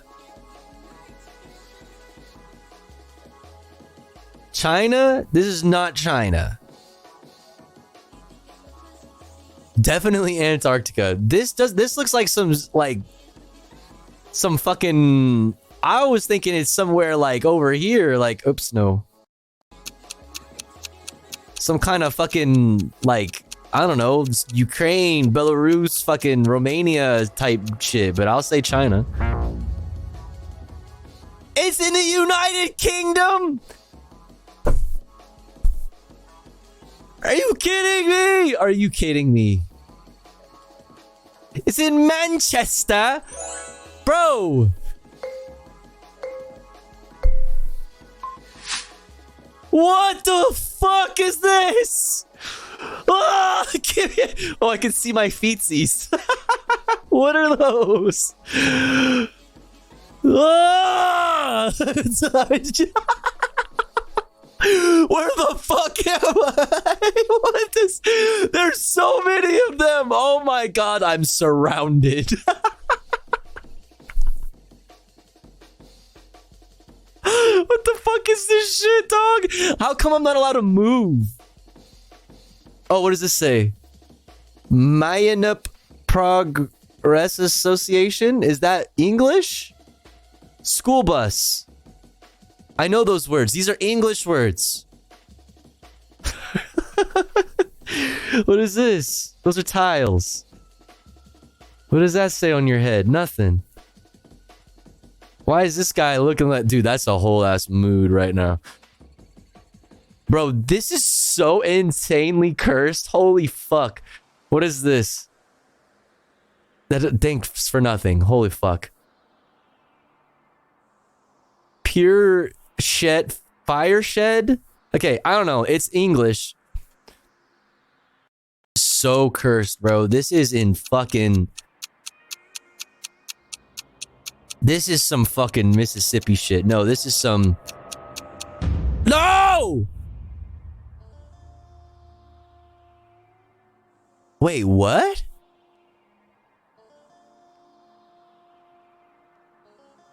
Oh, that's where you chose? Oh. It was in Australia? You mean to tell me there's other places that speak English? I'm calling cap on that. What is this? Okay. Looking kind of European. Alright. Looking awfully walkable. Pilsner. Fabriker. What is this? This is some fucking... They put the slashes over the fucking O things. Bilvask. Okay, so this is some fucking... Okay, now we're in Slav territory. I've drank this beer. Was it good? What does this say? Dansk. It's in Denmark. Maybe. Probably not. I don't know. Where the fuck is Denmark? I'm gonna fail the fuck out of this. I am going to fail. Hello? North? Denmark. Thank you. It's like over here somewhere, dude. I don't know.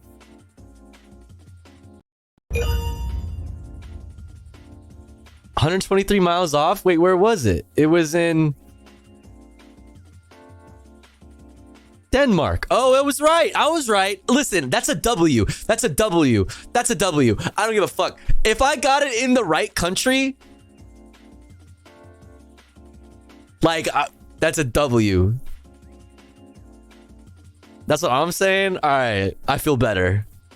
I feel better. I can't afford that same like charity to myself though if it's like in the States though.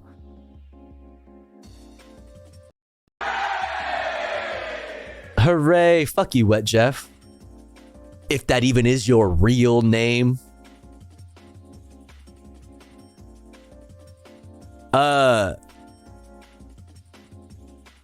Let's fucking go. Let's do a hard one. Go capital city if in doubt. You're right. You're right. I guess I gotta practice, man. This is me. This is my chance to show like my geography skills. Whole Foods. Oh no. Okay. Christian Science. Okay, we're in the States. Nice little Victorian, Franklin, California. This is in San Francisco. California and Franklin. This has to be San Francisco.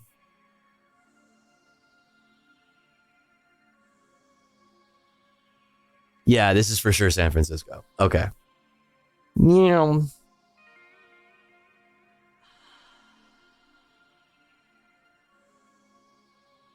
Where though? It's in the let's see. This is closer to Union Square. This is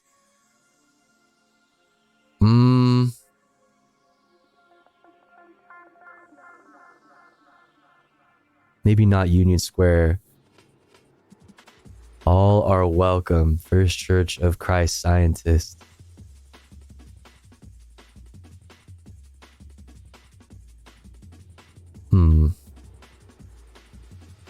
Whole Foods Market. There's a Whole Foods right here. This is the Tenderloin though. Would it be over here? No. It's got to be a different Whole Foods. Fuck, that's the only Whole Foods I can see. I'm doing it. I just have to. Okay, yeah, dude. Fuck. 1.5 miles, 1.4 miles away. Oh, we were both pretty close. Okay. Very middle of America vibes so far. It's giving Ohio or some shit. 3rd Street. A.W. Wills? Look at this old ass church over here.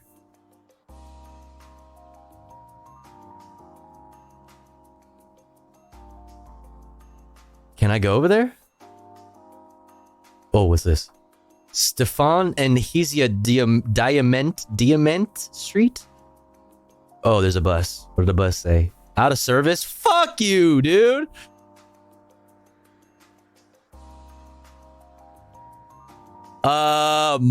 MATA. Where would MATA be operating out of?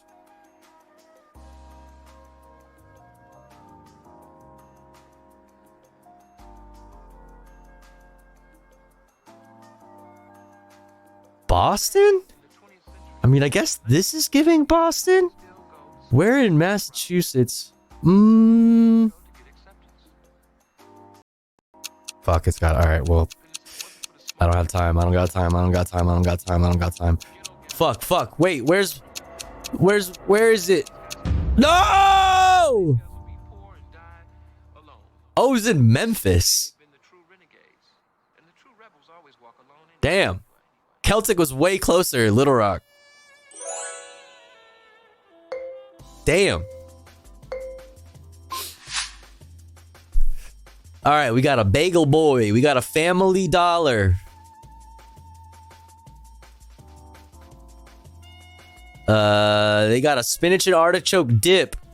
It is snowing. It is gross. It is middle of America. Look at this charger.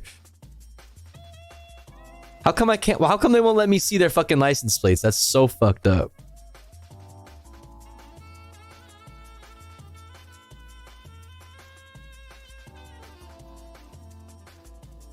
Look at that guy. Look at this guy right here. Central Bank. Minnesota Avenue, huh? Minnesota Avenue, huh? Home medical equipment. I mean, it do be snowing in Minnesota. It do be snowing in Minnesota. Get go.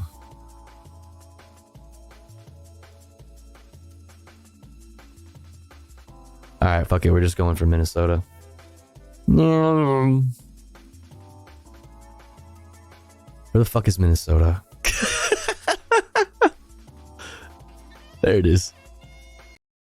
Ah, shut up! Stop! It's like out in the Goonies though.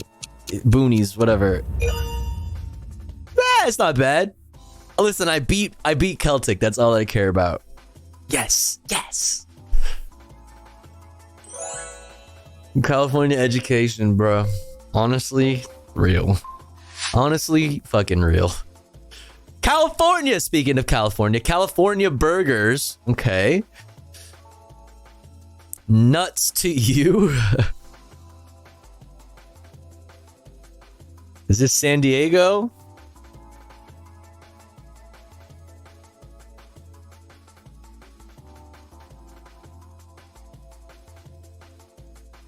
It's kind of giving Portland, but also San Diego.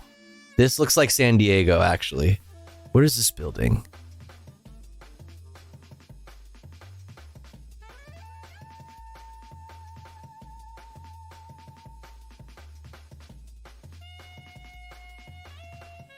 This definitely looks like San Diego.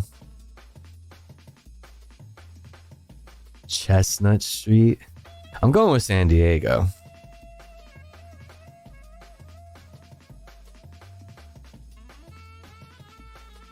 Where's San Diego? It's slow.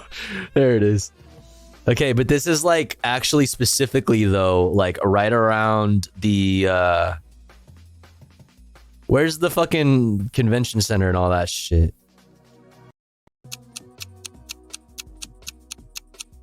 I don't fucking know, dude. It's here.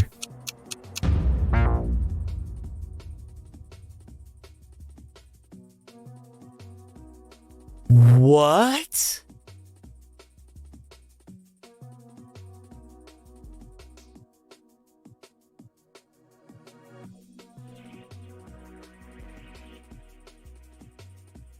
How? Wait, it looked exactly like, bro, that looked exactly like fucking San Diego. How the fuck is that Philly? It was Philly-ego. Those are East Coast buildings. That is what the buildings, that is exactly what it looks like in San Diego.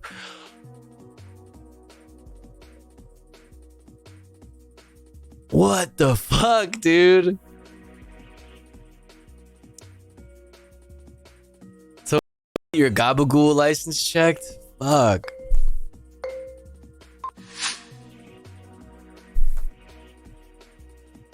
Okay. Jackson Boulevard. We got a Burger King. Passport services. Okay, that's what license plate is that? Summertime Shy. This is Chicago, baby.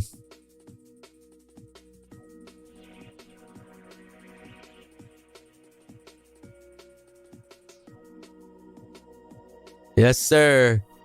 What's the streets though? Can I get accurate? Can I get accurate?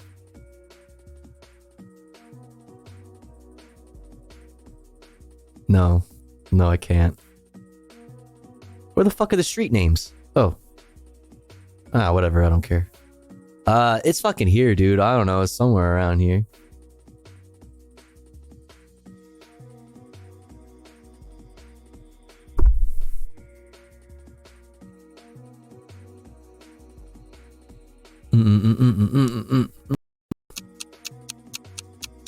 Hurry up!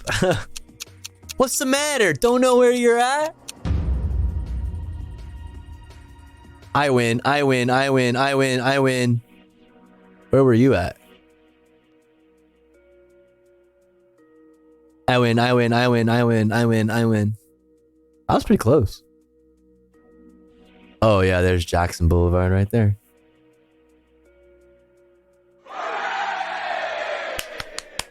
Hooray! All right, more. Continue. More. Yeah, I demand a recount. I demand a recount.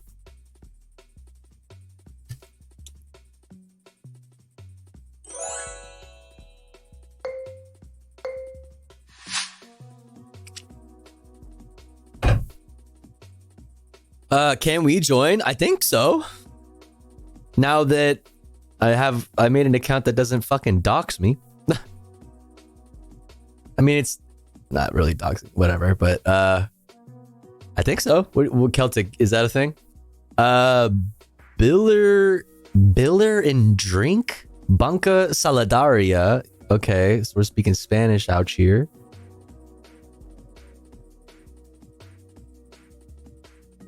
Okay.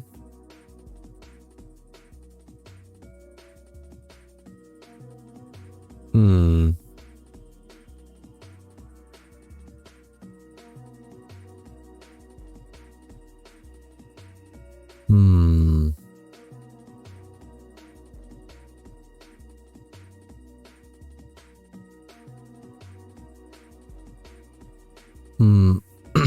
We're driving on the right side of the road.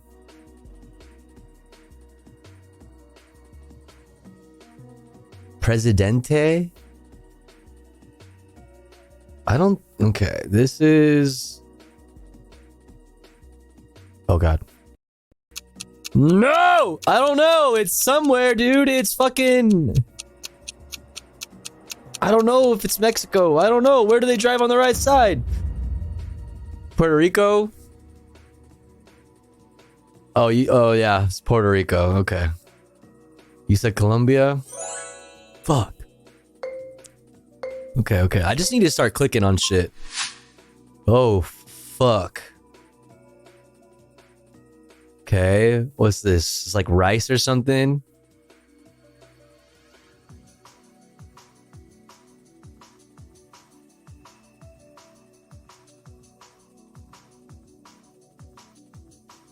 Okay.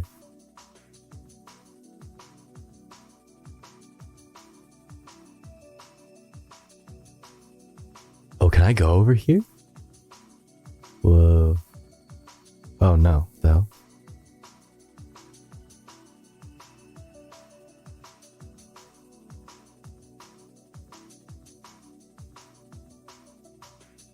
He's got a cool hat. I don't know, like Indonesia or something? Like,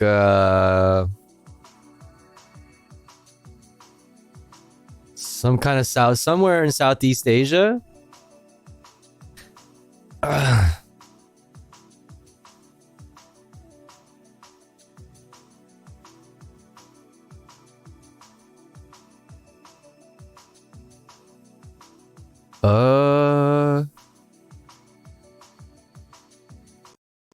Stop it! Maybe Vietnam or Thailand? I'm gonna say like Cambodia. I don't know. Whoa, way the fuck off. What?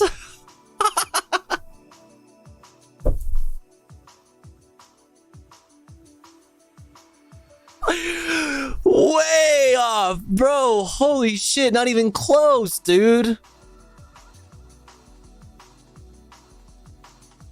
We're both thinking the same thing. Dude, holy fuck. Goddamn American education. Bro, I'm still not even convinced any of these places are real. Like, obviously, this is Unreal Engine. You know what I mean?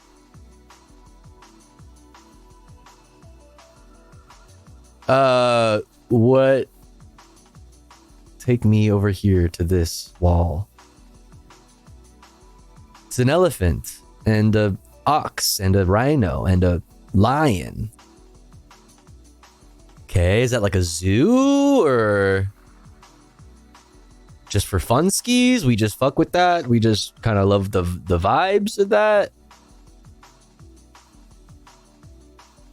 I mean, it could be somewhere in Africa, I guess, but Africa is a huge fucking continent. Like,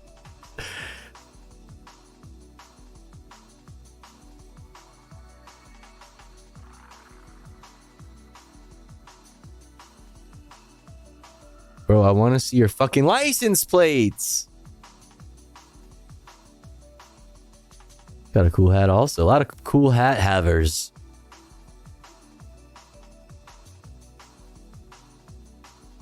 It's kind of looking South America though. I don't know, dude. I'm feeling very unsure of myself to that last. Fuck, dude. I don't know, man. It's fucking Bolivia. I don't know. Dude, it was Africa. No.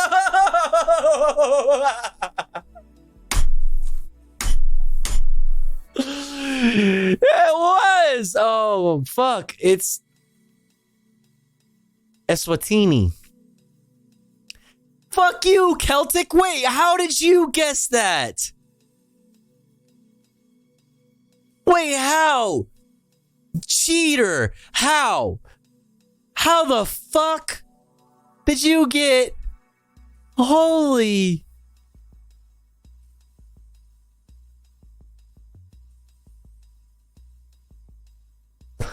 What?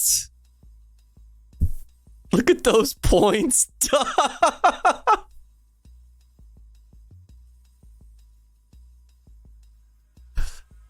Dude, it is so Jover. I should just forfeit the streamer geography contest now. I should just DM LB right now and be like, yeah, it's just call it. Just call it right now. Have you ever seen Little Bear doing this shit? I don't think I've ever watched her doing it. I've watched Ellen from Now On do it, and she's fucking cracked. She's got special powers. Ask Ellen for help too. She's cracked. Ellen is insane. Sun in the North, Spanish houses, and the Sun in the North, European Spanish houses, and the African terrain. Damn, bro. All right. I gotta get. So you're saying I gotta fucking step my game up. 20th de Junio. What is this language? Manuel Spanish? Yeah, we got some Spanish looking building here. What's this place?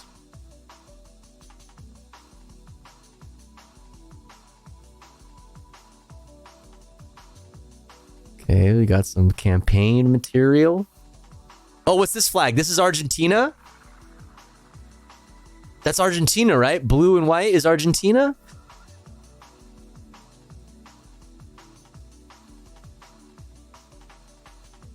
Let's fucking go, baby. We're in Argentina, fam. Okay. Wait, how come I'm like zoomed out? Oh, fuck. Ah! I can't fucking see.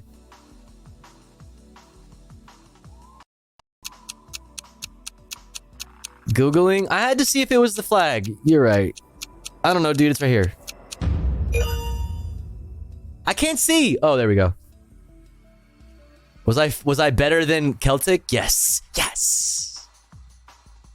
Let's fucking go. Let's fucking go. Let's fucking go. Afuera. All right.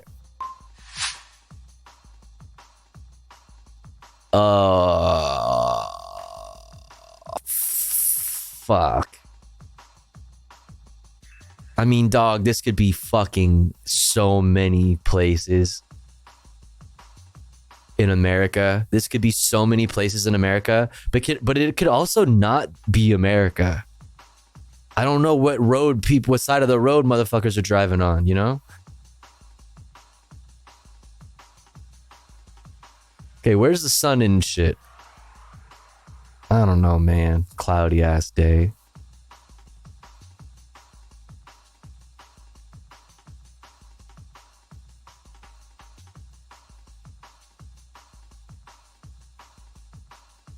Okay. We're in America.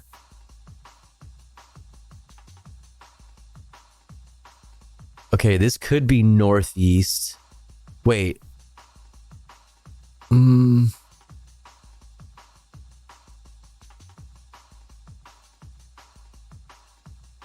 Docton is a very northeast name. All right, we're just gonna like click someplace.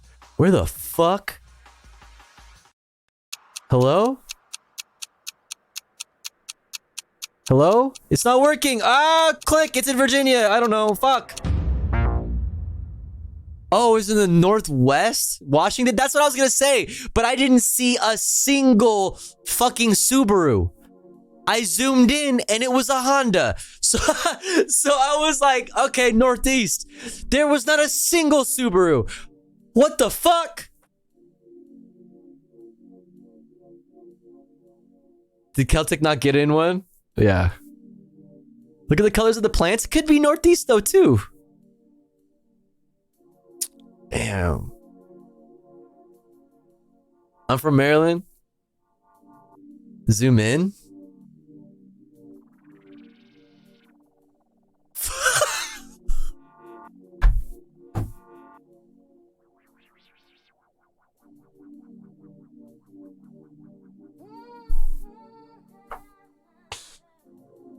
No! No! No! No! No! This is not allowed. This is such bullshit. Fuck you, dog. Oh my god, dude. It is so fucking Jover. It is so Jover. Oh, dude. Oh. I was like, yeah, you know, I mean, at least Celtic didn't even get one in there, of course. It's just so close that I had to zoom all the fucking way in. That's how far out I was. It's on the other side of the country.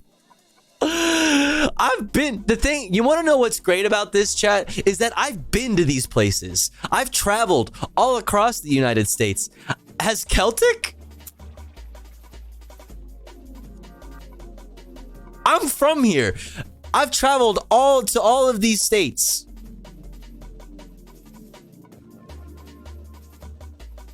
Oh, I've never been, bro.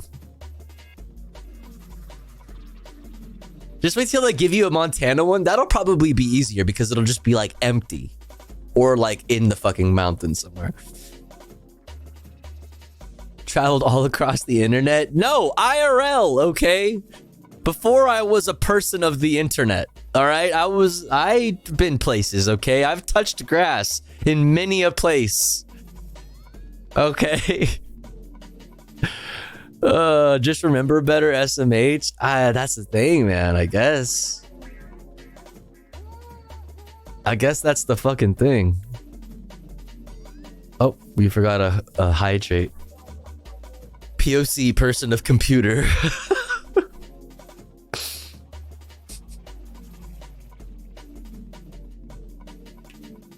Bro, this is embarrassing.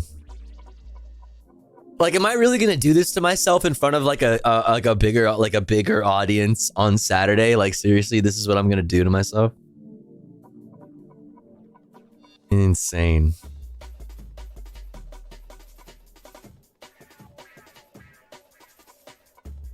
In fucking sane.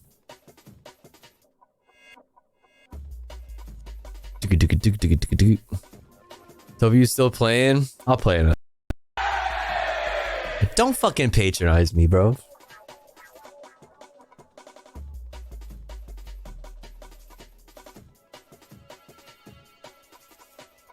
We'll be there to pick up the pieces. I appreciate that. Promise? Promise?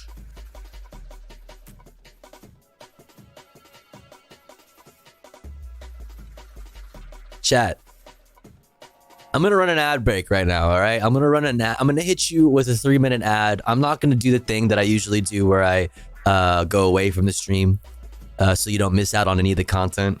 I'm just gonna hit you with it. Tofu, you're in the wrong room. Oh, there's a bunch of people. Poggers. Okay, cool. But I'm gonna hit you with an ad. If you want to avoid the ad chat, you gotta subscribe.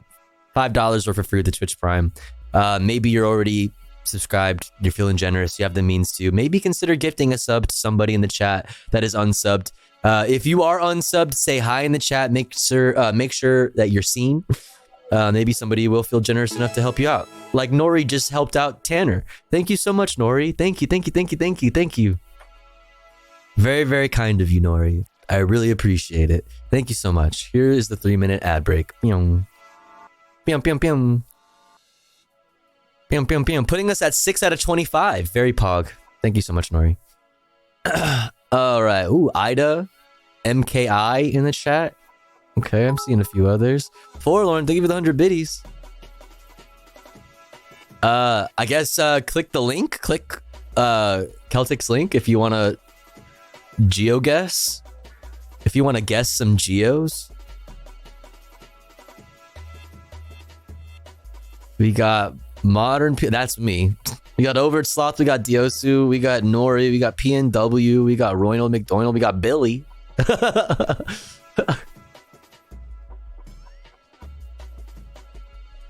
Billy's in here, chat.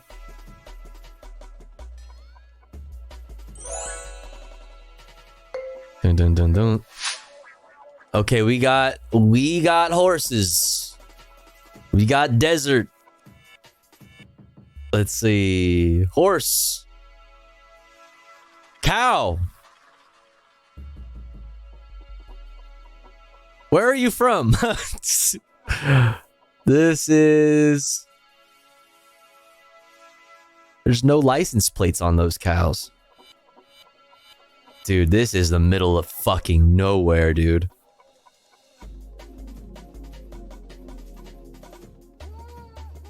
I don't even know where to go. Like, I don't know, man. All right, where's the sun? How do geoguessers do this? It's in the middle of the sky. Well, no, it's like okay,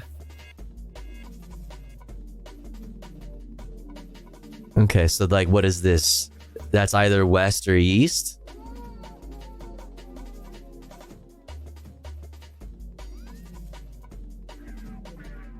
Doesn't help me.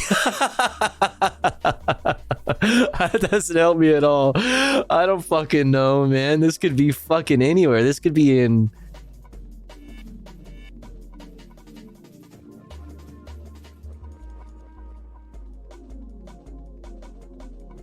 Man.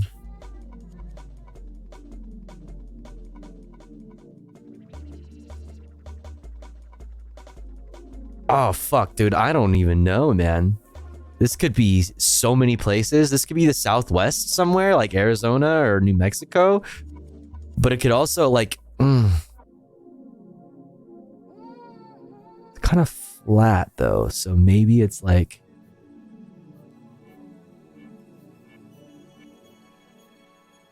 Texas?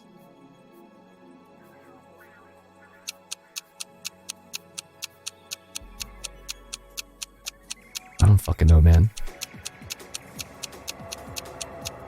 Spain? Oh my god, is it really? It really is. It's... Lebanon. Dude.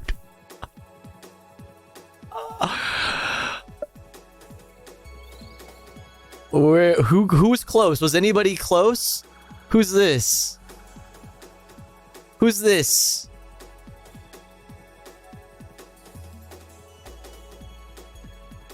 That's PNW? Damn, bro. That was very hard. There's no way I'm good. I'm not good at this. I found a sign with Hebrew on it. Oh, really? Way out? Damn. Okay. You just had to fucking... I just had to keep clicking.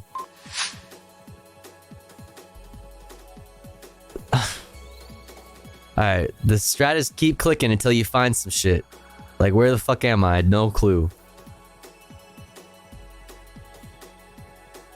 Ooh, what's this? Some thing.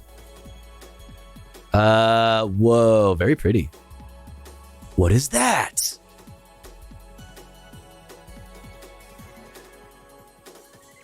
Aliens.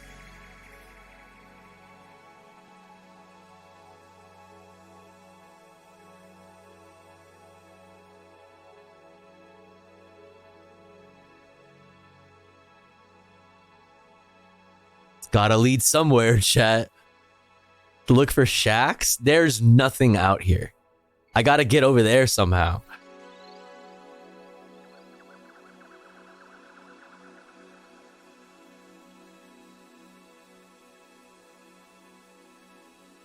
I mean, it's a very beautiful road. It's... Oh my god, this is not... I'm not getting any closer, it feels like. Okay, I don't fucking know, man.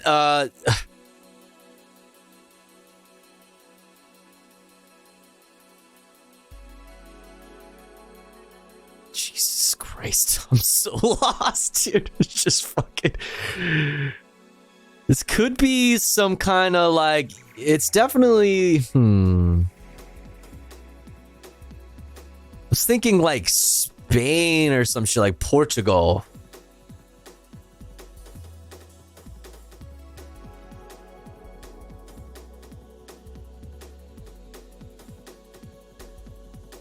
You know, places I've never fucking been.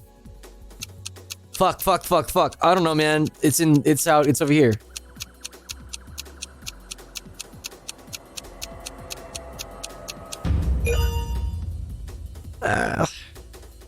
Who's the closest? That's what I need to know. Is it me? Who's this? Who said Manchester? Fuck you.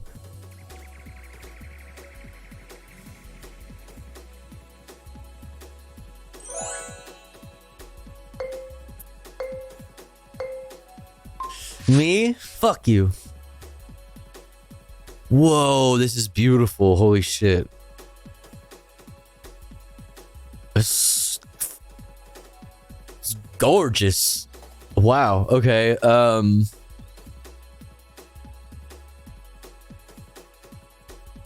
What this? Lac de something. What language is that? Can I go like right there? God damn it. Lac de Chalm. This is like French? No. Wait, where the fuck you got hills like, or mount? What the fuck is this? Hill mountains. Is that French? It seems pretty French.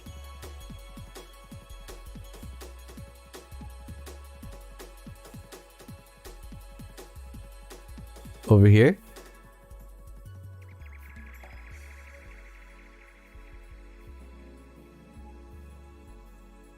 I don't know. Super pretty though, holy shit. Can I go over there? No? Okay. Is that a sign over there? Quick to the sign.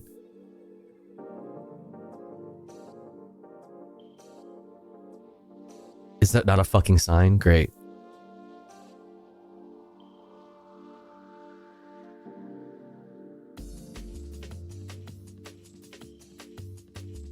I mean, what are these grapevines?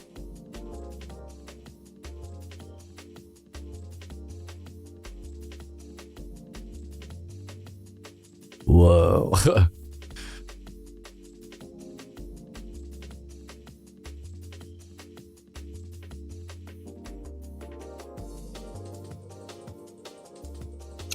Ah, stop. Okay. I don't know, man. It's like over here somewhere.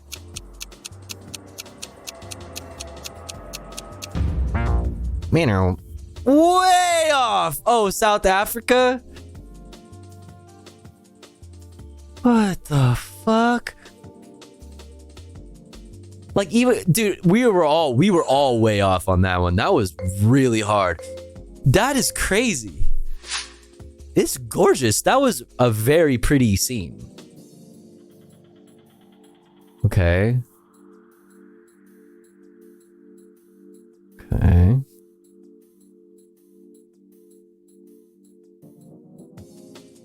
Dum dum dum dum. Hello? Can I go this way, please? Oh, it says right there, Google. Very pretty. Okay. Straw.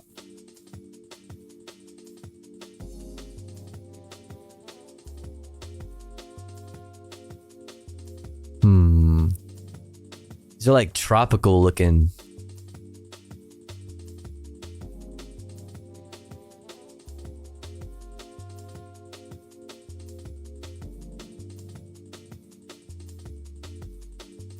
Bamboo.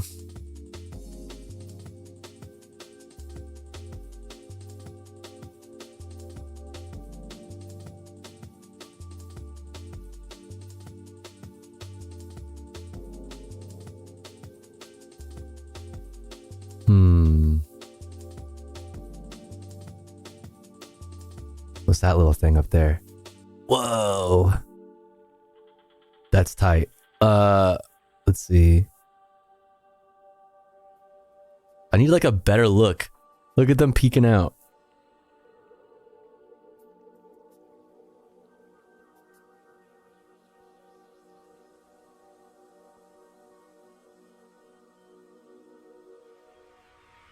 Oh man, I don't know.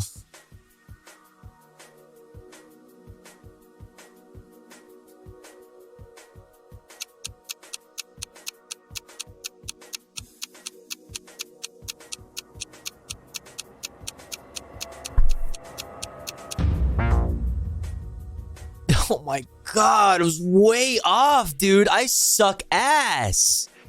I fucking suck ass at this. Who's this? Who's that? Who fucking got this? Who the fuck are you? Is that PNW? God damn, PNW's owning. Over Sloth in second place, but holy fuck, PNW is way out in the lead. Holy shit.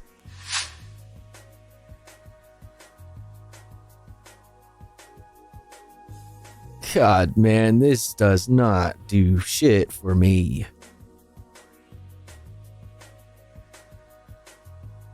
Okay, what we got going on here? Mujeres en Resistencia, defendemos nuestro... Based? Okay, so Spanish... Wait, yeah, like based? Like what the fuck?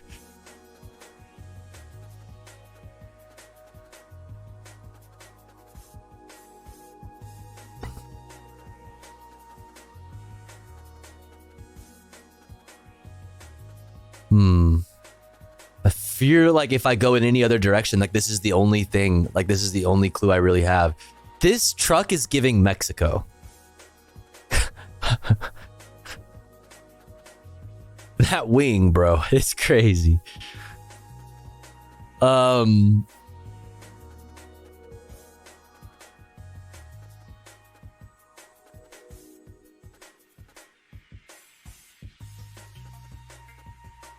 don't know.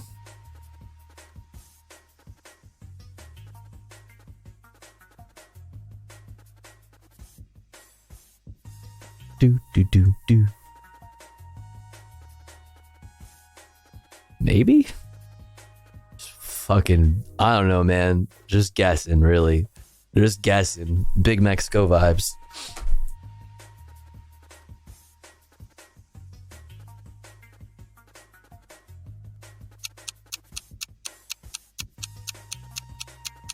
TikTok, TikTok, TikTok.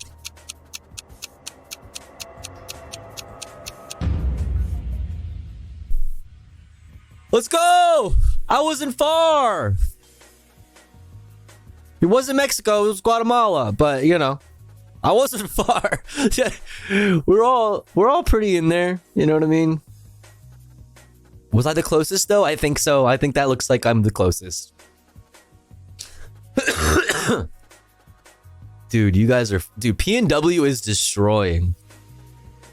Holy crap. North last place. GG fam, I got lucky a couple times. That's crazy, bro. Nah, you killed it. You killed it. I don't know fucking dick about the world that I live in. Apparently I don't even know my own country. Like, I don't even know my own state. It's like insane. Insane.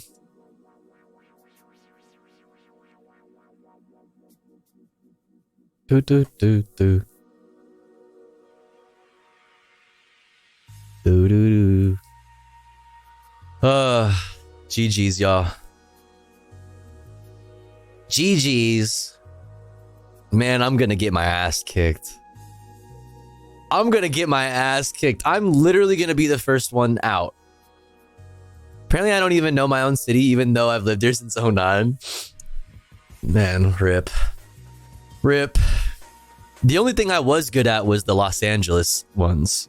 Like the different Los Angeles area things. It's like, dude, if I don't get that, that's crazy. That's crazy. Okay. Dun, dun, dun, dun, dun. Dun, dun, dun, dun, dun, dun.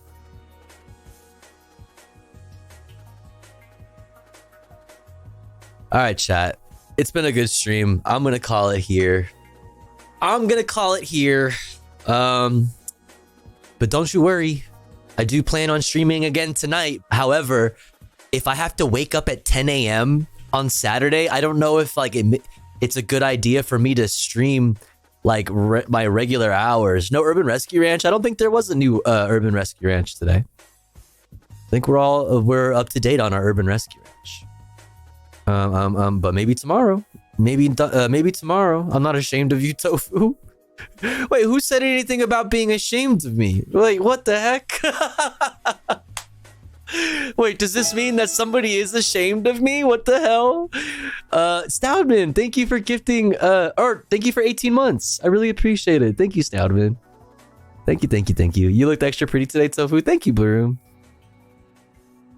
I appreciate it. Thanks for hanging out with me. I hope to see you again tomorrow, aka later today, for more news, more politics, more comfy reacts. I don't know, like I said, I don't know if I'm going to be able to do like a full stream and actually go late, or if I just have to stay up until 10 a.m. But that would also not help with my geography skills. Like, that would not help. So I don't know what to do. I don't know. Stay tuned in the Discord. Tank it, you're powerful. Fuck. Stay tuned in the Discord for updates on the, when I'm going live or whatever. Go follow my socials. Let's see. Who are we gonna raid? Doodleburb's still up? Oh my goodness. Doing Eldenburb. We haven't raided Pixel in a while. Let's raid Pixel.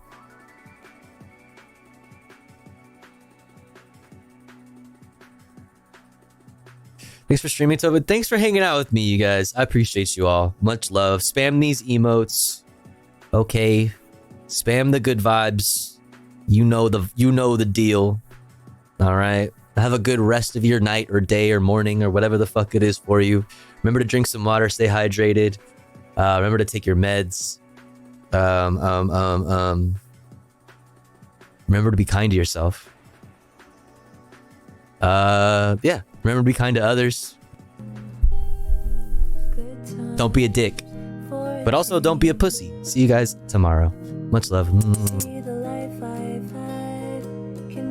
Any last minute gifters? Mod check pausers? See you guys.